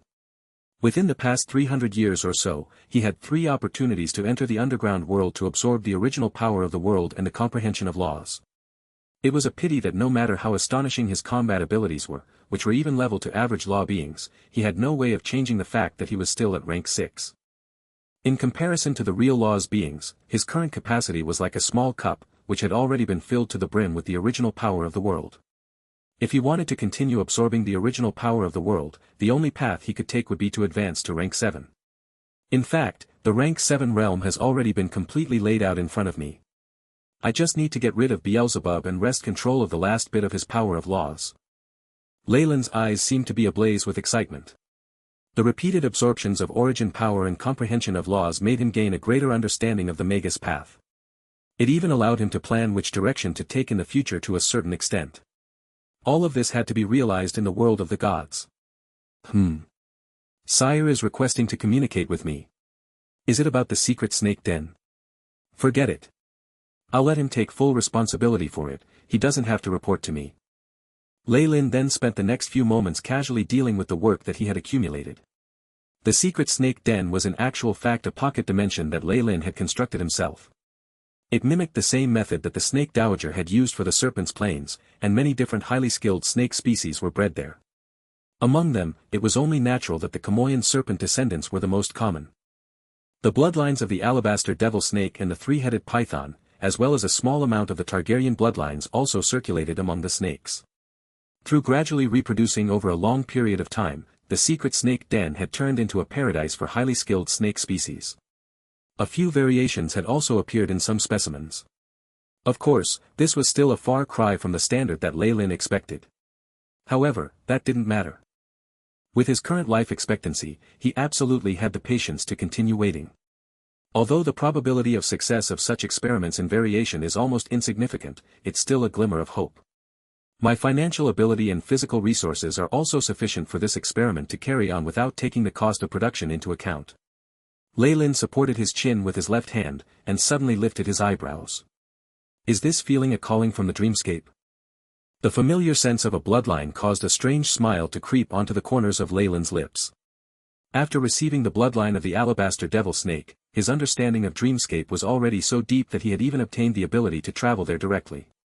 His advancement to the halfway point of rank 7 as well as his comprehension of laws strengthened this ability significantly.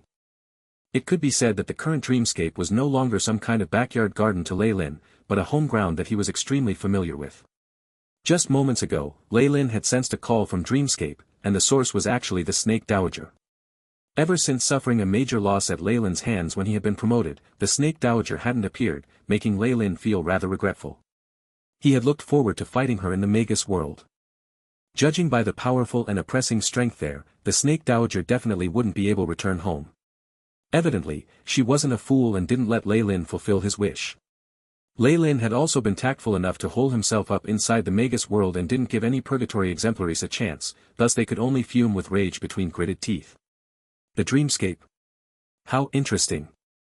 Chapter 783, Negotiation. Negotiation. In the infinite astral plane, the Magus world and the world of gods were like the two ends of an hourglass. They were both extremely formidable, yet there were numerous smaller worlds in between them. Among these worlds were large-scale worlds such as the Purgatory world, Icy world, and the Shadow world. Although they couldn't be compared to the Big Two, these worlds were still plentiful in origin force. Dreamscape, however, was even more marvelous. It didn't have a fixed form yet it spanned across many worlds, as though it was everywhere at once. At its peak, Dreamforce was comparable to the energy of the Magus world. However, this strange yet terrifying world was now at its lowest point because of how weak Dreamforce was right now. This characteristic of Dreamscape was evidently exploited by numerous beings. They used it as a bridge for communication and interaction. This was especially so for the Snake Dowager, who had mastered Dreamforce. Since it's an invitation, I'll go. Lei Lin smiled and suddenly disappeared from his laboratory. He was confident in Dreamforce himself, and although he couldn't defeat the Snake Dowager in his current state, he was strong enough to buy himself the time to escape Dreamscape. With such a premise, it was naturally impossible for the Snake Dowager having come to attack him. She likely wanted to make peace. After all, no matter how unwilling the Snake Dowager was, Lei Lin had already broken free of his bloodline shackles and had even advanced to become the primogenitor of a new bloodline. This was an undeniable fact. The Snake Dowager had the ability to live for countless years, and she had even successfully survived the final ancient war. It was impossible that she was still unable to accept this reality. A scarlet flame flickered as a huge door appeared on the plane, and Lei Lin's figure emerged from the door frame. Is this, still Dreamscape? Lei Lin raised his eyes and gazed into the distance. What he saw was all withered trees and dried-up streams and lakes. The entire world seemed to be an arid wasteland, and there wasn't even a trace of life. Although he long knew that the entirety of Dreamscape had also entered a dreary phase in the wake of the value of Dreamforce dropping, such a situation surprised Lei Lin. By the looks of it, I'm afraid that perhaps the entire Dreamscape has fallen in the hands of death. Lei Lin frowned slightly. He recalled the time when he was still at rank 5, and all the aboriginals he had come across in Dreamscape. I wonder what happened to little Jillian and their community. I'm afraid that things probably didn't end well for them. The Dreamscape aboriginals that Lei Lin had met previously were from the most lowly community in Dreamscape. Even though he had imparted his teachings to them previously, it probably only gave them a little more power to defend themselves. In the face of the master that was natural disaster, this tiny bit of power was like an ant, the difference being that it was just slightly bigger. The deterioration of Dreamforce was something that even those lords that could cause calamities had to defend against. Judging by Jillian's community's capabilities, it was likely that they were unable to survive. However, seeing how Dreamscape can be so strange and beyond belief, it's not that Jillian's community didn't have any hope of surviving at all, just that such a possibility is so small that it's practically negligible enough to be disregarded. Lei Lin shook his head and didn't think further. The degradation of the world exemplifies the fundamental truth of the astral plane. Even if I am a being of laws, I cannot escape from my final destiny, which is to perish. Forefather of Targaryen. What do you think? The surrounding land turned into nothingness, and the entire wasteland seemed to have transformed into a boundless sky in an instant. A ball of snakes appeared like a star, and the heads of numerous giant snakes hissed angrily, revealing the Snake Dowager's charming face. It's precisely why it's able to excite me and vow to pursue eternity and to transcend worldliness, and I will abide by this even till death. Oh Snake Dowager, if you're of this level, you don't have to put up an act in front of me. Lei Lin laughed gently and took a step forward with his boot. Asterisk snap.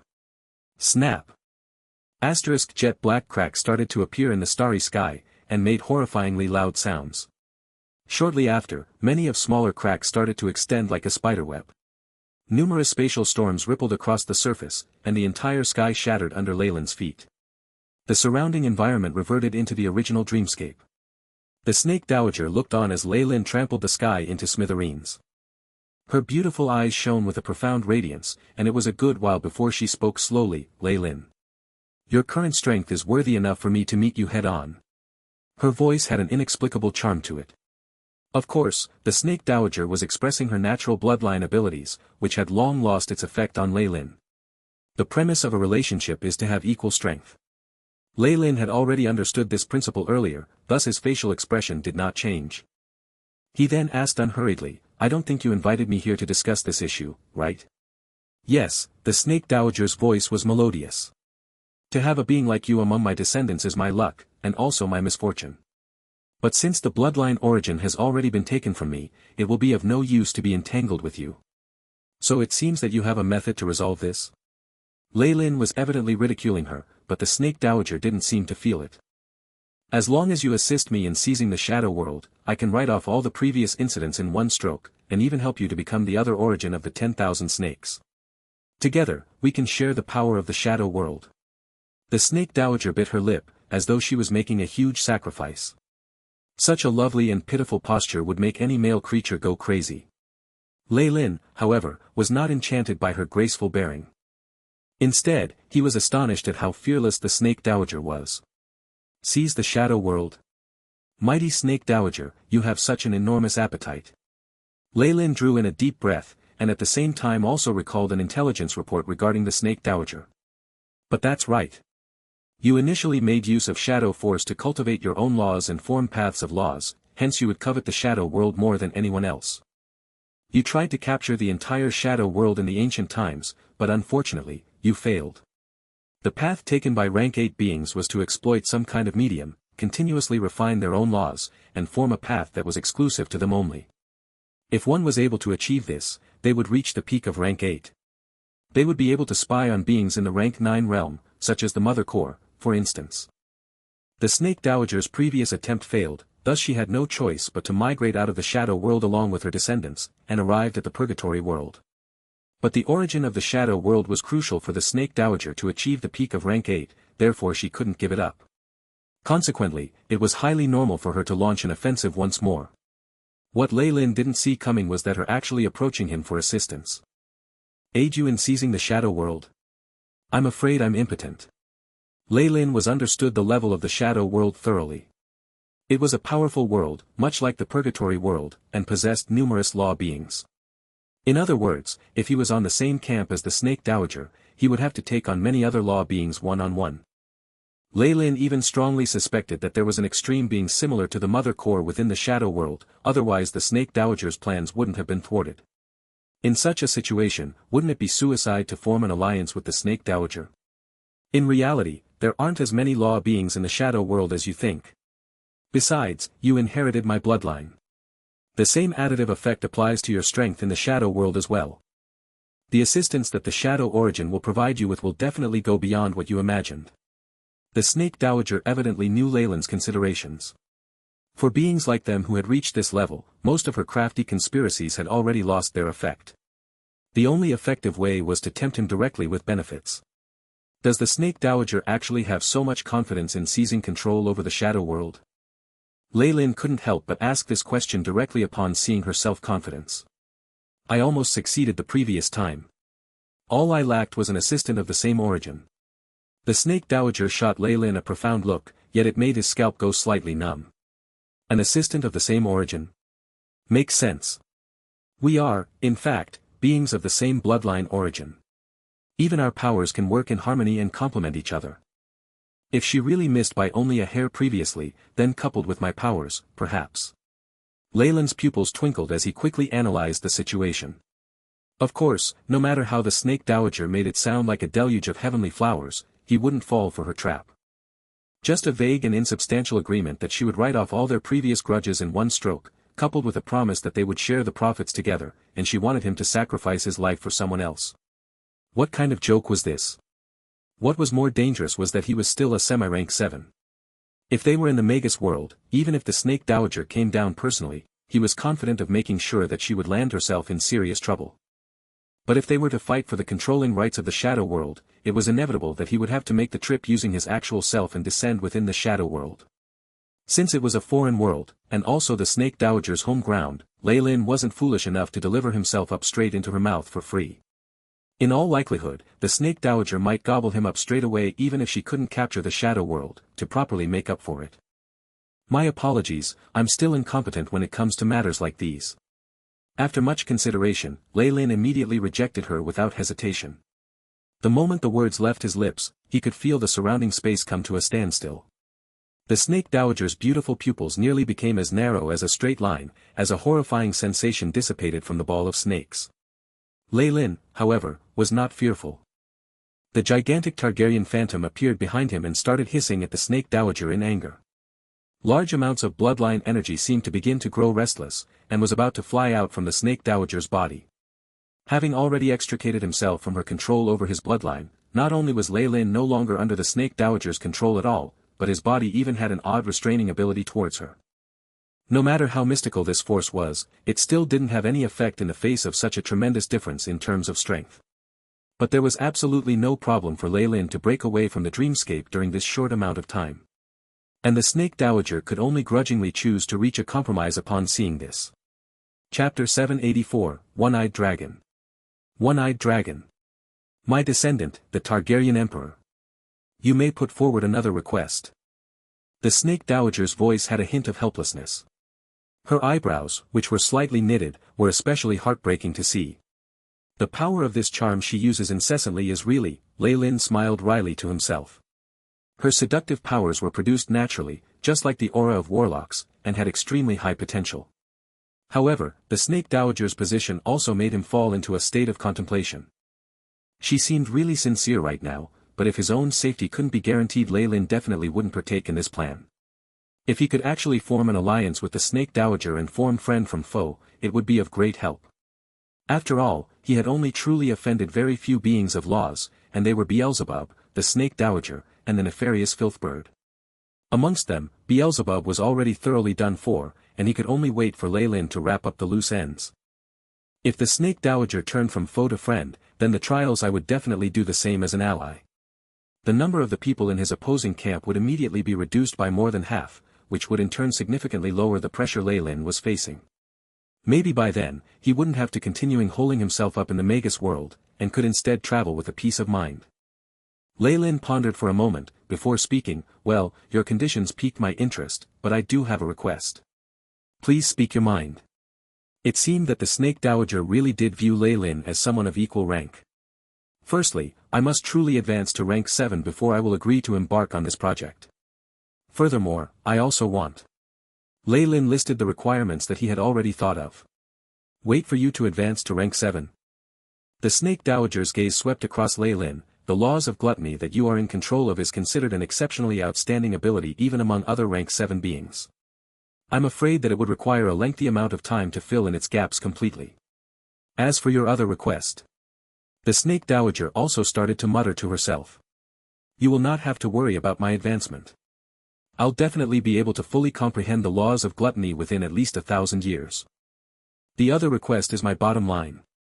If you are unable to agree to it, then I can only express my regret. Lei Lin wasn't willing to give in by even an inch. Will do.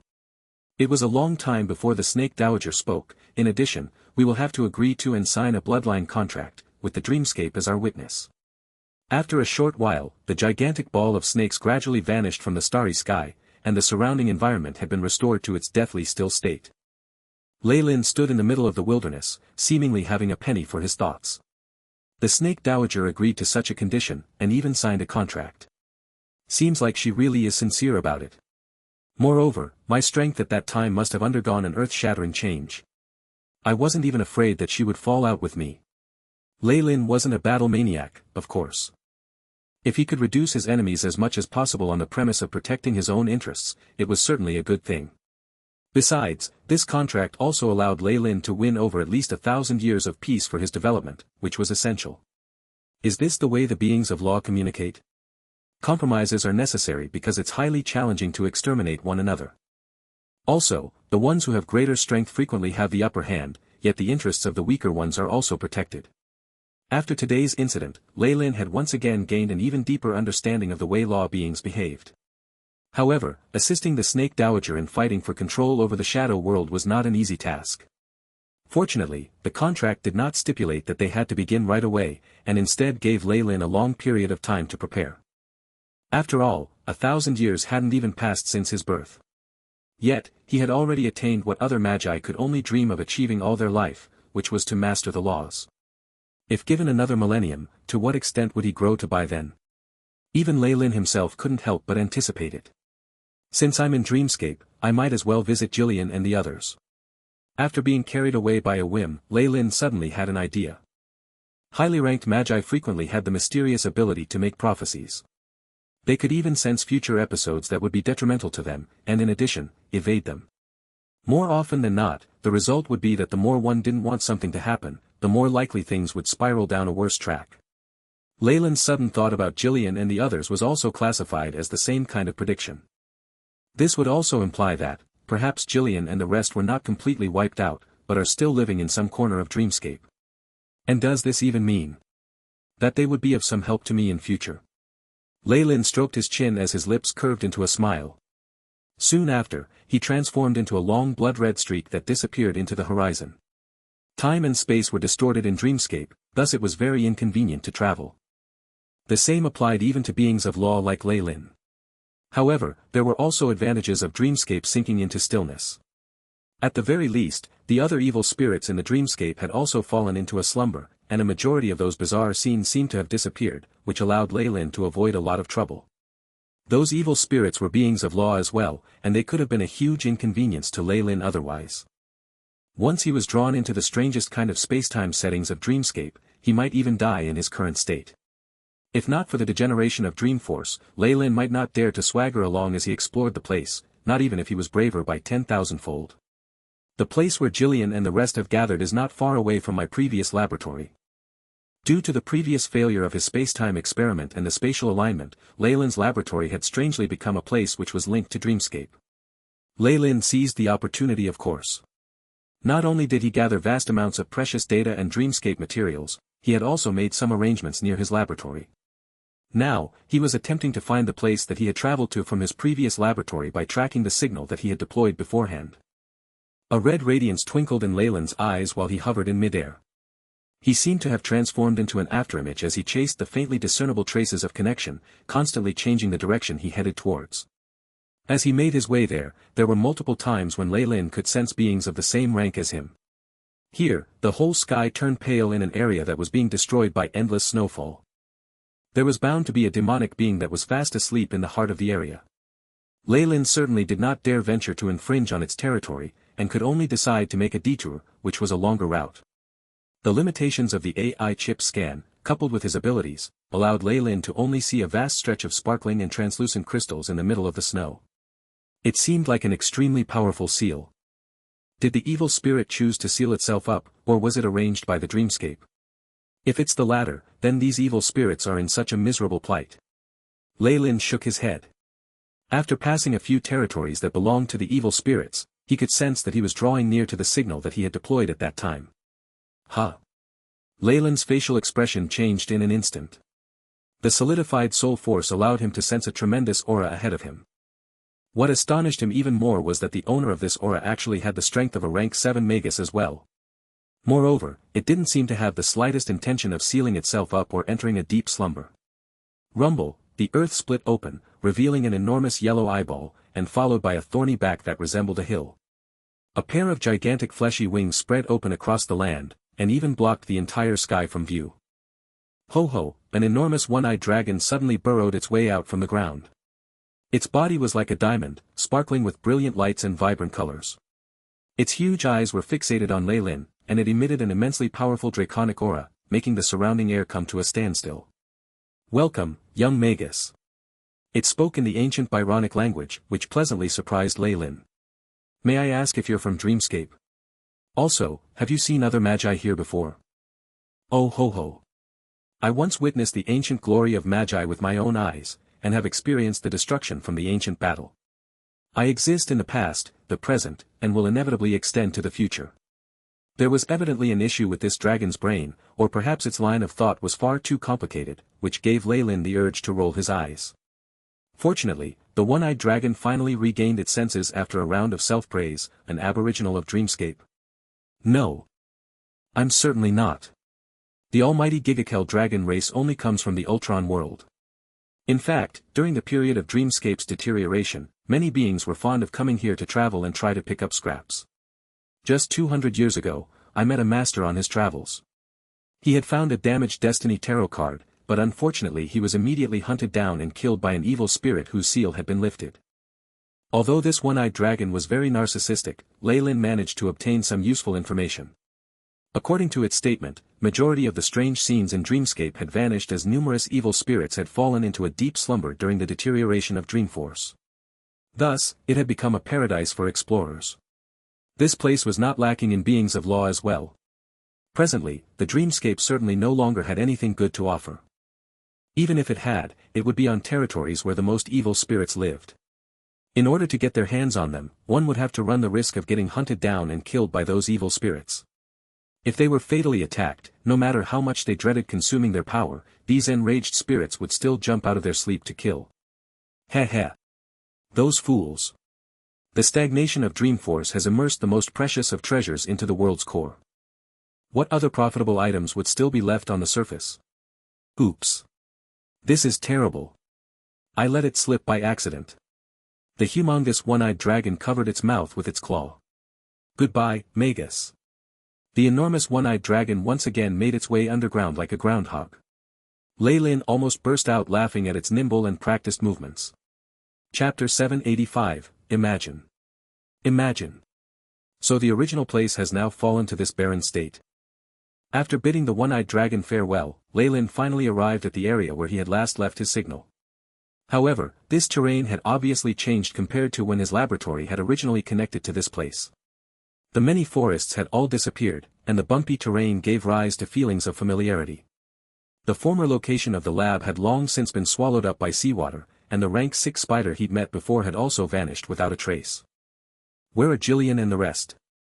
Based on the map saved by the AI chip in his memories, Lei Lin found no difficulty in finding the place they had gathered in, though it was now completely empty. The pots and metal on the ground looked completely corroded. To this extent, Lei Lin picked up an iron sword. This was something he had gifted them, made from the best steel and forging techniques of the central continent. Now, however, it was turning to powder in his hands, corroding inch by inch before disappearing entirely. It's only been 3 centuries, but from the items it seems like they've gone through thousands or even tens of thousands of years. Is this a change from Dreamforce when it was still very active? Lei Lin stroked his chin, arriving at where Jillian and her father had resided. Or rather, this was only the remains of what had been. The old house had long since withered away, and there were only slight traces left on the ground. The settling of time should show the truth before me. Lei Lin's eyes looked profound as he said words that were like an incantation. As beings of law, Magi had already surpassed things like incantations and spell formations. They touched on the most fundamental powers of magic, and had the power of the magic take effect as words were spoken. Asterisk rustle. Asterisk. The soil separated and the rocks caved in, revealing a few broken bones, and even some corroded household utensils. Seems like after I left, Jillian lived for a long time. As time was turned back, Lei Lin gained a deep understanding of what had happened in this area. Bzzzt, at this moment, the ground had caved into to the limit, and a black bundle of light with some tattered cloths within appeared. Atop the tattered cloth were a few badly damaged markings that could not be recognizable. This, isn't it the notebook I gave to Jillian? Lei Lin's eyes shone. From the AI chip's analysis of the image, these items that were like cloth were actually multiple pieces of paper stuck together, a strange situation, a result of being pushed down with tremendous force. Reveal. Lei Lin reached out and touched them. Soon enough, lines of tiny words were projected, emitting multicolored luster in the air. The AI chip quickly accepted this information and arranged this information based on the time they had been made. It is a good day. Father and the rest made use of the method Uncle left behind and trained many outstanding clansmen. We accepted other tribes, and our community is constantly expanding. It's just that Uncle has yet to return, and Jillian is very worried.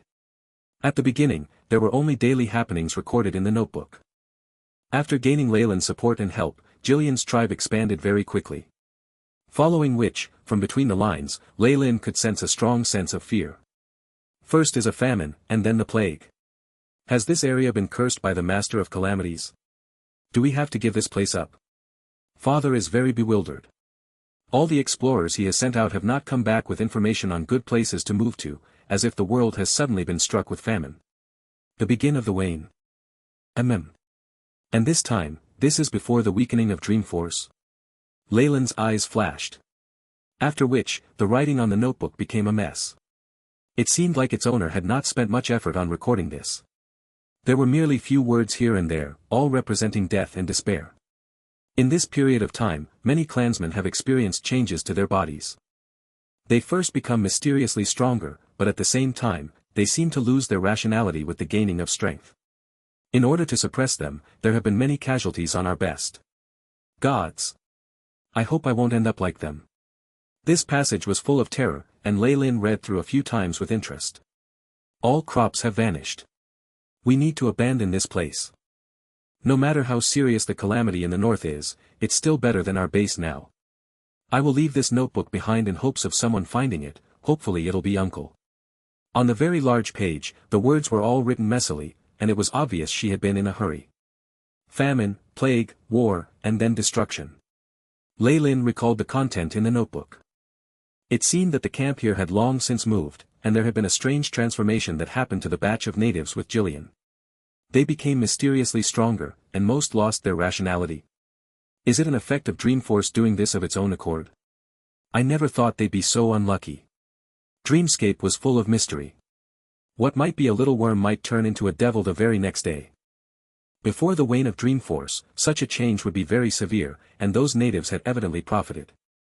If not, in such a cruel environment, they might not even live to be able to move away.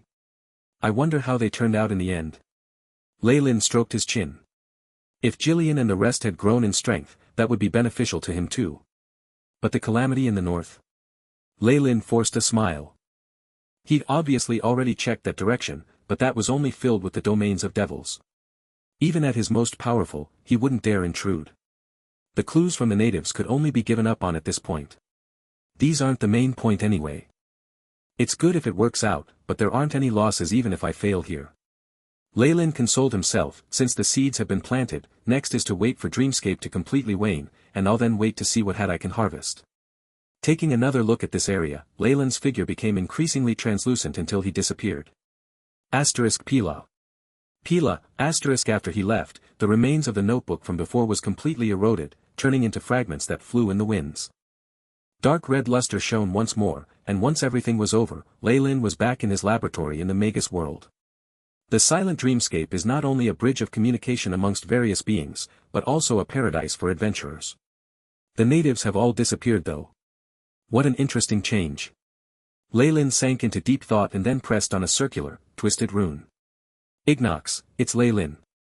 How's it going with the thing I previously asked you about? Distorted rings of light emitted silver luster in the air. Minutes later, Lei Lin heard the unique voice that belonged to Ignox transmitted from it. Crackle, my apologies, the signal isn't all that good here. As for the method you mentioned about wanting to increase the ability to control your true soul clone, I've already found it in the library. Shall we go through with the trade now? Of course. Lei Lin exclaimed, surprised. He then saw a shriveled palm grab a black, dried-up apple and extending from the distorted circle. This method of spatial transmission is slightly terrifying. Restraining himself from rolling his eyes, Lei Lin took the apple from the hand with a layer of fur on it. Beep. Discovered Soul Force Data Interface. Permit transmission. The moment he had the dried-up apple in his hands, Lei Lin immediately noticed something had changed. At this moment, the sound from the AI chip's prompt was heard. Yes. With Lei Lin's order, a string of information flashed into his eyes. This was the method to resolve the problems that came with controlling true soul clones. While he had yet to test it out, Lei Lin could generally ascertain the authenticity of the information. Good. That's exactly what I needed. The item I agreed to give you before will be sent to you soon. Lei Lin nodded in his satisfaction. It's great that it's useful to you. Honestly speaking though, I don't recommend you go through with this. It's too dangerous. From the other side came Ignox's kind warning. After thanking him for his kind intentions, Lei Lin closed off the communications. If this were just a simple exploration of worlds, I wouldn't want to do this, but based on the information Ignox gave, Lei Lin looked grim. Though most of the preparations were done, it was not that easy to be resolute and go through with it. Yes. His preparations were all for the world of gods. The crystal wall of this world was far too obstinate, and it was an unsolvable issue for even other existences of laws. Lei Lin had the Manderhawk plate and Beelzebub's memories, so he could somewhat get through, but the consumption was so huge that even with his body of laws, it was difficult to endure. What Lei Lin could not accept was that the soul force from foreign beings were very conspicuous, and would be discovered no matter where one went. Hence, it was impossible to force his way in. If he could not force his way in, then he had to do something from the inside. Lei Lin's plan was to place a portion of his true soul in the world of gods and become a half-independent clone that would grow in strength independently, without taking in any power from the main body. Once the clone grew to become a god, it would have enough power to coordinate with Lei Lin outside and open up the crystal wall of the world of gods. Chapter 786, Arrangement. Arrangement. In order for Lei Lin's plan to succeed, a clone was of utmost importance. Because he could not use his soul seed, it was necessary that he separated a part of his true soul and give it enough authority to act independently. Lei Lin had already obtained the technique to split his true soul from Melinda, and the method to control it had just been given by Ignox. Next is to fuse these two techniques and find out ways to reincarnate in another world. With the Manderhawk plate's ability, my clone will then secretly enter the world of gods. Since it will be an entirely independent body, my true soul clone will also be considered a native of the world of gods and won't be monitored too closely, so I can quietly grow in strength. Even if I fail, I'll only lose a clone. If I luck out, I won't even need to take over the world of gods. As long as I fuse with that clone once more and absorb all the origin force of the world of gods from it, I'll gain immense benefits. Obviously, if I do succeed, then the whole world of gods shall be mine. Lei Lin's eyes burnt with fervor. Since he had his goal set now, he could begin the rest of the preparations. While a deep sleep lasted hundreds of years for some existences of laws, Lei Lin had a pile of things to take care of. On top of that, he had plans for his family and descendants. It did not take him too much time or effort to deal with these common things, but the sense of satisfaction they gave him made it all worth it. The entrance of the laboratory that had been silent for a long time revealed a dark path. The brass lampstand emitted a hazy luster, and the undying flames above it continued to emit bright, blazing flames and heat. With a lifespan of over 100,000 years, it feels like 100 years passed in the blink of an eye. Lei Lin looked grim as he walked out through the secret pathway and arriving at the outer world. On an afternoon in a castle, the warming rays of the winter sun shone down, creating a cozy feeling. There was even some snow on the peaks of a few hills surrounding the castle, while also having some life around. The place Lei Lin had exited from was the core area where security was at its strictest in the castle. In the castle, many high-ranked warlocks supervised and patrolled. The castle had an atmosphere of splendor and grandeur.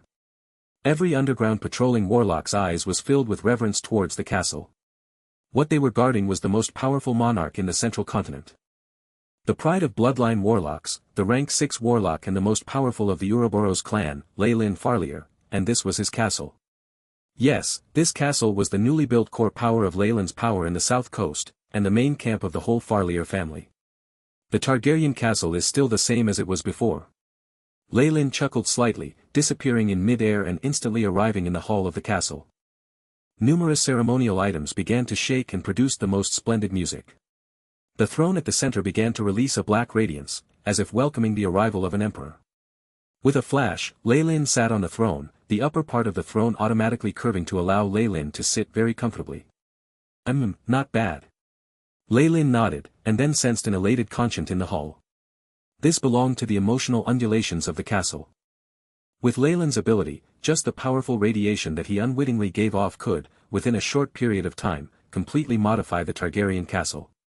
When he had first built it, Lei Lin had also intentionally vitalized the materials of the castle due to his radiation and modifications. The whole Targaryen castle had long since become a real ancient Magus castle that did not lose out to the famed ancient Magi castles in the central continent. It had even created a conscience of its own, serving under Lei Lin. The whole castle also had all sorts of mysterious abilities and powerful defenses. Without my approval, perhaps rank 5 or 6 Magi might find it difficult to just move around in here. Lei Lin was rather confident of this fact. Notify everyone that I'm here. Lei Lin patted the armrest of his seat. Asterisk clang. Clang. Asterisk at the heart of the Targaryen castle, atop a large black bell tower, a cumbersome brass carillon began to move even without wind, producing dull sounds that somehow seemed to penetrate through everything. The heavy carillon resounded in the whole castle, causing many warlocks to watch with their mouths wide open in shock. 9 times in a row. This signal. A newly advanced warlock looked stunned, as if he had seen something unthinkable. You're really lucky, kid, that you managed to witness the moment Lord Bloodline Monarch leaving his research. Beside him, his team leader had given him a ruthless shove to his chest, with some desolateness in his voice. It's a pity that the central meeting hall is not a place we can go to. Only the enforcers, housekeepers and family of the Bloodline Monarch have the authority to enter. Enforcers? I'll reach that point someday. When that happens, I'll... The young warlock eyes seemed to be ablaze. Do your job well. The team leader patted his head and then laughed encouragingly. Clang, clang, clang, clang, clang, clang. After the clanging of the bell, bundles of jade-green flames burnt within the discussion hall. Every once in a while, figures could be seen coming out from the flames, bowing to Lei Lin respectfully and then standing by their assigned seat, eyes full of fervor. Amongst them were obviously people who had yet to have the ability to shift locations easily. However, since this was the Targaryen castle, this sort of teleportation was not an issue with Lei Lin personally allowing this, as well as help from the castle itself. Father. An even larger bundle of green flames burst into a blaze, revealing two warlocks' figures. The leading one was obviously Sire from before. He looked somewhat similar to Lei Lin, his long black hair and eyes full of a mysterious charm. The unique aura of warlocks hovered about him, giving him a deadly attractiveness. Standing beside Sire was Freya, dressed like an upper-class woman. Now, however, her eyes concealed some sort of grudge and bitterness. Freya, come. Lei Lin waved them over and got Freya to sit beside him, accepting the greetings from everyone else. He was actually aware of her unhappiness towards him. It was a pity that what Freya truly wanted was something Lei Lin could not give her. For Lei Lin, he could spend a bit more time to arrange things for the people or matters he knew well, but he could not keep staying by their sides. His gaze was always on the distance, attracted by the glamour of eternity. Before he reached his goal, Lei Lin would not halt his footsteps. However, Freya evidently loved him. She did not mind if Lei Lin played around outside indulging in sensual pleasures, but she was very dissatisfied with Lei Lin doing an experiment for a whole century. While she hid this sentiment, Lei Lin still realized it. It was a pity that it was impossible for Lei Lin to yield to her in this matter. He could only make it up to her with other methods. Perhaps, after truly gaining eternal life and freedom, would he then have the time to accompany her without restrictions. Now, under the steps were a large number of high-ranked warlocks aside from Sire. They were all Lei Lin's housekeepers and enforcers in the castle, and their eyes were filled with fervent zealousness. It was as if Lei Lin was a god in their eyes. After the burdensome etiquette was done with, Lei Lin asked a few questions, mostly regarding the latest news of the Ouroboros clan. After getting his answers, Lei Lin was now up to date with the development of the organization under him. The Ouroboros clan had long since gone through a complete transformation. With the limitless benefits from the underground trade, they not only had control of the South Control but was also spreading towards their surrounding organizations. Even the branch in the central continent was working out well, its reputation there flourishing even more than it had been. The Farlier family made rapid progress. Sire and Daniel, the two second-generation descendants had already grown, and there were even a surge of talents from the third and fourth-generation descendants. Of course, many of them were fervently being sought out by many bloodline nobility, and it was obvious they would find many troubles with this in the future. Sire, you did very well with the underground trade. Lei Lin apathetically praised Sire as he watched the other warlocks below. The reason I came out was to notify everyone that I intend to go through with experiments at an even deeper level. The next time we meet might be hundreds or even over 1,000 years later. In the time I'm not here, I will hand everything regarding the Ouroboros clan and Farlier family over to my wife and beloved son, Freya, and Sire. The other high-ranked warlocks had long since gotten used to this sort of commands. After all, Lei Lin had done the same thing in the past and pushed the responsibility to others. This was just making things official. Meanwhile, Lei Lin's nonchalant attitude towards the hundreds of years that might pass gave rise to the envy of these warlocks. Experiments that would last for over 1,000 years. For warlocks like them, not getting past the hurdle of Morning Star meant they might not even live through one round of Lei Lin's experiments. Chapter 787, True Soul Splitting. True Soul Splitting. Father, you, after hearing Lei Lin's of intentions, Sire couldn't hold himself back even if the warlock sitting below had no objections. At the same time, although her expression hadn't really changed, Freya was already tightly clasping her dress. Lei Lin noticed all of these minute movements. Of course, before the experiment, I'll definitely make time to stay with you. Lei Lin glanced at Freya and consoled her. Meanwhile, his eyes scanned across those below him. Everyone, please allow me some time to be with my family. Since Lei Lin had spoken, the high-ranked warlocks naturally did not say more and bid farewell, leaving the space to the family of three with the highest authority.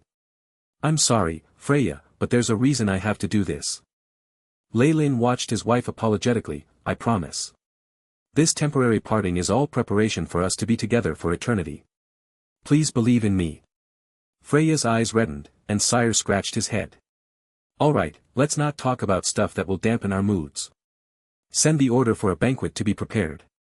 I'll spend good time with you for now. Lei Lin watched Sire tenderly and smiled.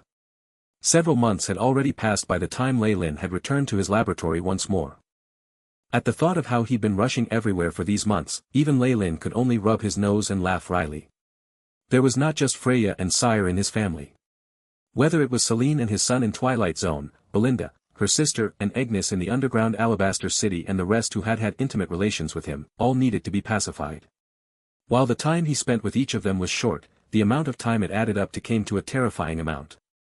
Of course, with Leyland's personality, he only spent more effort appeasing Freya and a few others. The rest of the women were consoled with just some transmissions. After all, Leyland clearly knew which women held more importance to him.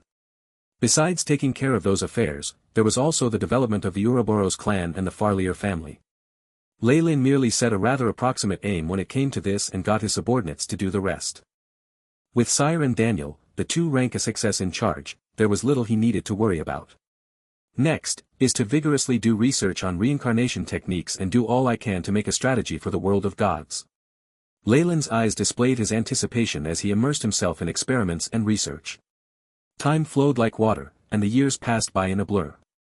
Things of the world outside his word seemed to lose all importance to Leyland, who'd sunk into experiments and getting proof.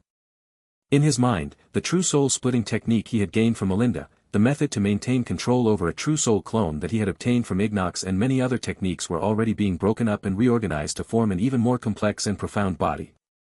The mysteries of the true soul began to unveil itself before Leyland, allowing Leyland to touch on the truth of the world on a deeper level. Universe and true soul, macroscopic and microscopic, matter and conscient. At the very heart of it, everything mysteriously has its similarities. Is this the secret of the universe? Leyland looked intoxicated. In front of him, dazzling starlight fused into one body, yet its form seemed to be constantly changing. From the outside, it seemed to be an irregular spheroid formed of starlight. There were scenes of the explosion of the universe and shrinking of the black hole, which then gradually formed into a human figure. Beep. Completion of Rank 7 spell, Alternative World Reincarnation. Referenced material, Soul-Splitting Technique, How to Control Your Soul, Enoja, Exploring the Mysteries of the World, True Soul Concealment, Basics for Devils. The AI chip's prompt sounded, followed by an even more detailed introduction to the spell. Alternate World Reincarnation. Rank 7 spell. Ability to split the true soul of the main body and project the body to another world to be reincarnated. The main body will have absolute control over the true soul clone and synchronize completely with the world origin force's frequency, getting treatment as a native would. In the Magus world's history, there were few rank 7 spells, and much less spell models to record them. This was because the existences of laws, after reaching rank 7, could make use magic at its source and bypass the process of using the spell model. Besides, spells at rank 7 and above usually needed the corresponding power of laws as the basis, and had no properties that allowed it to be used widespread. The spell formation that Leyland had specially developed was much different from the original soul-splitting technique. It can be said that this alternate world reincarnation is actually a new method of traversing to another world. If used on an ordinary person, it would still have the same effect. Leyland's lips quirked up into a smile. His rank 7 spell not only made use of the intelligence of Melinda and Ignox, but also included what he felt was important. Amongst this was the AI chip simulation analytical skills as well as the transformation by the world origin will. In his reincarnation spell, the true soul had to go through a transformation by the world origin force. Hence, the clone that successfully descended into the world of gods would be no different from a native, and even gods would not notice. Only with these would his clone have enough space and time to develop. Of course, because the clone had abandoned all its original abilities and lacked any power from the main body, the clone would start off in the weakest state. However, with Leyland's true soul memories, the clone would definitely grow quickly and then begin to spy on the domains of the gods. It was only after reaching the realm of the gods and synchronizing with the world origin force that the clone would possibly coordinate with the main body, in order to break through the barrier of the crystal wall. The theoretical and practical experiments for these have been completed. What's next is to put everything into practice. Leyland looked very grim. Neither the splitting of his true soul and reincarnating it in the world of gods were simple tasks. Even with Leyland's semi-rank 7 body of laws, he had to treat this very seriously. So I've finally reached this point. Leyland's eyes were filled with emotion. All his memories flashed before his eyes, from starting off as an ordinary little noble that developed into a being filled with fear in the Magus world, to his memories of glory and splendor afterwards. Leyland's mind lingered with the mysteries and vastness of magic, the glory and mystery of the world of gods, as well as the limitless strength system and the supreme truth. Now, he was completely giving up the path the ancient magi had walked, entering the world of gods in order to search for the origin or to meet his end. The slight wavering in his emotions was suppressed by him in the blink of an eye. Soon, his eyes went back to a state that was impervious to desires and passions. Leyland arrived in the astral laboratory. Here, an astral gate exactly the same as before had been rebuilt. The large stone gates and the strange, simple pattern seemed to be narrating some ancient and great history. Manhwa plate. Leyland's right hand flickered with light, and a round stone plate appeared. There was even a large part missing at its edge, as if something had taken a bite out of it.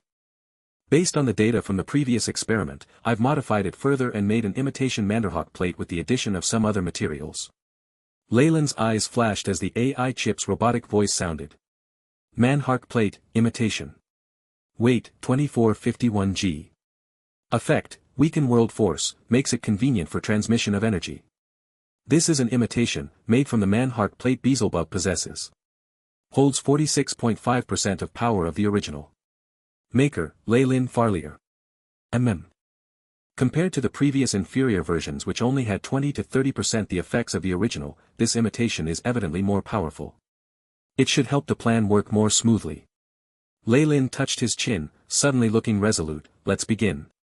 Rumble, a dazzling golden, blazing sun slowly appeared from behind him. This was a projection of Leyland's true soul, representing a peak rank 6 warlock.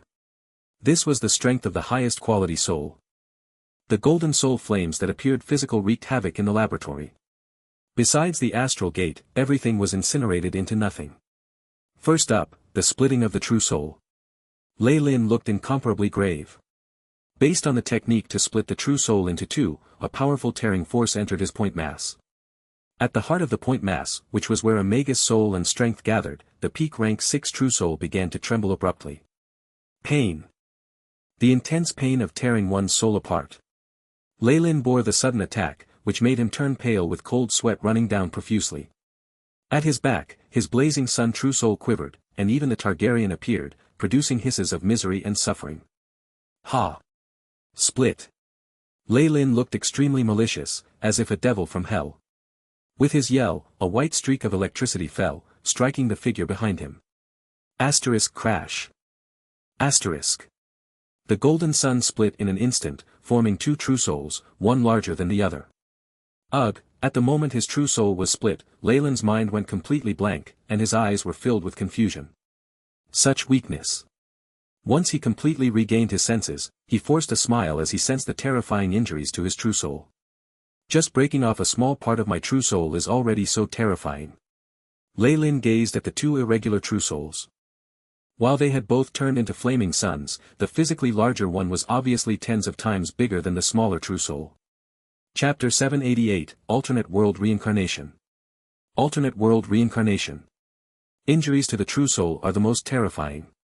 Even existences of laws will sink into a deep sleep in order to heal them. Leyland laughed wryly. This is a result of splitting a small part of my true soul. If it's anything like what Beelzebub did, it's very possible that my main body would just die. The phantom Targaryen behind Leyland's back withered and slowly disappeared. A bit of faint red light flew out from between his brows and disappeared into his hand, flashing like a firefly. This was the smaller true soul that Leyland had split. The experiment had to begin immediately, lest it dissipate from prolonged exposure to the external world. Astral gate, open. Leyland huffed in a low voice, and a procedure identical to before was executed.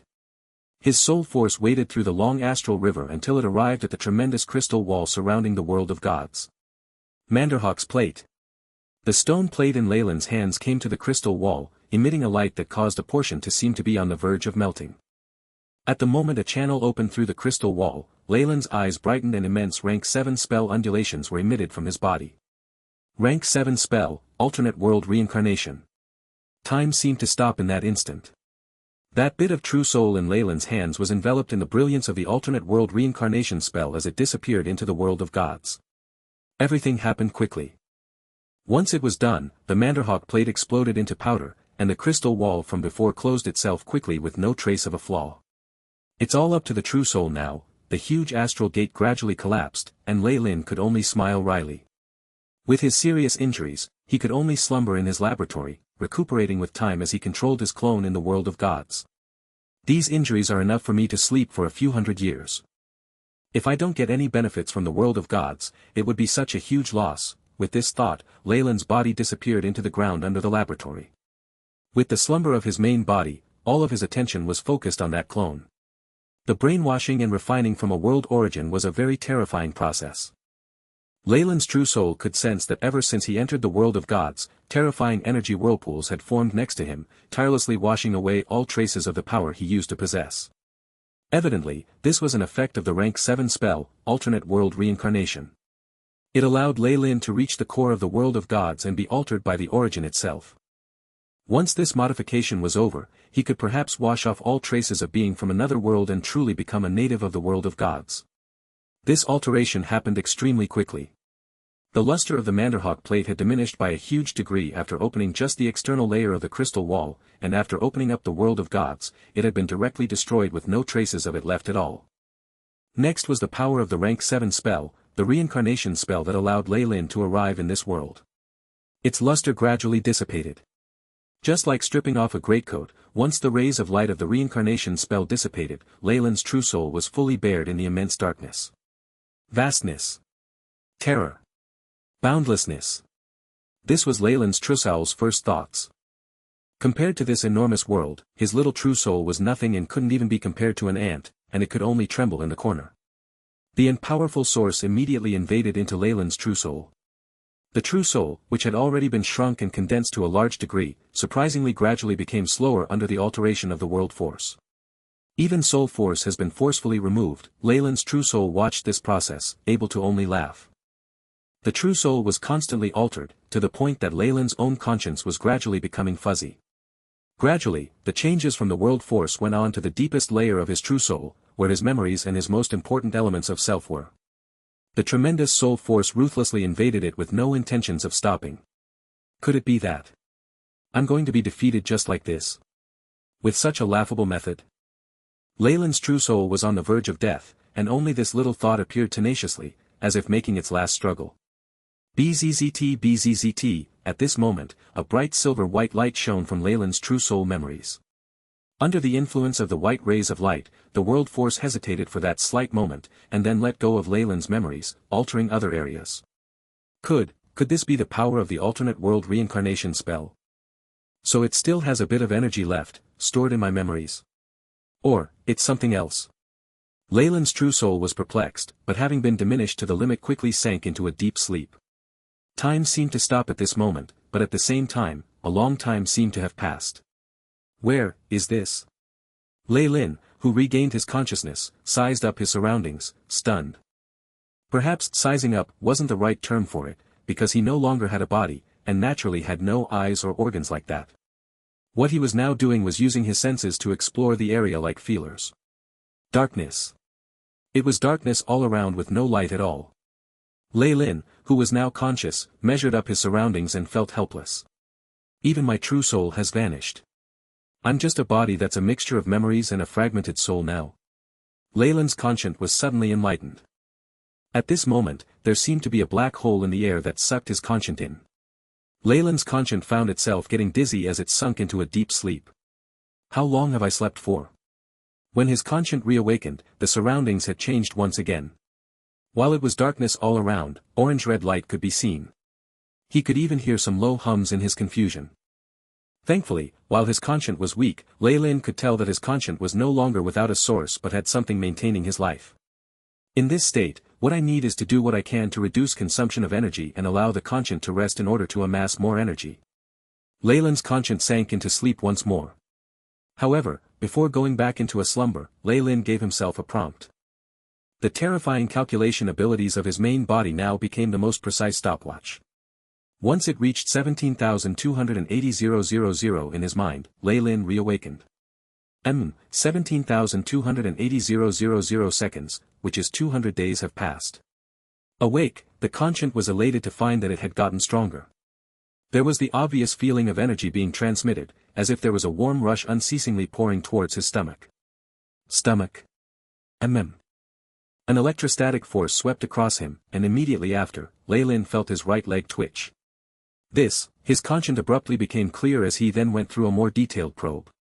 Thanks to this slumber, the area that he could explore expanded, gradually forming the image of a baby hugging his head. The veins and even bones could be seen. I have a body now. So what happened was that I've always been in a pregnant woman's stomach as an embryo. Lei abruptly understood. So it seems like the alternate world reincarnation spell formation succeeded. However, Lei soon found himself at a loss. Do I have to start off as a baby? This is simply too shameful. However, with Lei's thick skin, this embarrassment only had him turn red for a moment, before he began to consider this situation as if nothing had happened. A baby is far too weak. With my current state, my parents should be regular human natives of the world of gods. It's a pity that in this situation, I have no way to protect myself. I can only leave everything up to fate. All the previous energy he possessed had been washed off and removed from him. Even the soul energy that Magi were the most proud of had completely disappeared. Besides a bit of awareness, he was no different from other unborn children and naturally had no way to protect himself. In addition, just thinking for this moment left Lei feeling dizzy. This isn't good. A baby's brain has yet to fully mature. In this state, I should try my best to withhold my thoughts. It's better to sleep. Lei understood everything. Conscience cannot exist without a body. This was even more so in the world of gods, where laws were even more stern. Lei now had lost all his solidified soul energy. His conscient and spiritual force could only rely on this developing body of a fetus and he naturally could not overdo it. If the woman were to have a miscarriage because of this, Lei would be doomed. Lei, who understood this well, could only sink into a deep slumber while hoping this pregnant woman would be safe. Ugh, at this moment, in a port city in the world of gods. A noble young lady clutched at her swelling stomach, brows tightly furrowed. What is it, darling? A young man immediately came over to help her along, looking anxious. It's the child. He kicked me. The woman looked gentle, brimming in the radiance of motherly love. What a cheeky fellow. The young lad bent down, pressing his ear tightly to the swollen stomach, to which the lady protested coquettishly. Chapter 789, Birth. Birth. Waiting was always boring and painful, especially when one's safety was entrusted to someone else. Thankfully, this torture was about to end. Through his own senses, as well as the information he'd obtained from the outside world, Lei knew he would be born soon. He'd even felt the invasion of an extraordinary energy during the long pregnancy. It was a pure white positive energy, used to heal and increase vitality. Having experienced it several times, Lei quickly understood what it was. The blessings of a priest. Great. This blessing was very beneficial for the development of fetuses, and Lei naturally accepted it without restraint.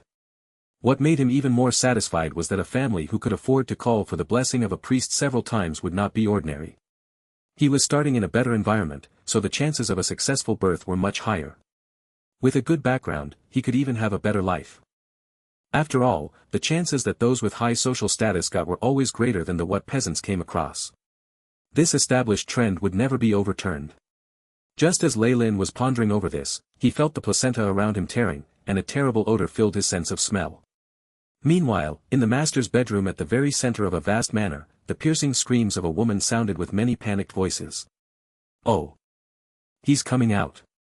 A nobleman was pacing around on a bright velvet carpet, clenching his fingers so tightly that they had turned pale with stress. Don't worry.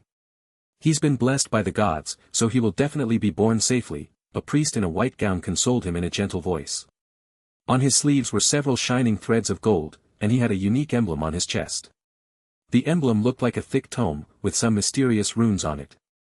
The priest was evidently the bishop of the region, loyal to the god of knowledge. His presence wasn't necessary given his status, but this was a family of devout believers of Aguma. They were also his primary supporters in the region, so he'd ended up coming for the birth of their descendant. Thank you so much, Bishop Tapri.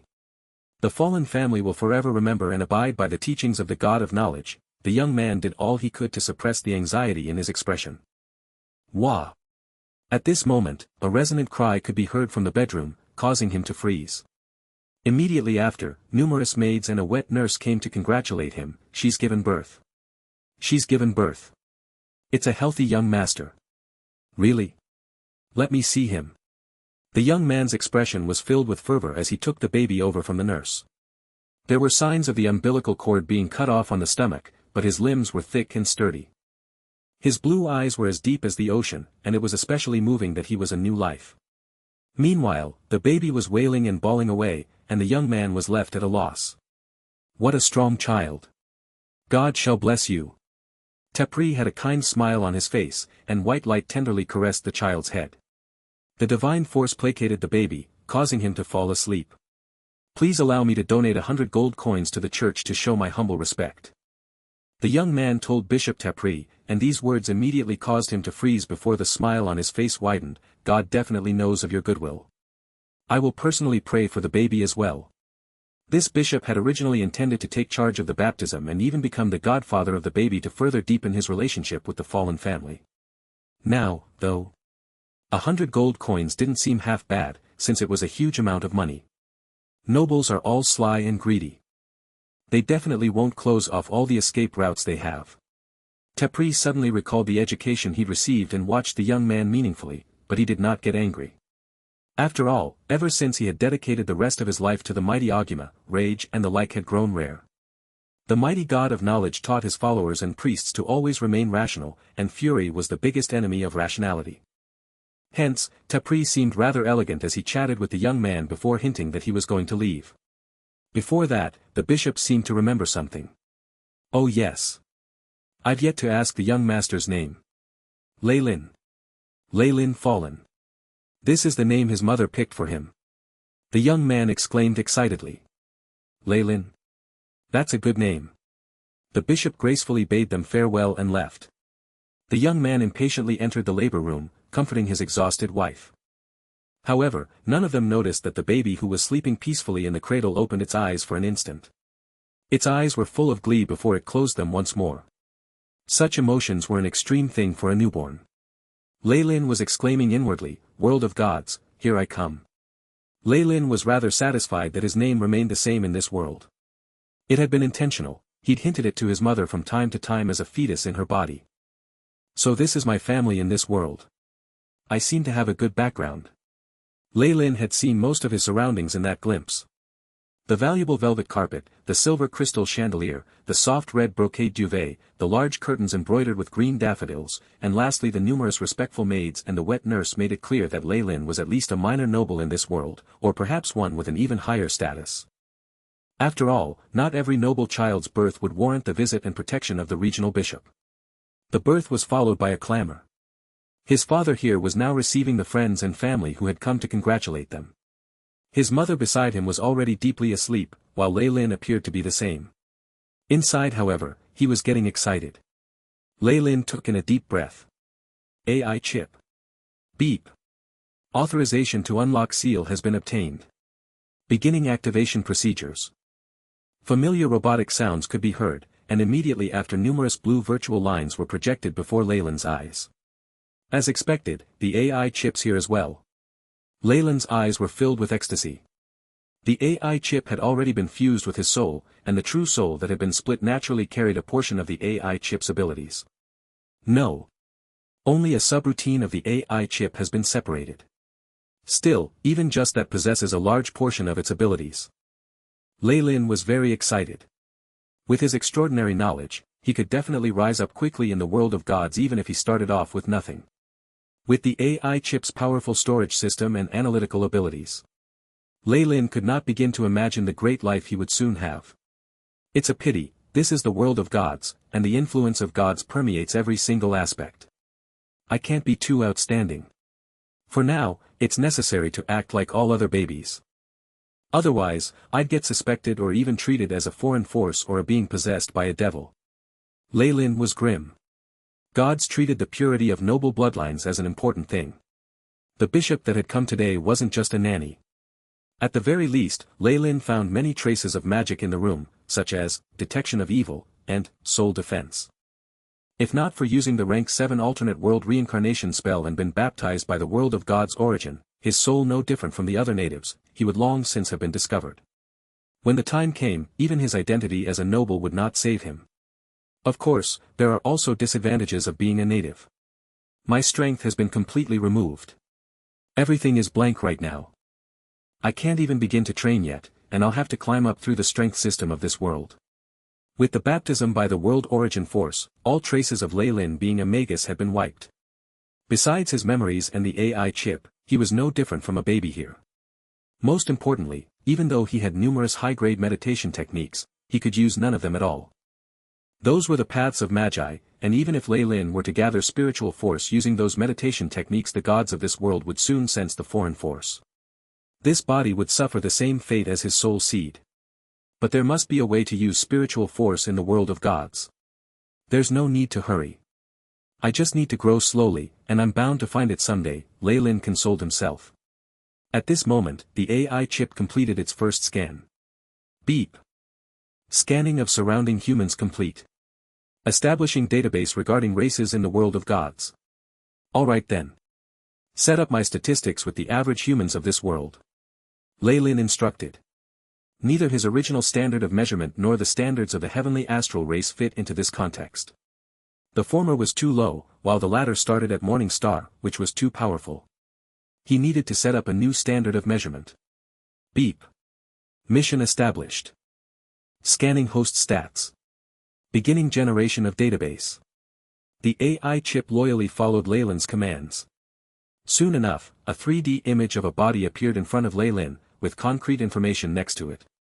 Chapter 790, The Fallen Family. The Fallen Family. Lei Lin fallen, strength, 0.2, agility, 0.1, vitality, 0.3, spiritual force, 0.7, condition, healthy. The AI chip projected Lei Lin's current data in a small blue font next to the image in the database. It was a tragic sight. Alright. Except for spiritual force, which is closer to that of an adult because of the memories I've retained, the rest are standard stats for an infant. Lei Lin was rather embarrassed. He was currently more weak than when he'd first crossed over into the Magus world. However, the standards of the adults here are different from those of the Magus world. They can't be compared. Lei Lin understood the new criteria that the AI chip had adopted. The current statistical units represented the standard of the commoners of the world of gods. As the laws were more rigid in the world of gods, there were even changes in the physical constants of the world. It was thus perfectly normal for the average stats here to be greater than in the Magus world. At this moment, the AI chip's voice sounded once more. Beep. Unknown energy source has been discovered. Radiation is determined to have a beneficial effect on the host's body. Lei Lin identified the location of the problem discovered by the AI chip, and saw a milky white brilliance within his lower abdomen which was continuously spreading outwards. This is, the divine force of the bishop from earlier. Lei Lin was very certain about this. What effect does this radiation have? The AI chip quickly gave an answer. Radiation appears to be in a state of weak radioactive decay. Estimated to completely dissipate in 279 hours, and at the same time increase the host body's strength by 0.1, agility by 0.1 and vitality by 0.2. Is this the blessing of a god? Lei Lin laughed sarcastically, a privilege that only the strong get. Of course, Lei Lin recognized that this was indeed a privilege. With these blessings, his growth would definitely surpass his peers. He would also possess greater strength and a more well-built physique when he grew older.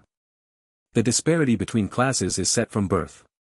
The difference in the starting lines mean that the children born of the commoners are destined to be unable to match up to the children born of nobility, favored by the gods.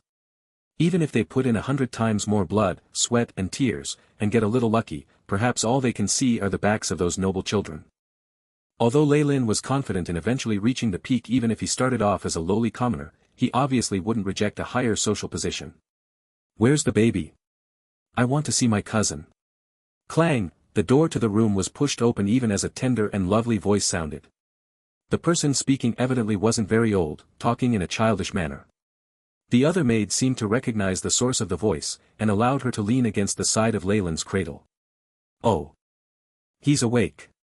The little girl cried out in surprise. Is this a relative? Lei Lin opened his eyes unhappily, and sized up this reckless person who interrupted his train of thought. The girl had azure pupils like him. Strands of her silky gold hair caressed her fair and delicate forehead, lending a delicate charm to it. Her beautiful small nose was raised up slightly, and below it was a little mouth which revealed her cute canines as she smiled. There were also 2 tiny dimples, one on each side of her cheeks. "Isabel, you're disturbing him." The voices of the other adults could be heard at this moment, accompanied by footsteps. The little girl was pulled to the side, and the occasional discontented voice sounded out from her. "Isabel, eh? What an energetic little brat." He sensed great trouble from those inquisitive eyes. She clearly had great interest in him. He predicted that this elder cousin wouldn't let him have peace. What drove Lei Lin a little mad that he had absolutely no power whatsoever to resist her right now. "Dear God, please send that Isabel back home right away. It's best if it's on the other end of the continent," he started to pray piously. Such a pity, the world didn't seem to hear his prayers. Soon after, his elder cousin Isabel decided to stay in his family's manor. Apparently, this young lady would be staying with the fallen family for a long period of time. Leyland's next few days were extremely tough. He could still tolerate her squishing his cheeks or smothering his face with cream, but the most serious of all was that this female cousin actually tried to imitate the adults by changing his diapers. Oh goodness! It was already shameful enough to be fiddled with like a baby after reincarnation, and now his elder cousin who was still a young girl wanted to change his diapers. Dear God! Lei Lin really had an urge to kill himself right there and then. If only the gods knew of their plight in the future, they would definitely show their strong support and approve of this decision. Unfortunately, there was no such thing as "if only" in this world. With Leyland's bottom line and character, these were just trivial matters. After simply blushing in embarrassment a few times, he no longer had as many mood swings. He even quickly discovered the ultimate trick to deal with Isabel. It was crying, loud, relentless crying. In any case, he was a young baby, and it couldn't be more normal to wail when he was bullied. Once he did, either his mother or some servant or maid would come to his rescue. They even firmly reprimanded the girl at times, which made him feel inexplicably carefree. After a few such incidents, Isabel didn't dare to do anything unusual that would make Lei Lin unhappy. She even seemed to be a little afraid of him, which pleased him greatly. It also had to be said that, in certain aspects, Lei Lin's strong character made one's hair stand on end. These awkward incidents of life were just trifling matters. Thanks to his identity as a baby, many adults didn't intentionally stay away from him when they discussed matters. Who could guess that a child just a few months old would have the ability to remember anything? Lei Lin thus managed to gather a lot of intel. With the AI chip's valiant ability of gathering information and the things the subordinates and servants unintentionally revealed as they chatted, his understanding of the family quickly surpassed that of most others. He even learned many secrets of theirs.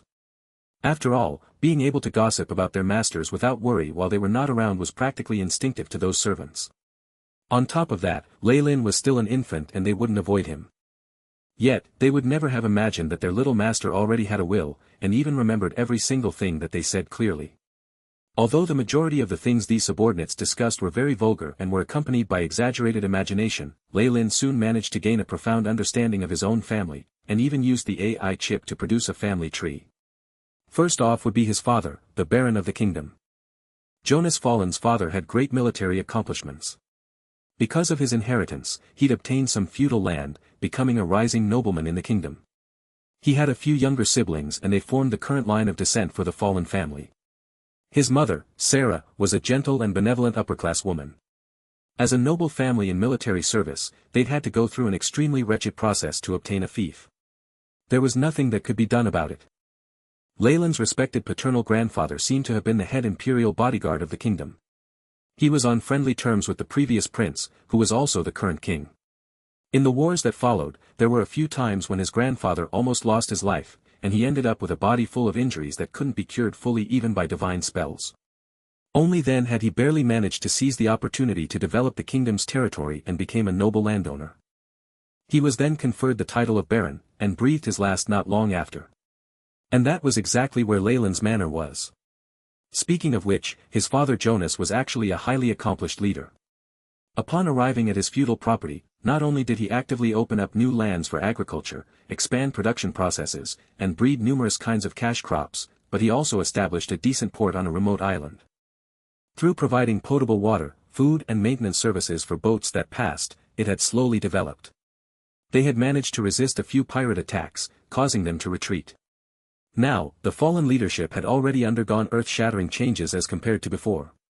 Their land was acclaimed as the jewel off the coast of the kingdom, and it certainly led to veteran nobilities lusting after it. However, all of this was still within the range of Jonas' capabilities. At least there weren't any intense conflicts at present, which made Lei Lin heave a sigh of relief. Isabel was also living in the manor with the family of 3. Her parents seemed to have forgotten about her after throwing her here, and she herself seemed to be indulging in too much pleasure to care about her home. Apart from Isabel, the entire manor was filled with servants of the fallen family. The gray-haired butler Ryan had the highest status, and there were also a large bunch of kitchen ladies, maids, servants, apprentice knights, and the like present. The fallen family's feudal lands were really huge. There was an independent farm, mill, stable, workshop, vegetable oil extraction factory and other facilities. There were even entire plots of fertile farmland that employed farmers, both male and female. The entire manor was able to supply flour, vinegar, wine and similar items in large quantities, as well as iron farm tools in smaller amounts. Even if they closed their doors to the outside world, they would still be self-sufficient for a very long period of time. Lei Lin viewed it as the typical economic situation of a feudal villa. Due to the fallen family's short history, they still didn't have the financial ability and physical resources to build their own castle. In actual fact, constructing a castle required the consumption of vast quantities of stone and food, and even the assistance of priests and numerous extraordinary beings. Even ancient noble families often did not have the money to finance a castle. Of course, once construction was complete, it would be the pride and symbol of the family. The defensive abilities of castles belonging to noblemen in the world of gods were top-notch. The castles were protected by spell formations, and even military troops wouldn't be able to bring it down in a short span of time. When interacting within the circle of nobility, one would often feel as though he was shorter than others by a head without a castle of their own. Chapter 791, Scholar. Scholar. Asterisk crackle. Crackle, asterisk the bright flames burning in the exquisite fireplace licked at the top-quality pinewood, and it exuded a fragrant scent. A warm flow of air circulated around the main hall, sharply contrasting the cold dark world outside it. A long wooden table stood unassumingly in the center of the hall, a white tablecloth draped over it. On it were silver lamps and precious china, all laid out carefully by maids with beautiful figures. This china was exceptionally glossy. All of the tableware was luxury goods, imported from rare elves and even more exquisite and smooth than a newborn's skin. Decorated with extremely elaborate floral motifs, they were simply high-quality pieces of art, and brimmed with the perfectionist style of elves. The price of this tableware was certainly terrifying, and couldn't compare to the family properties of all the maids even if added together. If they broke a piece by accident, the Great Baron would definitely fly into a rage. Chicken covered in juices and smooth, tender calf loin were all roasted to perfection, and arranged neatly on the dining table. There were long strips of white bread in a weaved rattan basket, and a honey-colored china pot containing milky white mushroom broth at the side gave off a rich fragrance. At the edge of the soup pot was a copper ladle for everyone's use. Every seat had in front of it silver knives and forks, but there were also china trays and a few small plates containing fine salt mixed with sesame and powdered black pepper. Lei Lin was adeptly using his tender fair hands with the fork and knife. He dabbed a piece of tenderloin evenly in pepper before delivering it to his mouth. The chef's skills were not bad, the beef was very tender and chewy, which made Lei Lin nod his head slightly. Ha! Look at that! Our child is now a grown-up too. Jonas laughed joyously from the head of the table, a glass of grape wine in hand. Lei Lin's family of 3 and Isabel were the only ones seated at the huge dining table. The other servants and maids could only stand at the side and wait. The butler, who had quite a high position in the manor, held a white towel in his hand. He stood respectfully behind the Baron, and so did the other apprentices. This was evidently a family banquet. Of course. My little Lei Lin is the best. Look at how much he's eating. With such an appetite, he'll definitely grow into a wonderful young lad who the girls will go crazy over. Lady Sarah laughed as well. It couldn't be denied that the current Lei Lin had inherited both of his parents' genes, and had a pretty good body. His face already held marks of the handsomeness that he would inherit. Isabel nodded from the other side, continuing to focus her attention on the apple pie in front of her. All right. Sarah, I wish to say something. Jonas put down his wineglass, his expression slightly serious. I think Lei Lin's ready to enter a profession, enlightening himself with scholarly knowledge. But he's still so young. Sarah seemed rather concerned. No, he's already 5 years old. Other nobles' children all receive education at this age. Do you want our child to lose out to others on the starting line? Jonas asked a question in reply, rendering Sarah speechless. Leylin was drinking and eating, but he was listening carefully. Education at 5 years old. Seems like I'll be able to interact more deeply with this society. After all, Beelzebub's memories are all related to devils and hell, and have little to do with the main material plane. Leylin was also awed by the education methods of these noble families. Their identities as noblemen were not innate. In order to maintain their illustrious glory and position in society, they would have to invest great effort. Every heir of a noble family would receive strict and harsh education from a young age. This was passed on down throughout the generations, and even though there would be the occasional good-for-nothing fellow once in a while, a majority of them were the most wise and learned people in the world. Implementing elitist education and monopolizing knowledge. Leylin thought secretly to himself. At the very least, he understood that the education fees here were simply frightening. As a result, among all the servants in the manor, only the butler and a handful of the knight apprentices were able to read, while the rest were illiterate. Evidently, the commoners that grew up in such an environment were absolutely unable to compete with the later generations of the noble families. If this was the case even in terms of intellect, the amount of power they were in control of would be worse. How about you, Leylin? Jonas looked at Leylin. I think I'm up for it, father. Leylin's response was very composed. He'd had more than enough of pretending to be a child. Ha! Now that's a true descendant of the fallen family. Excellent behavior. The Baron laughed heartily and downed the red wine in his glass in one gulp. He then started discussing with Sarah about the problem of which scholar they should hire. Leylin, of course, was in no position to interfere, and could only drink his mushroom broth in silence. Uninterruptedly, through the gaps between her actions, he could see his elder cousin Isabel, making a face at him as she mouthed the words. He just pretended to not see her teasing him, causing her to roll her eyes. After he had eaten his fill, Leylin returned to his own room. This was a benefit that he had tried his very best to fight for. Although the Baron and his wife had generally agreed to this request, they also had other terms. Next to his room would be an experienced maid, someone separated by only a silken curtain ready to take care of the young master at all times. Leylin, of course, absolutely did not give her a chance to do so. His early maturation made the Baron's wife very pleased, yet she also felt a little upset and regretful. A faint light flashed in Leylin's eyes as he heard light breathing sounds from next door. AI chip. Show my current statistics.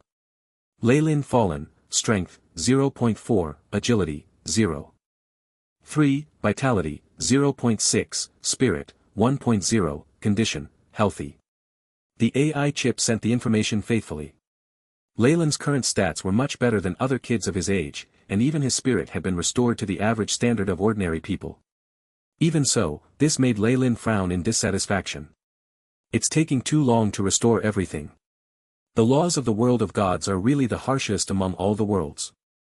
Through many minor experiments, Leylin was now able to confirm that although there were extraordinary powers in the world of gods, they rejected beings that were overly powerful. Even if they were deities, it was compulsory for them to leave the main material plane after advancing, and establish their own kingdom in the outside world. The physical constants here had also undergone changes. The attractive forces between all kinds of particles seemed to be oddly strengthened, which made it even harder to attain extraordinary powers. In short, even deities had to expend great effort and strength if they wanted to have a great influence in the world of gods. The knowledge aspect is alright, but the education of professions, Leylin's pupils glistened with anticipation. In the world of gods, those who possessed extraordinary strength were unanimously named professionals. They seemed to be able to have occupations at such places as guilds, and they obtained all kinds of privileges and benefits for doing so. The number of professionals among Baron Jonas' subordinates seemed to be scarce. Of course, the fallen family's fortune was based entirely on their port. Leylin secretly speculated that perhaps the main powers of the family had always been defending that area. The Baron acted swiftly. Early in the morning the very next day, an elderly man who was dressed up completely had been invited into the manor. Good morning, Mr. Leylin Fallen. This scholar had the air of someone who had intensively read all the traditional books, and his manner of speaking was also very fitting for his profession. It seemed that he and Baron Jonas had hit it off very well and they had a pleasant conversation, thus he was asked to be Leylin's tutor straight away. Leylin met his teacher in a small drawing room that had been opened up temporarily. It was a pity that his wealth of knowledge far exceeded that of his tutors by leaps and bounds. However, his understanding of the world of gods obviously surpassed Leylin's, thus Leylin kept a respectful expression. Good day, teacher. May I ask how I should address you? Such refined and courteous actions clearly surprised the scholar. He raised his eyes, and the interest in his pupils grew stronger. Having such an intelligent and gifted child as his student would be an extremely fortunate matter for him. You can call me Anthony. The scholar said as he smiled, what a polite young mister. Good day, teacher Anthony. Leyland saluted once more, but he was actually secretly doing a thorough check of his tutor's details and background information using the AI chip. Scan complete. Name, Anthony. Strength, 0.9, Agility, 1.2, Vitality, 0.8, Spirit, 1. 7. Evaluation, Normal Human, Slightly Spiritually Gifted. This is a typical average scholar, Leyland sighed to himself. Initially, he had hoped to run into a Magus or some other being that used magic. After all, the identity of a scholar was an excellent disguise for these professions. But Anthony, who was sitting opposite him, clearly wasn't such a person. Then, may I ask what you can educate me about? Leyland dove straight into the main topic. This attitude evidently startled Anthony. As the heir of a noble family, there is much knowledge that you will need to master, such as languages, writing, etiquette and simple arithmetic. Linguistics is my forte, thus I will be developing a course for you on the common language used here. This would also be the most appropriate arrangement for a 5-year-old. As for the others that follow. My apologies, but that will depend on the Baron's opinion. Alright then, let's begin. Leyland nodded. Although he had already obtained a vast amount of content regarding languages when he had first been projected into the world of gods a long time ago, that was obviously insufficient. After all, as part of a noble family, he had to master specialized pleasantries and even certain speech mannerisms, or else he would be treated like an unsophisticated country bumpkin. Although Leyland loathed the idea of formality, he still had to take the initiative to adapt to the laws as he didn't have the capability to break them. This was the principle of survival. Chapter 792, Fighting Spirit. Fighting Spirit. The accurate usage of formalities and the mastery of titles and honorifics at different levels is a complicated subject. Anthony wiped the small blackboard behind him. Before we begin the course, I would like to introduce a respected deity to you. Anthony fished out a badge from his chest pocket. On it was a sacred logo in the shape of a book which had a dim luster. Can you recognize this? Anthony asked softly. I recognize it. This is the emblem of the Almighty God of Knowledge, Aguma. Leyland nodded earnestly. The smile on Anthony's face spread even wider. That's right. All of us scholars believe strongly in the Almighty God of Knowledge, Aguma, who is also the origin of all knowledge. He shot a profound glance at Leyland. It is also the religion that the fallen family believes in. Do you pray frequently? I've seen my parents do it. Leyland replied. After all, you couldn't expect much of a child. Very well. Now, follow my actions. Anthony's expression grew sincere, pure, and holy. Almighty God of Knowledge, you are the origin of all knowledge, the controller of truth. Leyland was secretly rolling his eyes vigorously, but he could only follow Anthony and pray, your glory will be scattered upon the entire world, driving out barbarism and ignorance, and bringing about the golden age of civilization. A young voice continuously reverberated in the small drawing room. Jonas and Sarah, who were hiding outside the door, had smiles plastered on their faces. So apart from giving me language lessons, this teacher is also here to give me lessons on the divine. Leyland was secretly gloomy, but didn't express the slightest bit of impatience on his face. Instead, he was conscientious and focused, at which Anthony couldn't help but nod approvingly to himself. In actual fact, Leyland knew that there was totally no way for him to avoid this. After all, the influence that the deities had on this world was honestly too deep. If he wanted to continue living under his false identity, he had to transform into a believer. A person without faith in the world of gods would be considered a freak, and would have absolutely no room for survival. Fortunately, the deities only had great influence on and branded the souls of their own devout followers and fanatics. They didn't pay much attention to the general believers who had only been slightly influenced by the glory of the gods. What was even more ingenious was that unless one assumed the position of a priest, it was practically impossible to tell the extent of faith that one had. Anyway, all he had to do was just pray at fixed times and occasionally make donations at the church. Leyland felt that he could totally act out such superficial deeds very well. Based on what Leyland knew, the god of knowledge, Aguma, was a deity that many noble families and scholars believed in. It could be said that he was rather someone all cultured people believed in. Of these two specific types of people, one set cared only for their interest while the other laid special emphasis on practical laws. They definitely weren't as religious as they claimed to be. Lei Lin wouldn't stand out if he mixed with them, thus this deity could be said to be the best option. There's only one other option in the fallen family's territory. The god of sufferance Irma. Lei Lin shuddered. Irma was a deity brimming with devotion and sacrificial spirit. Most of her teachings advised her believers to exercise patience and compliance, making her a deity that many rulers like to introduce into their territory. Naturally, the same applied with Baron Jonas. These two churches were the only ones currently in his fief, resulting in a scenario where the upper class prayed to the god of knowledge and the farmers and sailors prayed to Irma. Although the Baron also wished to introduce the Church of the Goddess of Wealth Wakan into his territory, he hadn't been successful. The island's trading industry wasn't very prosperous yet, and was even boycotted by the combined resistance of both the current churches. The wealthy pastors who knew how to earn money more than they knew how to preach naturally wouldn't be attracted to this place. Excellent. Upon seeing a white cloud of holy light floating up from the religious emblem and draping itself over Lei Lin, every single wrinkle on Anthony's face was smoothened out with a smile. The Almighty God of Knowledge has received your prayers. In the future, you may follow your parents to the Knowledge Shrine and Church to participate in scripture-related activities and donations. That would be my honor. Lei Lin replied methodically as he secretly rejoiced. Sure enough, my soul is now wholly native to the world of gods, and I haven't aroused even the slightest amount of suspicion from Anthony. As long as I maintain this level of faith in future, and do not attract his attention, there definitely won't be any problem. Of course, Lei Lin also knew that he had no path as a priest. After all, priesthood demanded great faith. Not only were priests expected to understand the entirety of their deity's doctrines and follow them, even their souls belonged to the deities themselves. If his own soul was laid bare under the gaze of the deities, Lei Lin wasn't certain if he'd be able to conceal the truth. However, with my attitude, I'm afraid that I wouldn't be able to achieve even the lowest level of a priest. Lei Lin grew speechless at these own thoughts of his. Alright, let's begin today's lesson. I'll just mention that the remuneration I get from your father is 3 golden coins every time the hourglass runs out. Anthony started to write on the blackboard. He wrote in cursive, which appeared highly complicated and beautiful. 3 gold coins. Lei Lin deeply exhaled. Even a young child like him knew that the purchasing power of gold coins in the world of gods was extremely high. Knowledge is priceless. Anthony nodded satisfactorily at Lei Lin's show of poor manners, then began the morning's lesson. This level of teaching was simply considered nothing in Lei Lin's eyes. He had even specially lowered his speed of learning by a great deal in order to conceal how exceptional he truly was. Even so, the abilities that he displayed had earned exceedingly high praise from Anthony.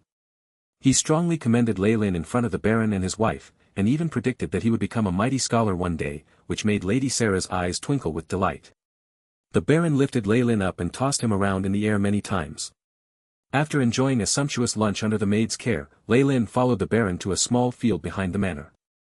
This was the place where farmers usually lay their grains under the scorching sun. It was very spacious and empty, a wooden frame upright at the side holding hammers, daggers, pikes, knight spears, and other kinds of weapons. A warrior dressed in leather armor was already waiting in the center of the field. Lei Lin, this is the chief imperial bodyguard of our family. You may call him Uncle Jacob. The Baron introduced him to Lei Lin. Lei Lin could distinctly sense a menacing aura from him, one that could only be cultivated by traversing mountains of corpses and oceans of blood. He also felt his formidable strength. Jacob clearly possessed some sort of extraordinary ability, and was a professional. Uncle Jacob. Lei Lin immediately shouted sweetly. Your Uncle Jacob has always been in charge of the patrol team at the harbor.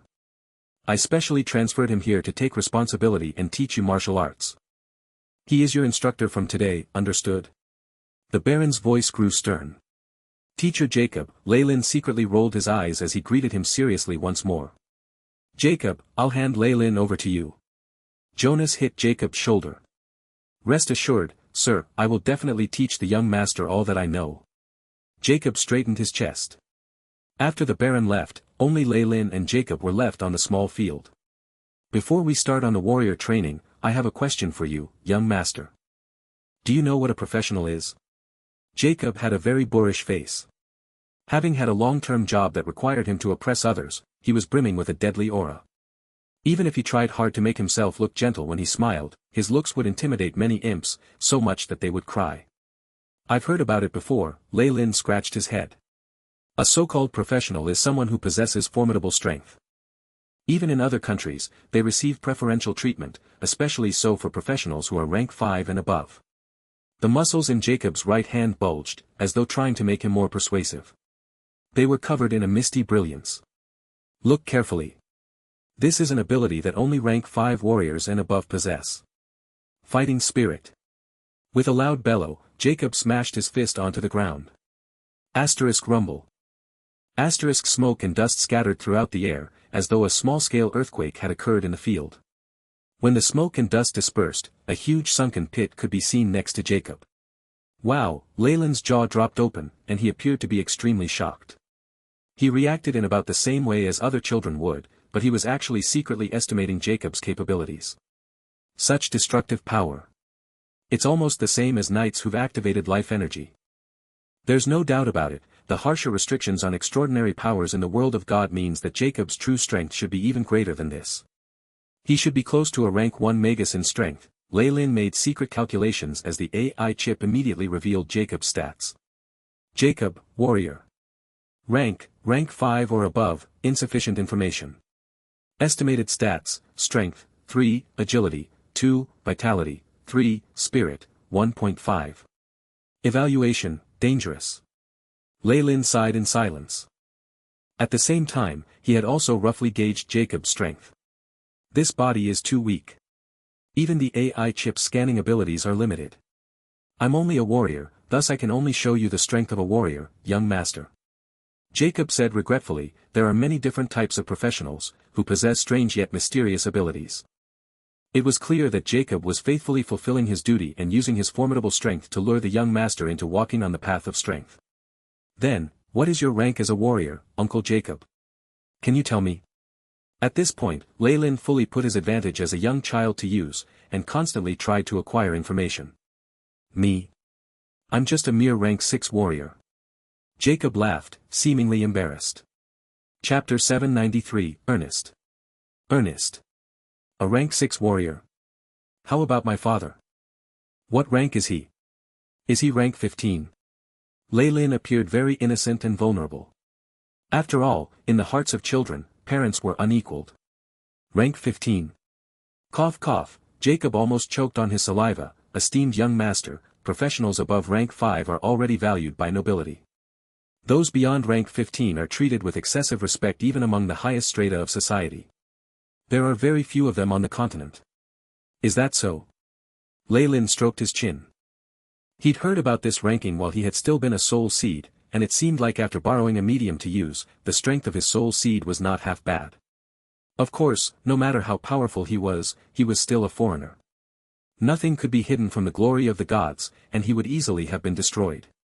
Uncle Jacob, what happens after rank 15? Are there more powerful beings? Leyland was like a little guy filled with curiosity. After rank 15, Jacob's eyes were dim, then there are only the legends. Legendary beings can make whole kingdoms retreat, and are the most powerful forces of the continent. Legends? Leyland's eyes flashed. All right. Let's start training today. First is long-distance running. At this moment, Jacob realized that Leyland's questions had pushed him off topic. He turned grim. Fine, Leyland began to run around cheekily like a little cheetah full of energy, his smooth motions causing Jacob's eyes to brighten. Deep in the night, in the Baron's study room. Jonas sat behind the work desk, arms crossed as he looked deep in thought. You're saying Leyland's body has good potential, and if he were to go through warrior training, he has high prospects. Jacob stood before Jonas, speaking sternly. Yes, my lord. The energy in young Master Leyland's body flows very smoothly. On top of that, with a great body from birth, I'm certain that the young master will gather fighting energy and break through to become a rank 5 warrior in 10 years if he perseveres with warrior training. All right. You may leave, Jonas waved his arms tiredly. Only after Jacob bowed and left could he laugh wryly. Outstanding literary talent and an outstanding physique. Leyland, you truly are a gem gifted to me by the gods. Jonas grabbed at his hair in frustration. Every parent hoped their child would be a genius, but when Leyland was outstanding in both of these respects, Jonas grew distressed as to how best to nurture the boy. It's obviously necessary to continue the cultural lessons, but what about the warrior training? Jonas knew Jacob's strength well, and if Lei Lin truly had talent, it would be a waste for him to be training under Jacob. On top of that, warriors had low status in the world of gods given how common they were. While they could grow extremely powerful at the higher, more profound realms, one would unavoidably be treated like cannon fodder in the beginning. Jonas was hesitant about it. "What are you worrying about?" At this moment, a gentle voice was heard from outside the study room, and Jonas' eyes brightened. "Ernest. Welcome." Jonas stood up while beaming sunnily, watching a figure walk out from the shadows. The figure had a head of long, soft, silver hair. His eyes were filled with wisdom, and while he looked young he had a great aura. He wore a yielding gown similar to those of scholars, and had a mysterious golden decorative motif on his chest. Powerful magical force twined around his body, giving him a very menacing aura. Evidently, Ernest was a powerful magician. This was a magician. The spellcasters of the world of gods grasped powerful abilities in magic, and were existences that could control the natural elements around them. More importantly, every spellcaster was extremely well learned. Their breadth of knowledge was above that of many famed scholars. Of course, due to the great amount of resources and time that had to be poured into magic, magic was a profession of nobles. Regular commoners definitely couldn't pay the expenses required to study and conduct experiments. "We meet again, Jonas." Ernest smiled gently, giving his friend an enthusiastic hug. "I'm sorry I couldn't get here in time when your child was born. Experiments that probe the abyss are too complex and time-consuming." Ernest looked sorry. "Treat this ring of light as my belated gift." He passed a glimmering silver ring to Jonas. "Though the light spell in this can only be used thrice, it's not bad for a child's toy." "Thank you very much, on behalf of Lei Lin as well." Jonas took the ring carefully, moved by the present. With his knowledge, he knew that even a temporarily enchanted item like this could easily fetch 10 gold coins. Magical items were that expensive. Oftentimes, they could not even be sold due to their exorbitant prices. With the fallen family's background, they would at most befriend a few useless magic scholars, and it was impossible to make connections with powerful spellcasters like Ernest. Meeting him was a pure coincidence. After finding out his true identity, Jonas had spent much effort to build up a great friendship with him. After they sat down, Ernest continued his query. "Jonas. What's worrying you?" Well, watching the powerful spellcaster, Jonas had to conceal the glimmer in his eyes.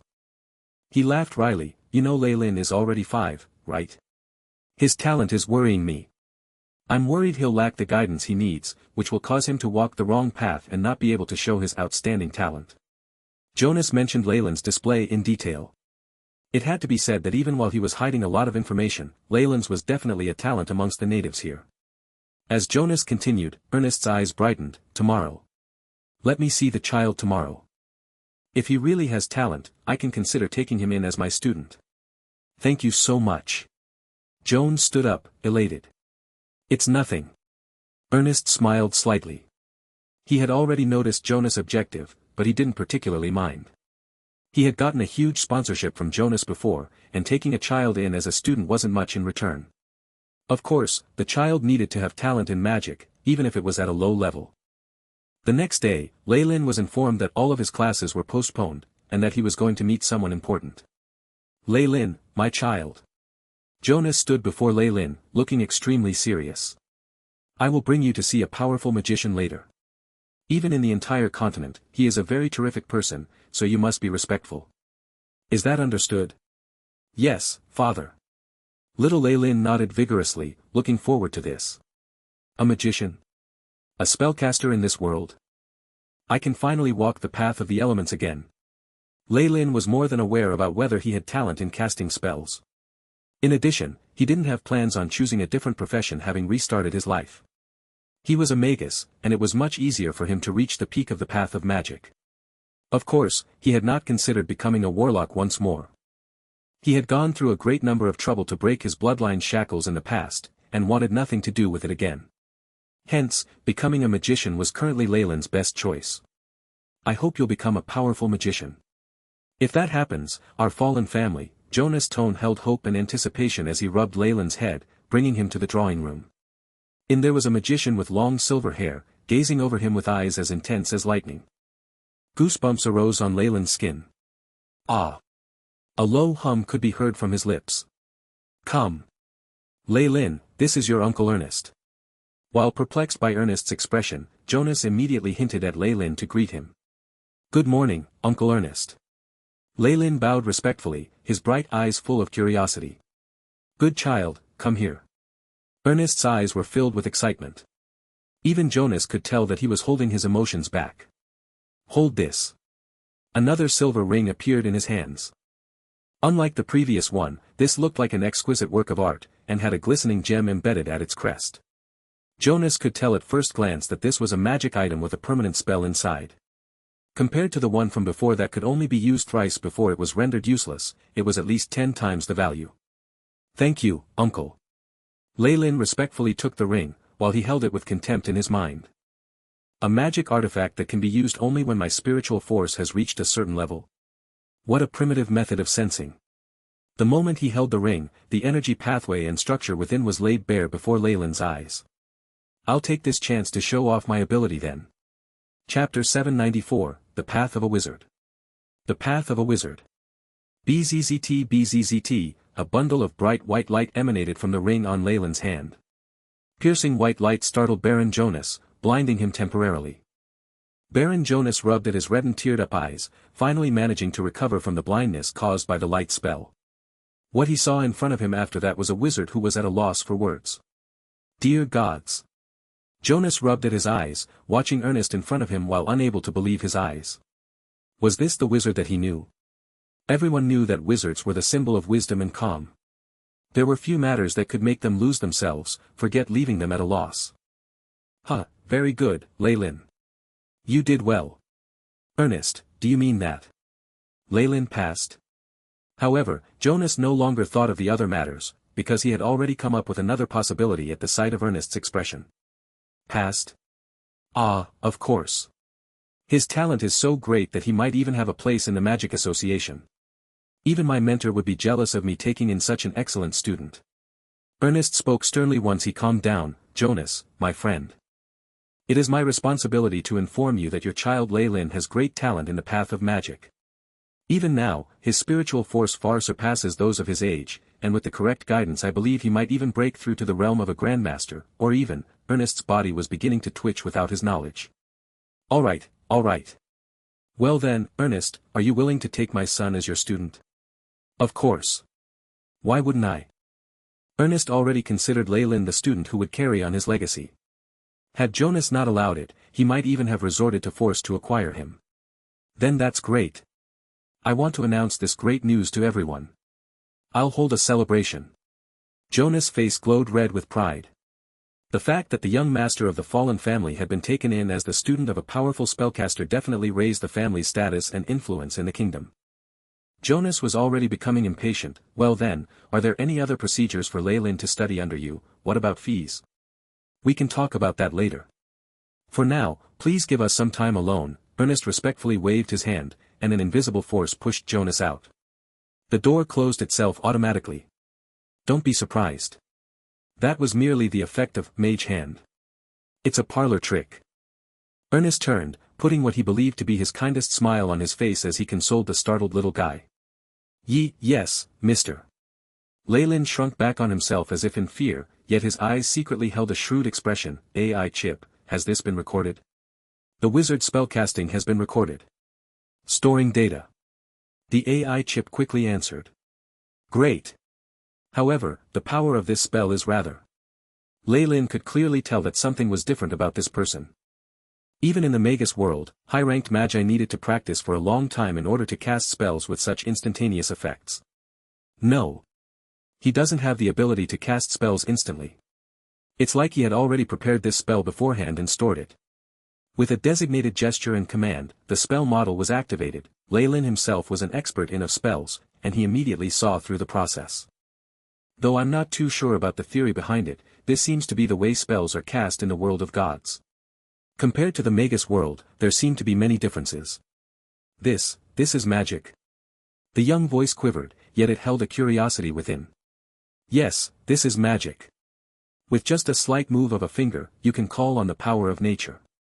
Ernest rubbed his hands, and flames appeared in the air, turning into a little bird, a man, and many other shapes. Finally, it abruptly dissipated, turning into a small flame. Seeing that he had successfully captured the little guy's attention and admiration, Ernest's lips curved in a proud smile. Yes, with just the slight movement of a finger, immense power could be called upon. There was no need to be like those warriors or other physical professionals, laboring, bleeding, and sweating like a fool. Such things were very crude and violent.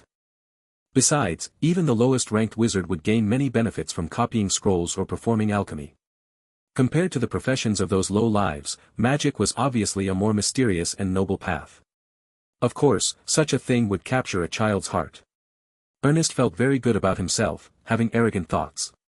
Of course, the terrifying expenses and harsh requirements for talent while one studied to become a wizard was something he ignored. Then, can I become a wizard? Finally, Ernest heard Leyland's apprehensive words, which made him feel like he was in the clouds. Of course, my child. You have the talent to be an outstanding wizard. I, Ernest of the Burning Shadows, am very willing to be your guide on the path of magic. Ernest did his best to seem solemn. But, there's something I need to remind you of.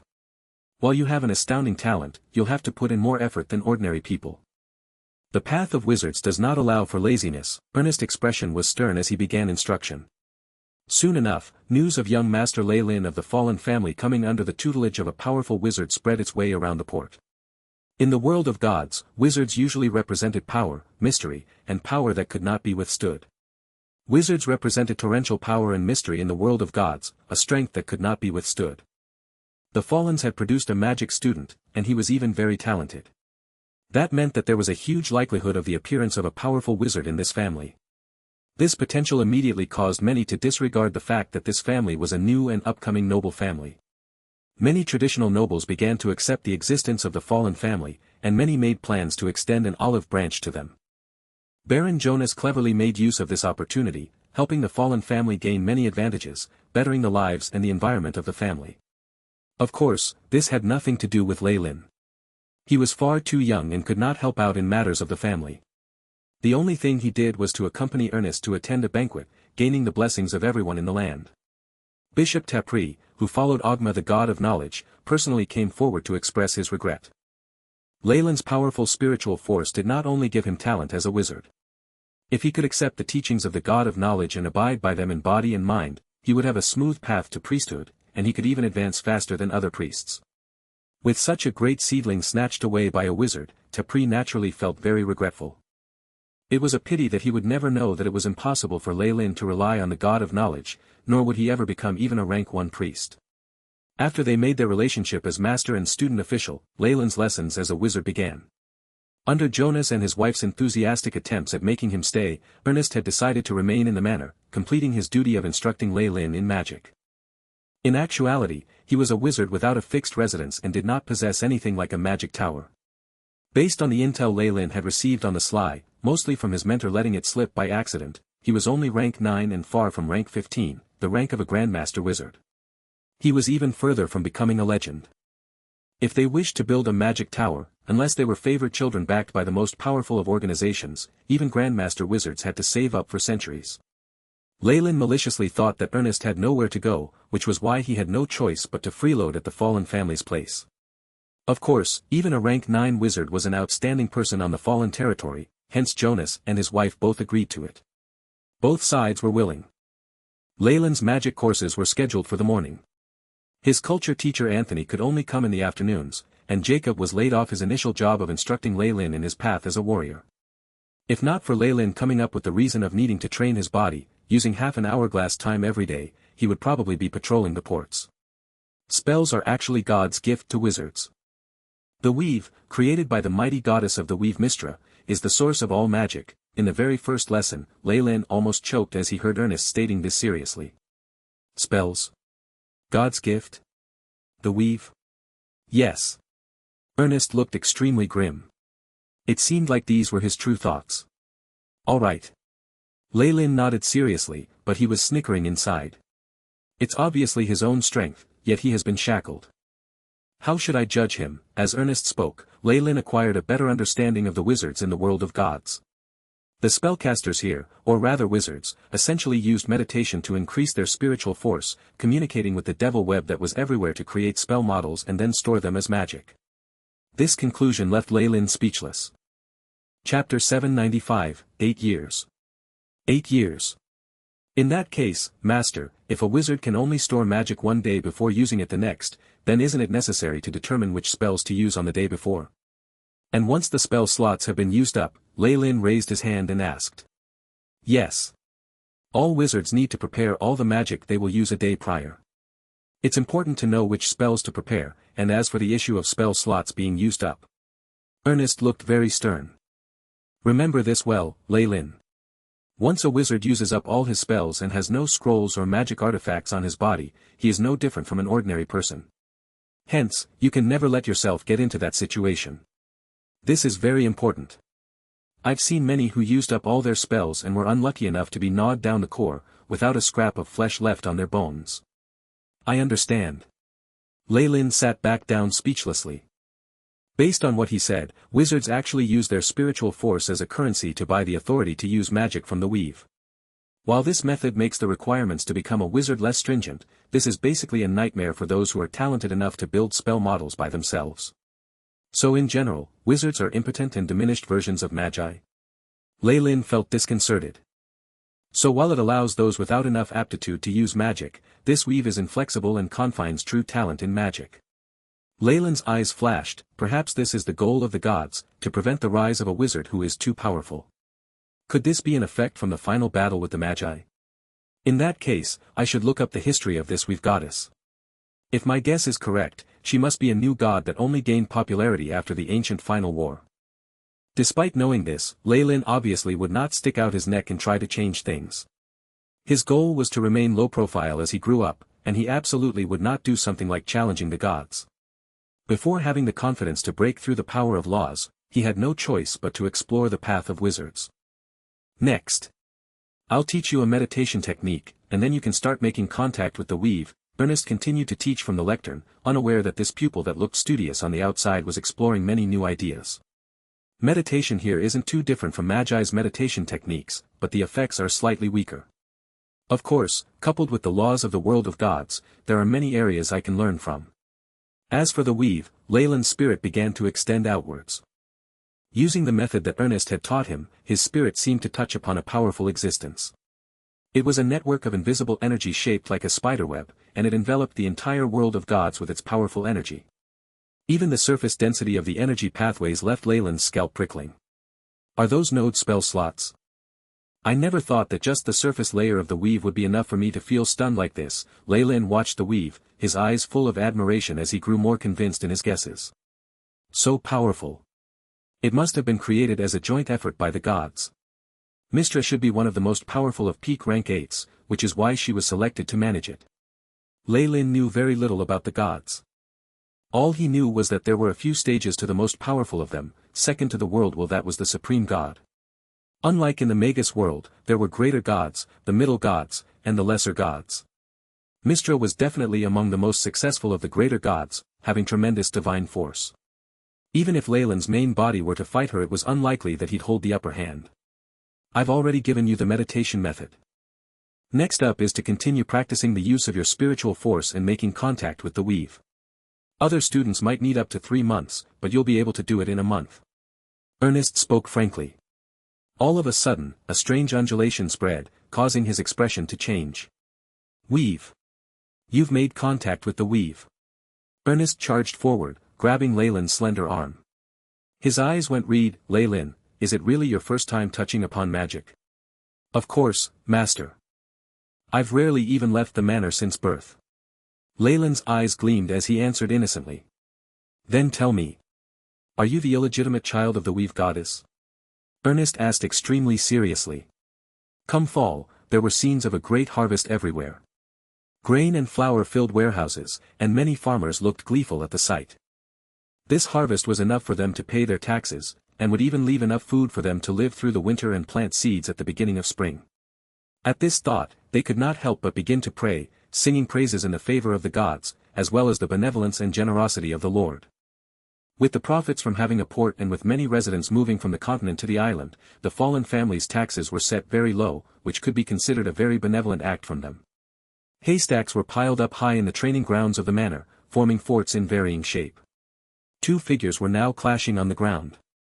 Pay attention to your center of gravity, I'm coming. Along with the warning, a blonde teen in white training clothes brandished a metal sword like a viper, twisting his body in an arc in mid-air, spinning around to arrive next to his opponent and thrusted his sword forward at an unexpected angle. Leyland's opponent seemed middle-aged. His face had marks of age on it, his hands were full of calluses, and he now looked as if he was battling his greatest enemy. Ha! It's this way. He called in a low voice, holding the heavy sword in his hand horizontal. Clang! The two swords produced a dull sound as they collided with tremendous force. Crap! The man's expression changed and he slipped. Having lost his center of gravity, his entire body was thrown off balance. Boom! He felt a tremendous force slam into him, but the force turned gentle when it hit his chest, and he seemed to be sent flying away rather delicately, as if he was light as a feather. When the middle-aged man opened his eyes once more, the blonde teen's metal sword was already at his chest. You've lost, Jacob. Yes, young Master Leylin, I've lost. Jacob laughed helplessly. Your earlier parry was not agile enough, and you lacked instinct in your movements. In front of him was obviously Leylin. However, Leylin was now guiding Jacob in detail as if he was the teacher instead. Jacob listened obediently, watching him in admiration. After sending Jacob away, Leylin picked up a white towel and wiped off the sweat on his face before walking into the bathroom. The steady rise of the cloudy steam made the room look a little hazy. Coming before a precious mercury mirror, he judged his appearance. He had curling golden hair, blue eyes, and a handsome face which inherited his parents' excellent features. While the fine hair near his lips betrayed his true age, it did nothing to conceal the mature charm he possessed. It's been 10 years since I've started training to become a wizard. Leylin sighed. HR followed it up with an order, AI chip, show me my current stats. Leylin Farlier. Age, 13. Race, human. Rank 5 wizard. Strength, 1.5, agility, 1, vitality, 1.3, spirit, 5, condition, healthy. Innate skills, sturdy, erudite. Spell slots, rank 2 slots, 1, rank 1 slots, 2, rank 0 slots, 3. After fumbling around for many years, Leylin had developed more functions for the AI chip, and even the stats were now more detailed. He turned his attention to the description of his innate skills. Innate skill. Sturdy, host has persevered through warrior training, and possesses a sturdy physique. Strength plus 0.5, vitality plus 0.3, erudite, plentiful experiences and great knowledge has allowed the host's willpower and spirit to expand and become more resilient. Spirit plus 1. The stats that the AI chip shows includes the bonus from my innate skills. Leylin looked rather solemn. In other words, besides the strengthening of my spiritual force from birth, my body is practically comparable to a regular adult. After the passing of so many years, Leylin found that due to the limitations by the world's laws, it was extremely difficult for humans to raise their strength. There seemed to be some kind of bottleneck when raising any of his stats, and once they reached an average of 1 his progress had stalled. Only his spiritual force, which was related to him being a wizard, was still somewhat increasing, but it too seemed to have reached a bottleneck. When it comes to my body's stats, Jacob still surpasses me in many ways. The reason I could defeat him was technique. Is this some added bonus from being a warrior? Leylin stroked his chin, sinking into deep thought. While the increase of his strength would be shocking to his peers, this did not satisfy him. Perhaps I should find an opportunity and go on a trip outside. Leylin inwardly made a decision as he bathed in the warm water. He naturally had ideas about how to increase his strength, but he obviously could not implement them at home. Traveling abroad now seemed to be a rather good idea. Chapter 796, Anthony. Anthony. AI. Chip, how's the progress on the analysis of the weave? Leylin inwardly asked, closing his eyes. Beep. Analysis prioritizes concealment of the host. Current progress. Rank 0 we've 87.69%, Rank 1 we've 37.61%, Rank 2 we've 2.33%. The AI chip quickly replied. This was one of the many reasons why Leylin was advancing so slowly as a wizard, and he was very interested in the existence of the weave. If he was able to completely analyze the weave without being discovered by Mistra, it would make it extremely convenient for him to cast spells. Even with such a huge project on his hands, Leylin was still able to reach rank 5 as a wizard. This display was already enough for Ernest to rave and exclaim that he was a genius, even a monster. Wizards in the world of gods were ranked according to their level of contact with the weave. Those below rank 3 could only make contact with its surface, memorizing and using rank 0 spells. They would acquire a deeper understanding of it upon reaching rank 3, gaining the ability to use rank 1 spells. Lei Lin was now a rank 5 wizard, able to make contact with the second layer to use rank 2 spells. He was doing rather well for himself. On top of that, being a wizard in itself gave him great status. If he was lucky, he could even be conferred a lordship as he was in a large noble family, and it was highly likely that he'd gain his own land with meritorious deeds, passing it down the generations. This was the dream of commoners. It was a pity though, at this level everything was like the dirt on the ground to Lei Lin, filling him with disdain as he trod on it. Ranks 1 to 5 are considered normal in the central continent, and those from rank 6 to 10 are considered elites. From 1 to 15 are experts, and those above are true powerhouses who enjoy great reputation in the continent. Even if they aren't considered legends, they are the apex of power, and those who appear most often. Legends could care less about worldly matters, placing their ambition and hopes on obtaining divinity, perhaps igniting their god fire and obtaining a place as a deity. This was Lei Lin's current understanding of the power hierarchy in the world of gods, obtained from the intel he had acquired as well as his own conjectures. Gods were set on a pedestal here, living in their divine eternal lands while their churches and priests raised followers for them. The prime material plane prevented all powerful forces from entering, and even if a god were to make a material body and descend they would only have the strength of a peak legend at most. Of course, they held another title, they were called saints. Even if their real bodies descended they would still have the same name. Hence, there were many situations in the prime material plane where high-ranked legends besieged saints and caused their fall. Sometimes they even managed to rob them of their divine force.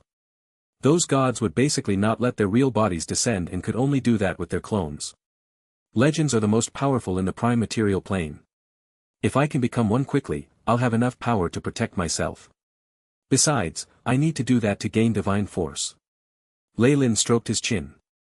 As he had gotten enough nutrients growing up, he was already rather tall for a 13-year-old, as could be seen in the mirror. Besides his face being immature, he was practically a little adult. Is the reason for the bottleneck in my stats that I've yet to fully develop? Lei Lin pondered over his situation. Based on this progress, it'll probably take centuries of training to reach the rank of legend. That's too long, and I haven't even considered what comes after. Lei Lin conjectured that the legends of the world of gods were quite similar to Morning Star Magi. They possessed abilities that surpassed imagination, and while one used legendary magic the other used arcane arts. In addition, they both met the bare requirements for entering the ancient war campaign, and after advancing, they would undergo a massive transformation. Compared to the rankings of Magi, the division of ranks in the world of gods are greater in number. In addition, those high-ranked legends have abilities comparable to rank 5 Radiant Moon Magi. Even in the prime material plane, there were many powerful beings amongst the natives of this world. While there were high-ranked legends, there were still many children of gods, divine beings, and even demigods. Based on Lei Lin's thoughts, their abilities would not lose out to rank 6 Breaking Dawn monarchs, or even a near rank 7 like him. The world of gods is filled with danger, Lei Lin sighed. Not only were there churches and followers all over the continent, the gods had eyes everywhere in their children and family. The moment abnormalities were discovered, and he attracted the attention of the gods. Lei Lin instantly felt his scalp prickle in fear. Perhaps adventuring is not a good option. There are many ways to increase the lifespan of wizards. I can use time to train. Besides, my main body can afford to wait for me. Lei Lin changed his mind. Without external dangers, he didn't mind spending more time if that would ensure his safety. Young Master Lei Lin, your afternoon classes are starting. Don't make Master Anthony wait too long. A gentle voice was heard from outside, and Lei Lin was pulled back to reality. All right. Lei Lin found a towel and wiped at the droplets of water on his body, and then headed to a room outside. There were 2 maids with pretty faces and blushes on their cheeks. They went forward, using their tender little hands to straighten the creases on his clothes. In a feudal family, the family head and young master's personal maids were very important. They not only had to serve their masters in their daily lives, but also take care of their master's bodily needs. If nothing went wrong, this role was usually taken on by the daughter of the housekeeper. The fallen family obviously could not do away with this custom. Lei Lin's 2 personal maids were the daughters of the main housekeeper Leon. It was obvious that they had already prepared themselves mentally and were even slightly excited, but Lei Lin had no plans to do anything. I'm only 13. Although young masters might have become experienced in that area at this age, they can't be compared to me. Lei Lin knew how to control himself. Clara. Has Master Anthony arrived? Lei Lin watched these two sisters, and only when the flush spread down to their pale necks did he ask them teasingly. Yes, young master. Claire blushed as she answered, feeling slightly relieved yet also disappointed. I can't let my teacher wait for too long. Lei Lin smiled as he left, not forgetting to tease them for a while. But this'll only go on for these 2 years. Smelling that sophisticated aroma, Lei Lin mumbled to himself. Rays of sunlight shone in through the window, brightening up the hall. Mentor Anthony. Lei Lin respectfully bowed. While he'd already learnt all the knowledge that the scholar knew, Lei Lin did not act too rudely since manners were compulsory for nobles. Lei Lin, you did well. Anthony was already an old man, his kind voice low and his eyes shining. It was obvious that he truly liked this student. I've already taught you everything in terms of etiquette and speech in the continent.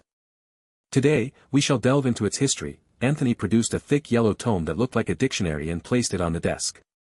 History was a rare subject even among nobles, only a few scholars focused on it. However, Lei Lin differed from the rest. He was extremely interested in this subject. History is confusing and tasteless. Many nobles hate it. Can you tell me why you chose this? Anthony caressed the cover of the volume, looking rather nostalgic. It's because knowing history makes one wise. It's like a mirror that allows us to know ourselves better. No matter how foolish or absurd a situation, it's already occurred in the past. We need to prevent such things from repeating. A novel idea, cough, that makes sense, cough. Anthony's face was flushed, but he suddenly began to cough, his body bending into a stooping position. If you can see that, you're definitely my student. Of course, you have Ernest as your master and might not think much of this, but I hope you'll take this. Anthony's hands trembled as he produced a white silken bundle and unwrapped it layer by layer, revealing the emblem within. This is the proof of my glory as a scholar, presented to me in the king's capital by the god of knowledge. It is now yours. Cough. Anthony's hands trembled as he placed the emblem in Lei Lin's hands. I believe you will not tarnish its glory. I swear on it. Sensing that this old man's life force was already fading, Lei Lin answered seriously. While he already had a wizard for a mentor, Lei Lin had not abandoned his studies of culture, and Anthony taught him very seriously. It could be said that in these 8 years, the old man had already spent a lot of effort on him. What a great teacher. Lei Lin judged inside, but had no plans of helping him. On one hand, he wanted to avoid revealing himself, and on the other, the concepts in the world of gods were different. In the eyes of believers, death was merely another beginning. With the guidance of a priest, their souls would rise with glory to the land of the gods, where they could live an eternal life. Chapter 797, Calendar of the Gods. Calendar of the Gods. The followers of the gods would definitely be redeemed after death. That was the basis of the teachings of the gods. For this reason, the teachings of the gods spread throughout the world, causing the rise of numerous zealots who were willing to give up their lives for their beliefs. Any research relating to the soul was made taboo here, and was considered to profane the dead or the gods. How foolish they are to place their hopes on someone else, Lei Lin sighed, but did not try to change this mindset. He knew very well how difficult it would be to change an ideology that had turned into a culture over tens of thousands of years. For this reason, his master Anthony faced death in a very calm manner, and it did not interfere with his daily work. Perhaps someday in the future. Your name shall be carved in the Church of Knowledge, and if my name were to appear in the introduction, I'd have no regrets in my life, Anthony stated his wish. The Church of Knowledge had a wall of glory, where the many names of those who helped pass on knowledge and wisdom were inscribed. It was considered the greatest honor amongst scholars in the continent. Anthony's hope was that when others saw Lei Lin's name there, they would find his own in the introduction, where he would be mentioned as a young Lei Lin's teacher. I will work hard, master. Lei Lin was speechless, but he could only answer in a vague manner. Good. Let us start today's class. Flip to page. After hearing Lei Lin personally agreeing, Anthony's face glowed the red of fire that had just been fed oil. The tiny bit of life force he had emitted a vigorous energy. Lei Lin listened to him and turned to the page, and an ancient map appeared before him. Due to the many fingers that had touched it, the lines of the map were incredibly blurred. The black lines of charcoal drew the outline of a broken continent, with many little islands like stars surrounding it. The edges of the ocean were full of darkness, marked out with symbols of danger and the unknown. The history of our prime material plane is the history of great discovery. From the beginning, where there were written accounts of the redbud flowers up till today, the continent has evolved to the state that you see right now. Anthony spoke unhurriedly. The rise and fall of many nations resulted in many dangers to the continent. You'll find the changes to the borders of these nations on the next page. Now, I'll need you to mark out where we are on the map. Leylin watched Mentor Anthony speechlessly while he kept rolling his eyes inside. Our fallen territory is in the territorial waters of the southeast part of the Dambrath Kingdom. It was a newly developing land that was found and occupied after the kingdom's third sailing expedition. Leylin pointed to a corner in the northeast on the map, where there were the vague words of Dambrath. Due to the scale, the entire Dambrath Kingdom was just a grain in the vast ocean. While this was what Leylin said verbally, his eyes were beginning to blaze with excitement and fire. The world of gods was vast beyond words, and there were even kingdoms established by the beast folk and elves. Similar to the Magus world, there were things like the underground, where many dark races resided. On the surface of the continent were hundreds of kingdoms and dukedom, and an inexhaustible number of villages. Humans, beast folk, elves, dwarves, pygmies, goblins, jackal folk, death spirits, all sorts of races and gods of varying types showed the legends that had happened on the continent. There were hot-blooded adventures, secret conspiracies, many races, various cultures and even wars and peace between gods. Every dimensional being, whether devils, demons or anything else, were all watching this area with lustful eyes, hoping to gain a portion of it despite the watchful eyes of the gods. This is the beginning of the legends. Leylin's heart blazed. He was already itching to begin wandering around the continent. Of course, this desire was quickly suppressed by the cautiousness that lay in his genes. With his might as a rank 5 wizard, he might be considered an elite in adventuring groups in this dangerous continent, but there were far too many existences that could take his life. Alright. Let us take a look at the Lionheart Nation at the middle of the map. On the calendar year 37628 of the Holy Calendar, 30 years ago, Lionheart King Charlie, Anthony began his lessons while Leylin listened attentively. However, Leylin's thoughts were wandering. The Holy Calendar. That's the calendar established by the gods. While on the surface, it began because of the birth of the gods, in reality, the first year is actually a year after the end of the ancient final war. This dark history was obviously not written in historic records. This was information Leylin had gathered through his resources, as well as Ernest and Anthony accidentally letting this slip, and a conclusion that he had eventually come to. The ancient final war practically left the world of gods in ruins, and the continent was even split into several parts.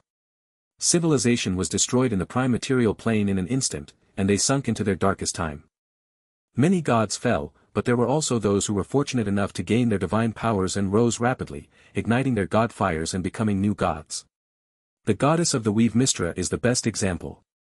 They must have established the holy calendar after the new gods created their churches. Leylin's eyes were shining, hence, amongst the gods, given the division of the ranks of the gods, which is that between the old and new gods, the old gods must have powers that generally surpass that of the new gods. Evidently, if legends in the prime material plane wanted to slaughter gods in order to obtain their divine powers, the new gods were their best choice, which also applied to Leylin. On top of that, in the world of gods, it's already been 37,000 years since the ancient final war. Leylin stroked his chin. Looks like time flows differently in the God of Worlds as compared to the Magus world. After the class was over and he had sent Mentor Anthony away, Leylin returned to his room. Young Master. Young Master. You have received a letter from Miss Isabel. At this moment, Claire jogged over, holding a pink letter in her hands. She was breathing raggedly, her chest was bouncing, and even her little face had flushed pink and filled with beads of sweat. Thanks for your trouble. Leylin touched her hand, causing the maid to flush pink bashfully and run off. Hee. Having teased her successfully, Leylin chuckled in satisfaction as he sat back on the couch, tearing open the pink letter in his hands. To my beloved cousin, Leylin Fallen. Dearest Leylin, are you doing well? Do you still need to have your diaper changed? It's been about 5 years since I left the Fallen Island, but I still can't get used to the darkness and dampness of this city, especially the moss on the ground that practically extends all the way to my room. On the letter was a little girl's immature handwriting. She began with banter, but that then turned into longing and complaints. Has it been 5 years? Leylin sighed, recalling the time he'd been with Isabel. While she liked to bully him, she obviously felt protective of him. However, she had her own family as well, and when Leylin was 8, they had come to get her. While leaving, Isabel had bawled. Leylin still remembered the feeling of her grabbing his hand tightly. Based on father's arrangements, I will enter the Grain Goddess Church and become an apprentice priest. I've heard that rules are very strict there, and I hope I'll still get the chance to communicate with you through letters. Isabel. Becoming a priest? Leylin nodded.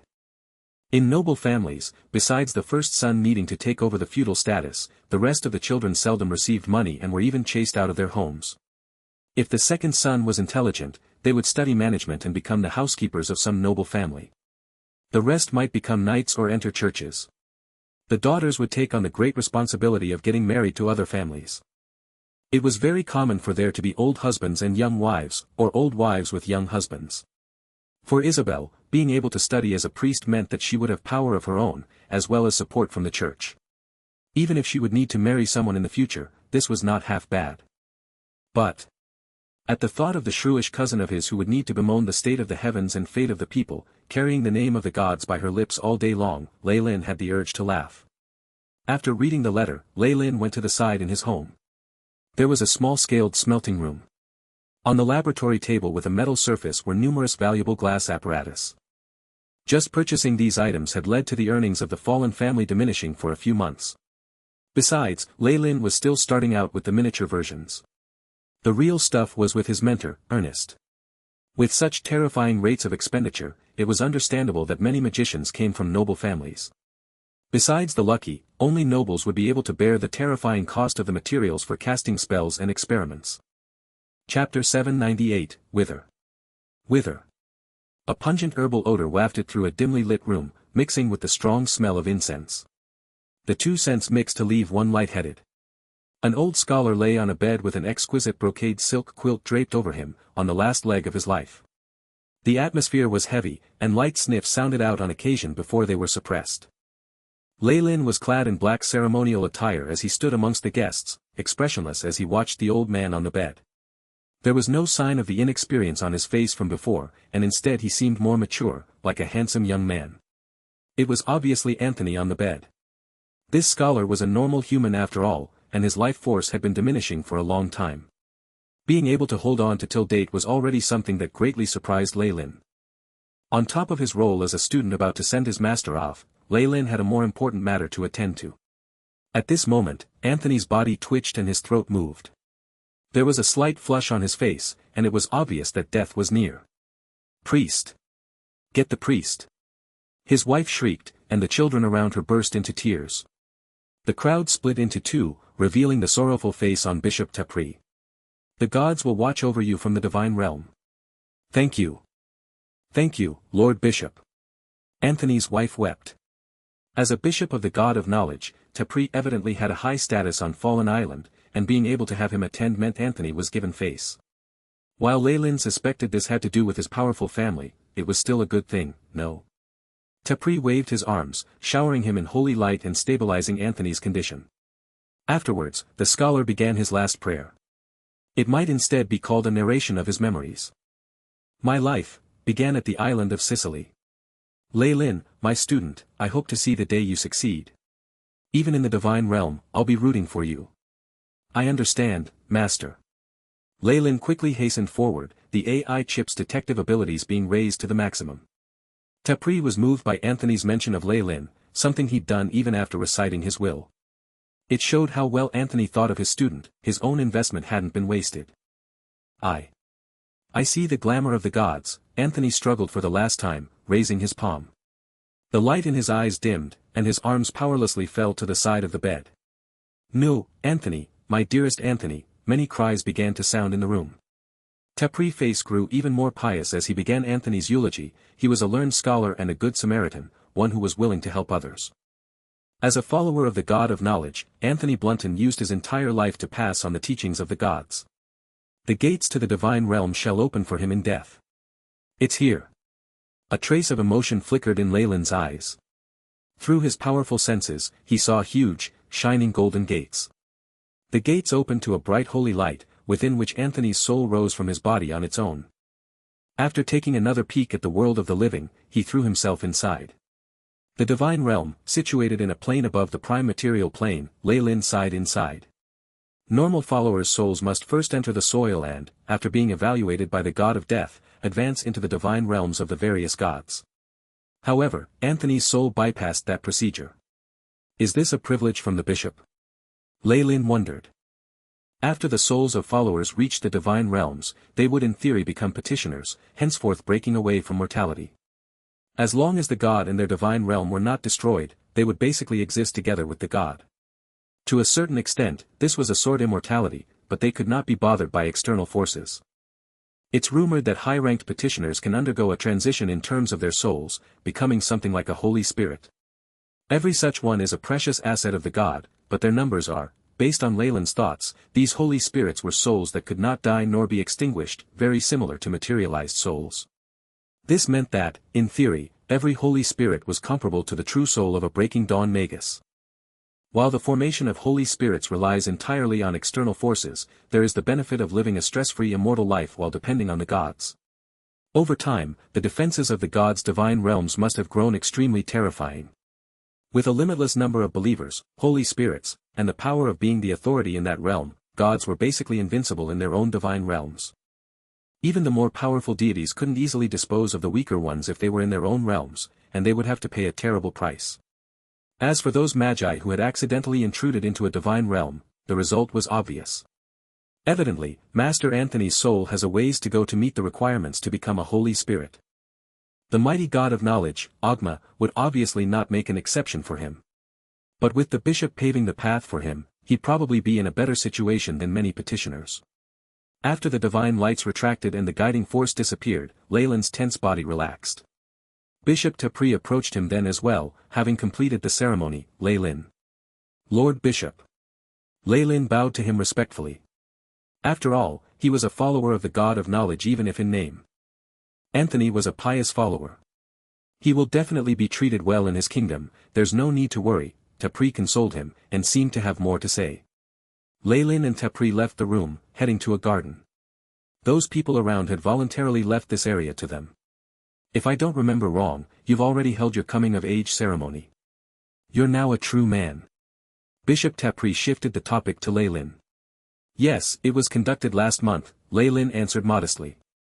Based on the customs of this world, boys would be considered adults once they hit 15, and could marry and have children. I was by your side when you were born.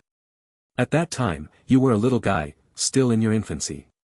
You've gotten so big in the blink of an eye, Bishop Tapri laughed gently, as if reminiscing. As a rank 10 priest, the years did not leave marks on his face. In reality, he was much older than Anthony. But I rarely see you attending celebrations at the church. Baron Jonas might be busy with work, but Lady Sarah is a very devout follower. Tapri's voice showed a hint of disapproval. My apologies, Lord Bishop. I often conduct experiments with Master Ernest and I must lose track of time, Leylin quickly apologized. A look of helplessness appeared on Bishop Tapri's face. Wizards in general had the least piety in them. Many of them were just general followers, and he'd long since expected this. In reality, while the entire fallen family might be followers of the god of knowledge, they had never completely lost themselves in the teachings of the god. In many areas on the continent, the worldly authority that nobles had were perpetually in conflict with God's authority. Even Baron Jonas had brought in a new god, Ilmater the Crying God, while the Church of Knowledge already existed. He planned to build a Church of Wealth, allowing other gods to spread faith in them amongst the followers. This was the instinct of a noble, but Tapri obviously couldn't accept it. His plan was to pull in the next generation head of the fallen family. It was a pity that Wizard Leylin was just like his father. While he never forgot to donate and make sacrifices to the church, he rarely took part in zealous religious ceremonies. On top of that, he was a wizard and had help from his mentor. Tapri's expression grew darker. My apologies for my rude actions, Bishop Tapri. Please allow me to donate 10 gold coins to the church to repent for my sins. On top of that, please inform me the next time there are celebrations and gatherings.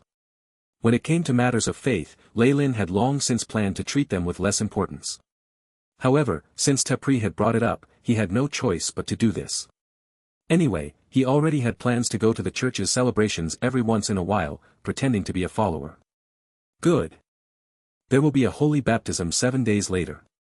It is a day in remembrance of the God of Knowledge's feat in reforming the demon, Almar. The church will hold a grand celebration, so I hope to see you there. It would be my honor to. I'll definitely go. Since this was a personal invite from Tepri, Leylin agreed straightforwardly. Good. Tepri nodded, and was then asked away by someone who had been waiting for him beside them. Besides Anthony's funeral, there were many matters he had to attend to. After the Lord Bishop left, Leylin remained in the garden, watching the white rose behind the wooden railing while deep in thought. He wants me to go there personally. What is that supposed to be? A warning? In reality, with his status as a noble, the power of the church was not as immense as one would expect it to be. If Tepri dared overstep his boundaries, he would definitely be jointly resisted by the entirety of the nobility in the Dambrath kingdom. Chapter 799, Sudden Change. Sudden change. The battle for authority between gods and royalty had always been a problem. As the next leader of a low-grade noble family, Leylin was considered royalty. Tepri could not do anything to him, at least not out in the open, else the royalty would declare war on him. Even the Pope of the God of Knowledge would only choose to sacrifice Tepri and pacify the royals. Besides, it's not like Ogma is the only god on the continent. There are still many new churches that are crying out, trying to gain more followers. Of course, this is only what might happen in the worst-case scenario. Things probably won't get that bad, since he could now predict Tepri's future actions and the worst consequences. Leylin felt at ease as he returned to the manor. He first met with his master Ernest, and mentioned Tepri's demand. He thought nothing of it and answered with a grunt, and then sent Leylin out. It seemed as if he was preparing to immerse himself in a very important experiment, and his mind was wandering while he was speaking to Leylin. Perhaps I'm motivating Master to work harder as well. A few days ago, he was saying he was about to reach the 5th level of the weave or something like that. Leylin's rapid progress must have been a huge motivation for Ernest, who had been stuck at rank 9 for a while now. In reality, he was actually far from truly reaching the 5th level of the weave. Leylin cleverly hid a portion of his own strength as well, else Ernest would probably want to commit suicide from the humiliation. Half reclining on the sofa in the room, Leylin waved his arms and got Claire to come over and massage his head while he communicated with the AI chip. AI chip, what's the recent progress on the analysis of the weave? He commanded with his eyes shut. Beep. Progress on analysis on the weave, rank 0 weave 100%. Rank 1 weave 41.22%. Rank 2 weave 2.3%. After seeing these numbers, Leylin sighed noiselessly. 2 years have already passed, but there hasn't been progress in the 2 layers after rank 0. The analysis of rank 2 has completely halted, though Leylin knew that this was due to his command to maintain stealth. He still grew dejected by it. But analysis of the rank 0 weave has finally reached 100%. What kind of surprises will it give me? Thinking this, Leylin instructed, give me the information on the rank 0 weave. In that instant, Leylin felt like his line of sight was drowned out by words of laws. All of them held the power of laws, and Leylin felt like he was losing himself within. Beep. Analysis of rank 0 weave complete. Obtained all rank 0 spell models. The AI chip intoned loyally while opening up a subdirectory. Within it were rank 0 spells of varying types, all arranged in an orderly fashion. Resistance, Acid Splash, Caltrops, Detect Poison, Detect Magic, Daze, Dancing Lights, Flare, Light, Ray of Frost, Electric Jolt, Sonic Snap, Ghost Sound, Silent Portal, Disrupt Undead, Touch of Fatigue, Mage Hand, Arcane Mark, Prestidigitation. A whole array of rank 0 spell models of varying types that included spells Ernest may or may not have taught him before were displayed on the AI chip. Based on what Master said, wizards can be separated into varying factions. There is Abjuration, Conjuration, Enchantment, Transmutation, Divination, Evocation and Necromancy, which comes up to a total of 8 schools. There are also spells which everyone can use. A wizard can choose to train in 2 to 3 spell schools before one's energy is completely exhausted.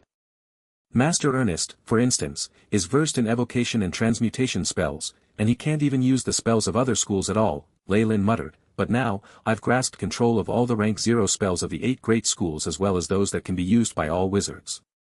Beep. Host has obtained all rank 0 spell models. Removing restriction on rank 0 spells. Host has obtained authority to cast all rank 0 spells without any restriction. Exempted from effects of forgetting spells. Having conquered 1 layer of the weave, the benefits that Leylin obtained were terrifying. While he could not match up to the controller of the weave, Mistra, having these benefits made it simple and very convenient for him.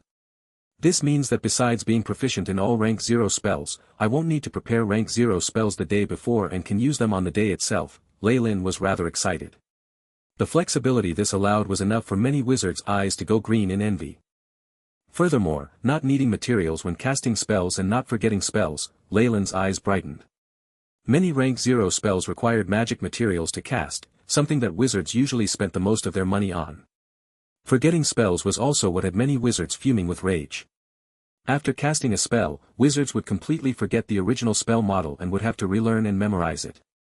From Lei Lin's point of view, the controller of the weave had drawn all their spirit and soul strength and slowly exploit them. The gods who were at the top of the weave were practically vampires.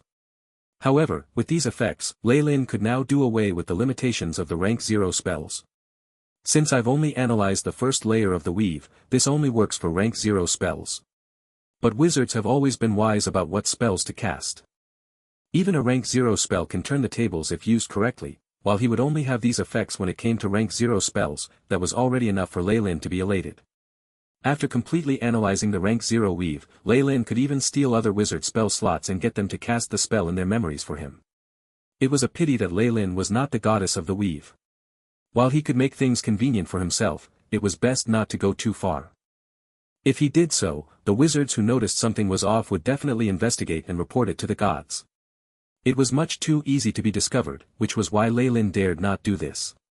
At the last part, once the AI chip completely analyzes the weave, I might be able to challenge the goddess of the weave herself. Lei Lin's eyes flashed. Meanwhile, white rays of light flickered at his fingertips.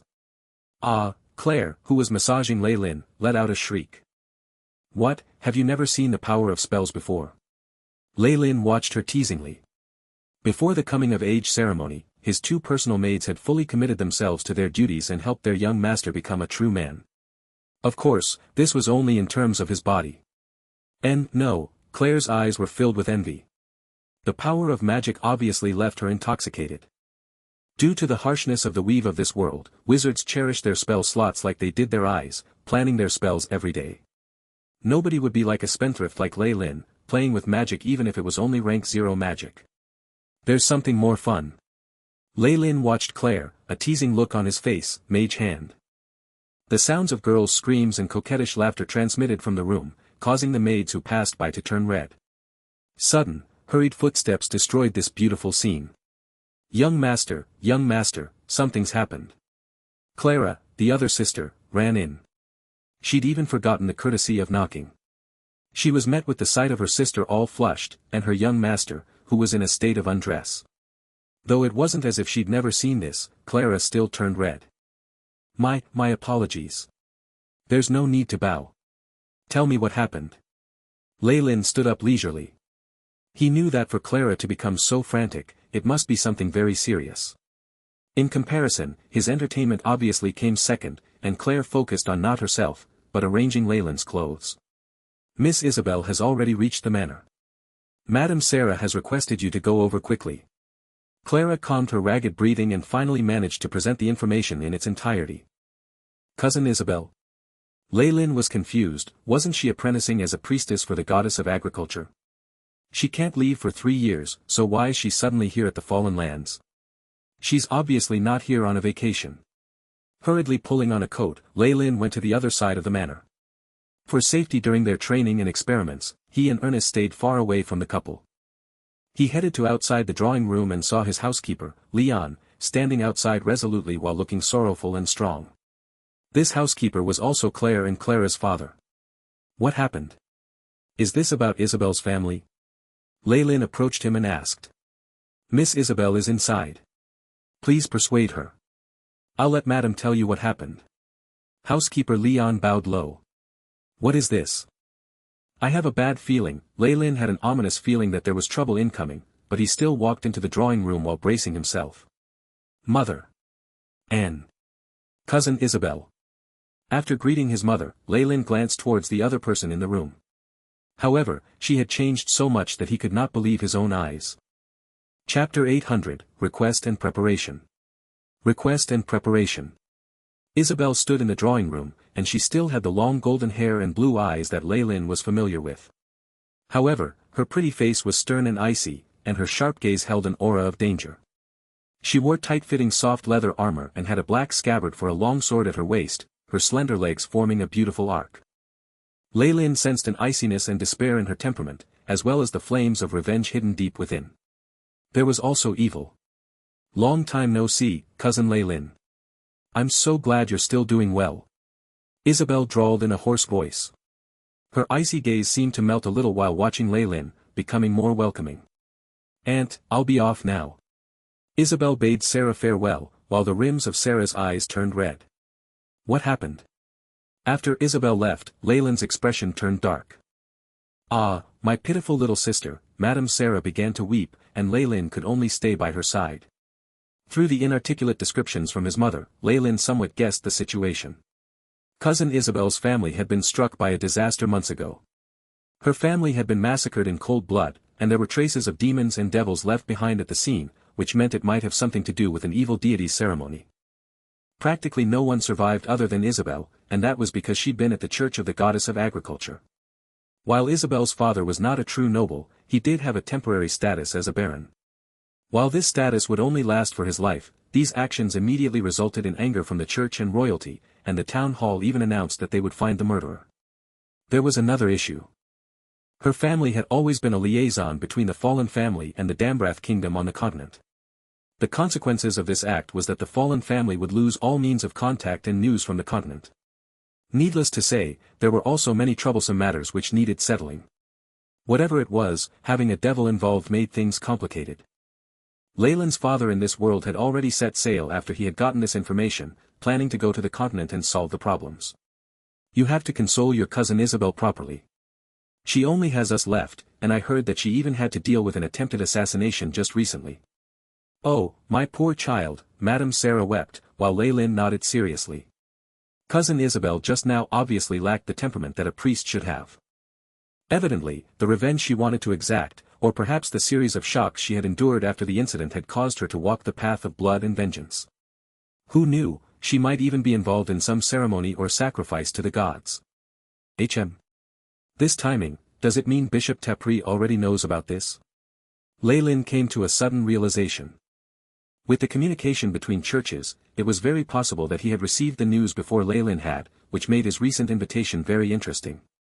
A storm is coming, Lei Lin walked out of the drawing room. As he watched the overcast skies, his expression became as gloomy as the weather. Something seems off, Lei Lin touched his chin, her family can almost be seen a branch of our fallen family in the Dambrath kingdom. This act against them seems to be aimed at us. Are the up-and-coming fallen lands now being coveted by the nobles? Or is this an effect from us eliminating a few pirate crews some time ago? A multitude of possibilities arose in front of Lei Lin. When he regained his senses, he was already standing in front of Ernest's room. Is it Lei Lin? I still have important experiments to finish, Ernest's annoyed voice could be heard from within the room. I'm sorry, master, but I feel like we need to have a serious talk. Lei Lin's smile had no effect on him. Fine, but only for half an hour. The door was pulled open, revealing Ernest's haggard face. His hair was messy, and there were dark circles under his eyes. One could see filthy clothes and all sorts of junk everywhere upon entering the room. There was practically no place that was clean save for the laboratory. Lei Lin flung a grey shirt that had been tossed onto the sofa away and sat down. Ernest seemed to think of something at this point and wiped his face, watching his prodigious student. Lei Lin. You seem to have met with some trouble. Does it have to do with the Church of Knowledge you mentioned in the morning? It shouldn't trouble you this much, is it something else? Ernest was rather concerned when it came to this student of his, someone who had a bright future ahead of him. Yes. It's a huge problem, Lei Lin laughed bitterly and began to narrate the situation. So you want me to act and maintain the safety of the manor? Ernest's brows fluttered, as if he had seen through Lei Lin's plans. It had to be said that this was perhaps the best choice. No, no. I actually want to ask Master. Lei Lin shook his head instead and requested something else, causing Ernest to watch his student in wide-eyed shock. A moment later, a gigantic flying bird soared from the manor, with was a figure seated atop it. My student really knows how to order his teacher about. This figure was evidently Ernest, though he was now hastening his journey and cursing along the way. The strength of Father's guards and a rank 9 magician should be enough to take care of the dangers and challenges, Lei Lin muttered as he stood by the window, watching the bird shrink into a tiny black dot as it flew away. If he was the one who had orchestrated the elimination of Isabel's family, causing Baron Fallen to lose his connection to the mainland, it would only be the first step. Next he would create traps and hinder the Baron who was heading towards the continent. The Fallen family was a noble family that was new and still developing. Once Baron Jonas died, there would only be a widowed mother and an orphaned son left behind. He didn't have any support either, and was the easiest to deal with. Hence, protecting the Baron and his men was the key in this situation. And the only high-ranked power the Fallen family could rely on right now was the rank 9 wizard Ernest. The meager benefits of our island and port are far from being sufficient for those great nobles. The power that the other party holds shouldn't be too powerful. Hopefully, with Master Ernest's strength coupled with that of the family, we should be able to successfully take care of this matter. Leyland's eyes flashed.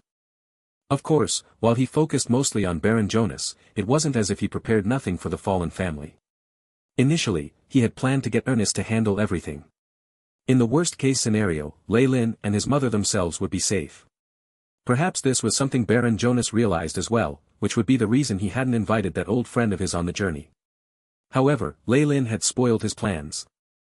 With Master Ernest, there's no need to worry about the Baron, but the defenses of the manor are diminished by a great degree. Lei Lin sighed, I'll have to make up for it myself. Lei Lin had always been training his abilities as a wizard on the sly, but he'd never had the chance to use them in real battles. Of course, with his experience prior to this reincarnation, this wasn't a huge issue. He rather anticipated practicing on a few dumb bandits and the like. Alright, now to see what Master left for me. Lei Lin returned to his room and fiddled with a few artifacts on the table. Ernest was no fool, and he'd obviously made preparations for his students' safety by leaving behind a few protective artifacts. Let me see. Lei Lin's eyes were filled with curiosity as he tidied up the artifacts on the table. Ernest had only left 3 artifacts behind. There was a black ring and 2 unknown scrolls with some magic patterns on them, emitting a mysterious luster. Appraisal. Lei Lin tapped on them, and several streaks of white light burst out, returning with information about them. A magic ring with a protective shield that displaces attacks, as well as 2 rank 4 spell scrolls. One's a stone skin spell while the other is an offensive blizzard spell. Given the types of the spells, Ernest had evidently made them himself. They were the best quality artifacts he could make given his rank, and on top of that there was the additional costs from the high rate of failure. Lei Lin put on the ring and played around with the scrolls in his hands. In many cases, rank 4 magic scrolls could even turn the tides of battle from defeat to victory, and Lei Lin was very aware of what they were worth. Though many of the materials to make the scrolls had been supplied by the Fallen family, Lei Lin still felt his heart warm. These things give me some more security. I might need to modify the plan, Lei Lin muttered to himself as he returned to his room, sending the sisters away. AI chip, show me my current stats. Lei Lin commanded. Lei Lin Farlier. Age, 15. Race, human, rank 6 wizard. Strength, 1.6. Agility, 1, Vitality, 1.5. Spirit, 6, Condition, healthy. Innate talents, sturdy, erudite. Spell slots, rank 2 spell slot, 2, rank 1 spell slot, 3, rank 0 spell slot. The AI chip loyally intoned.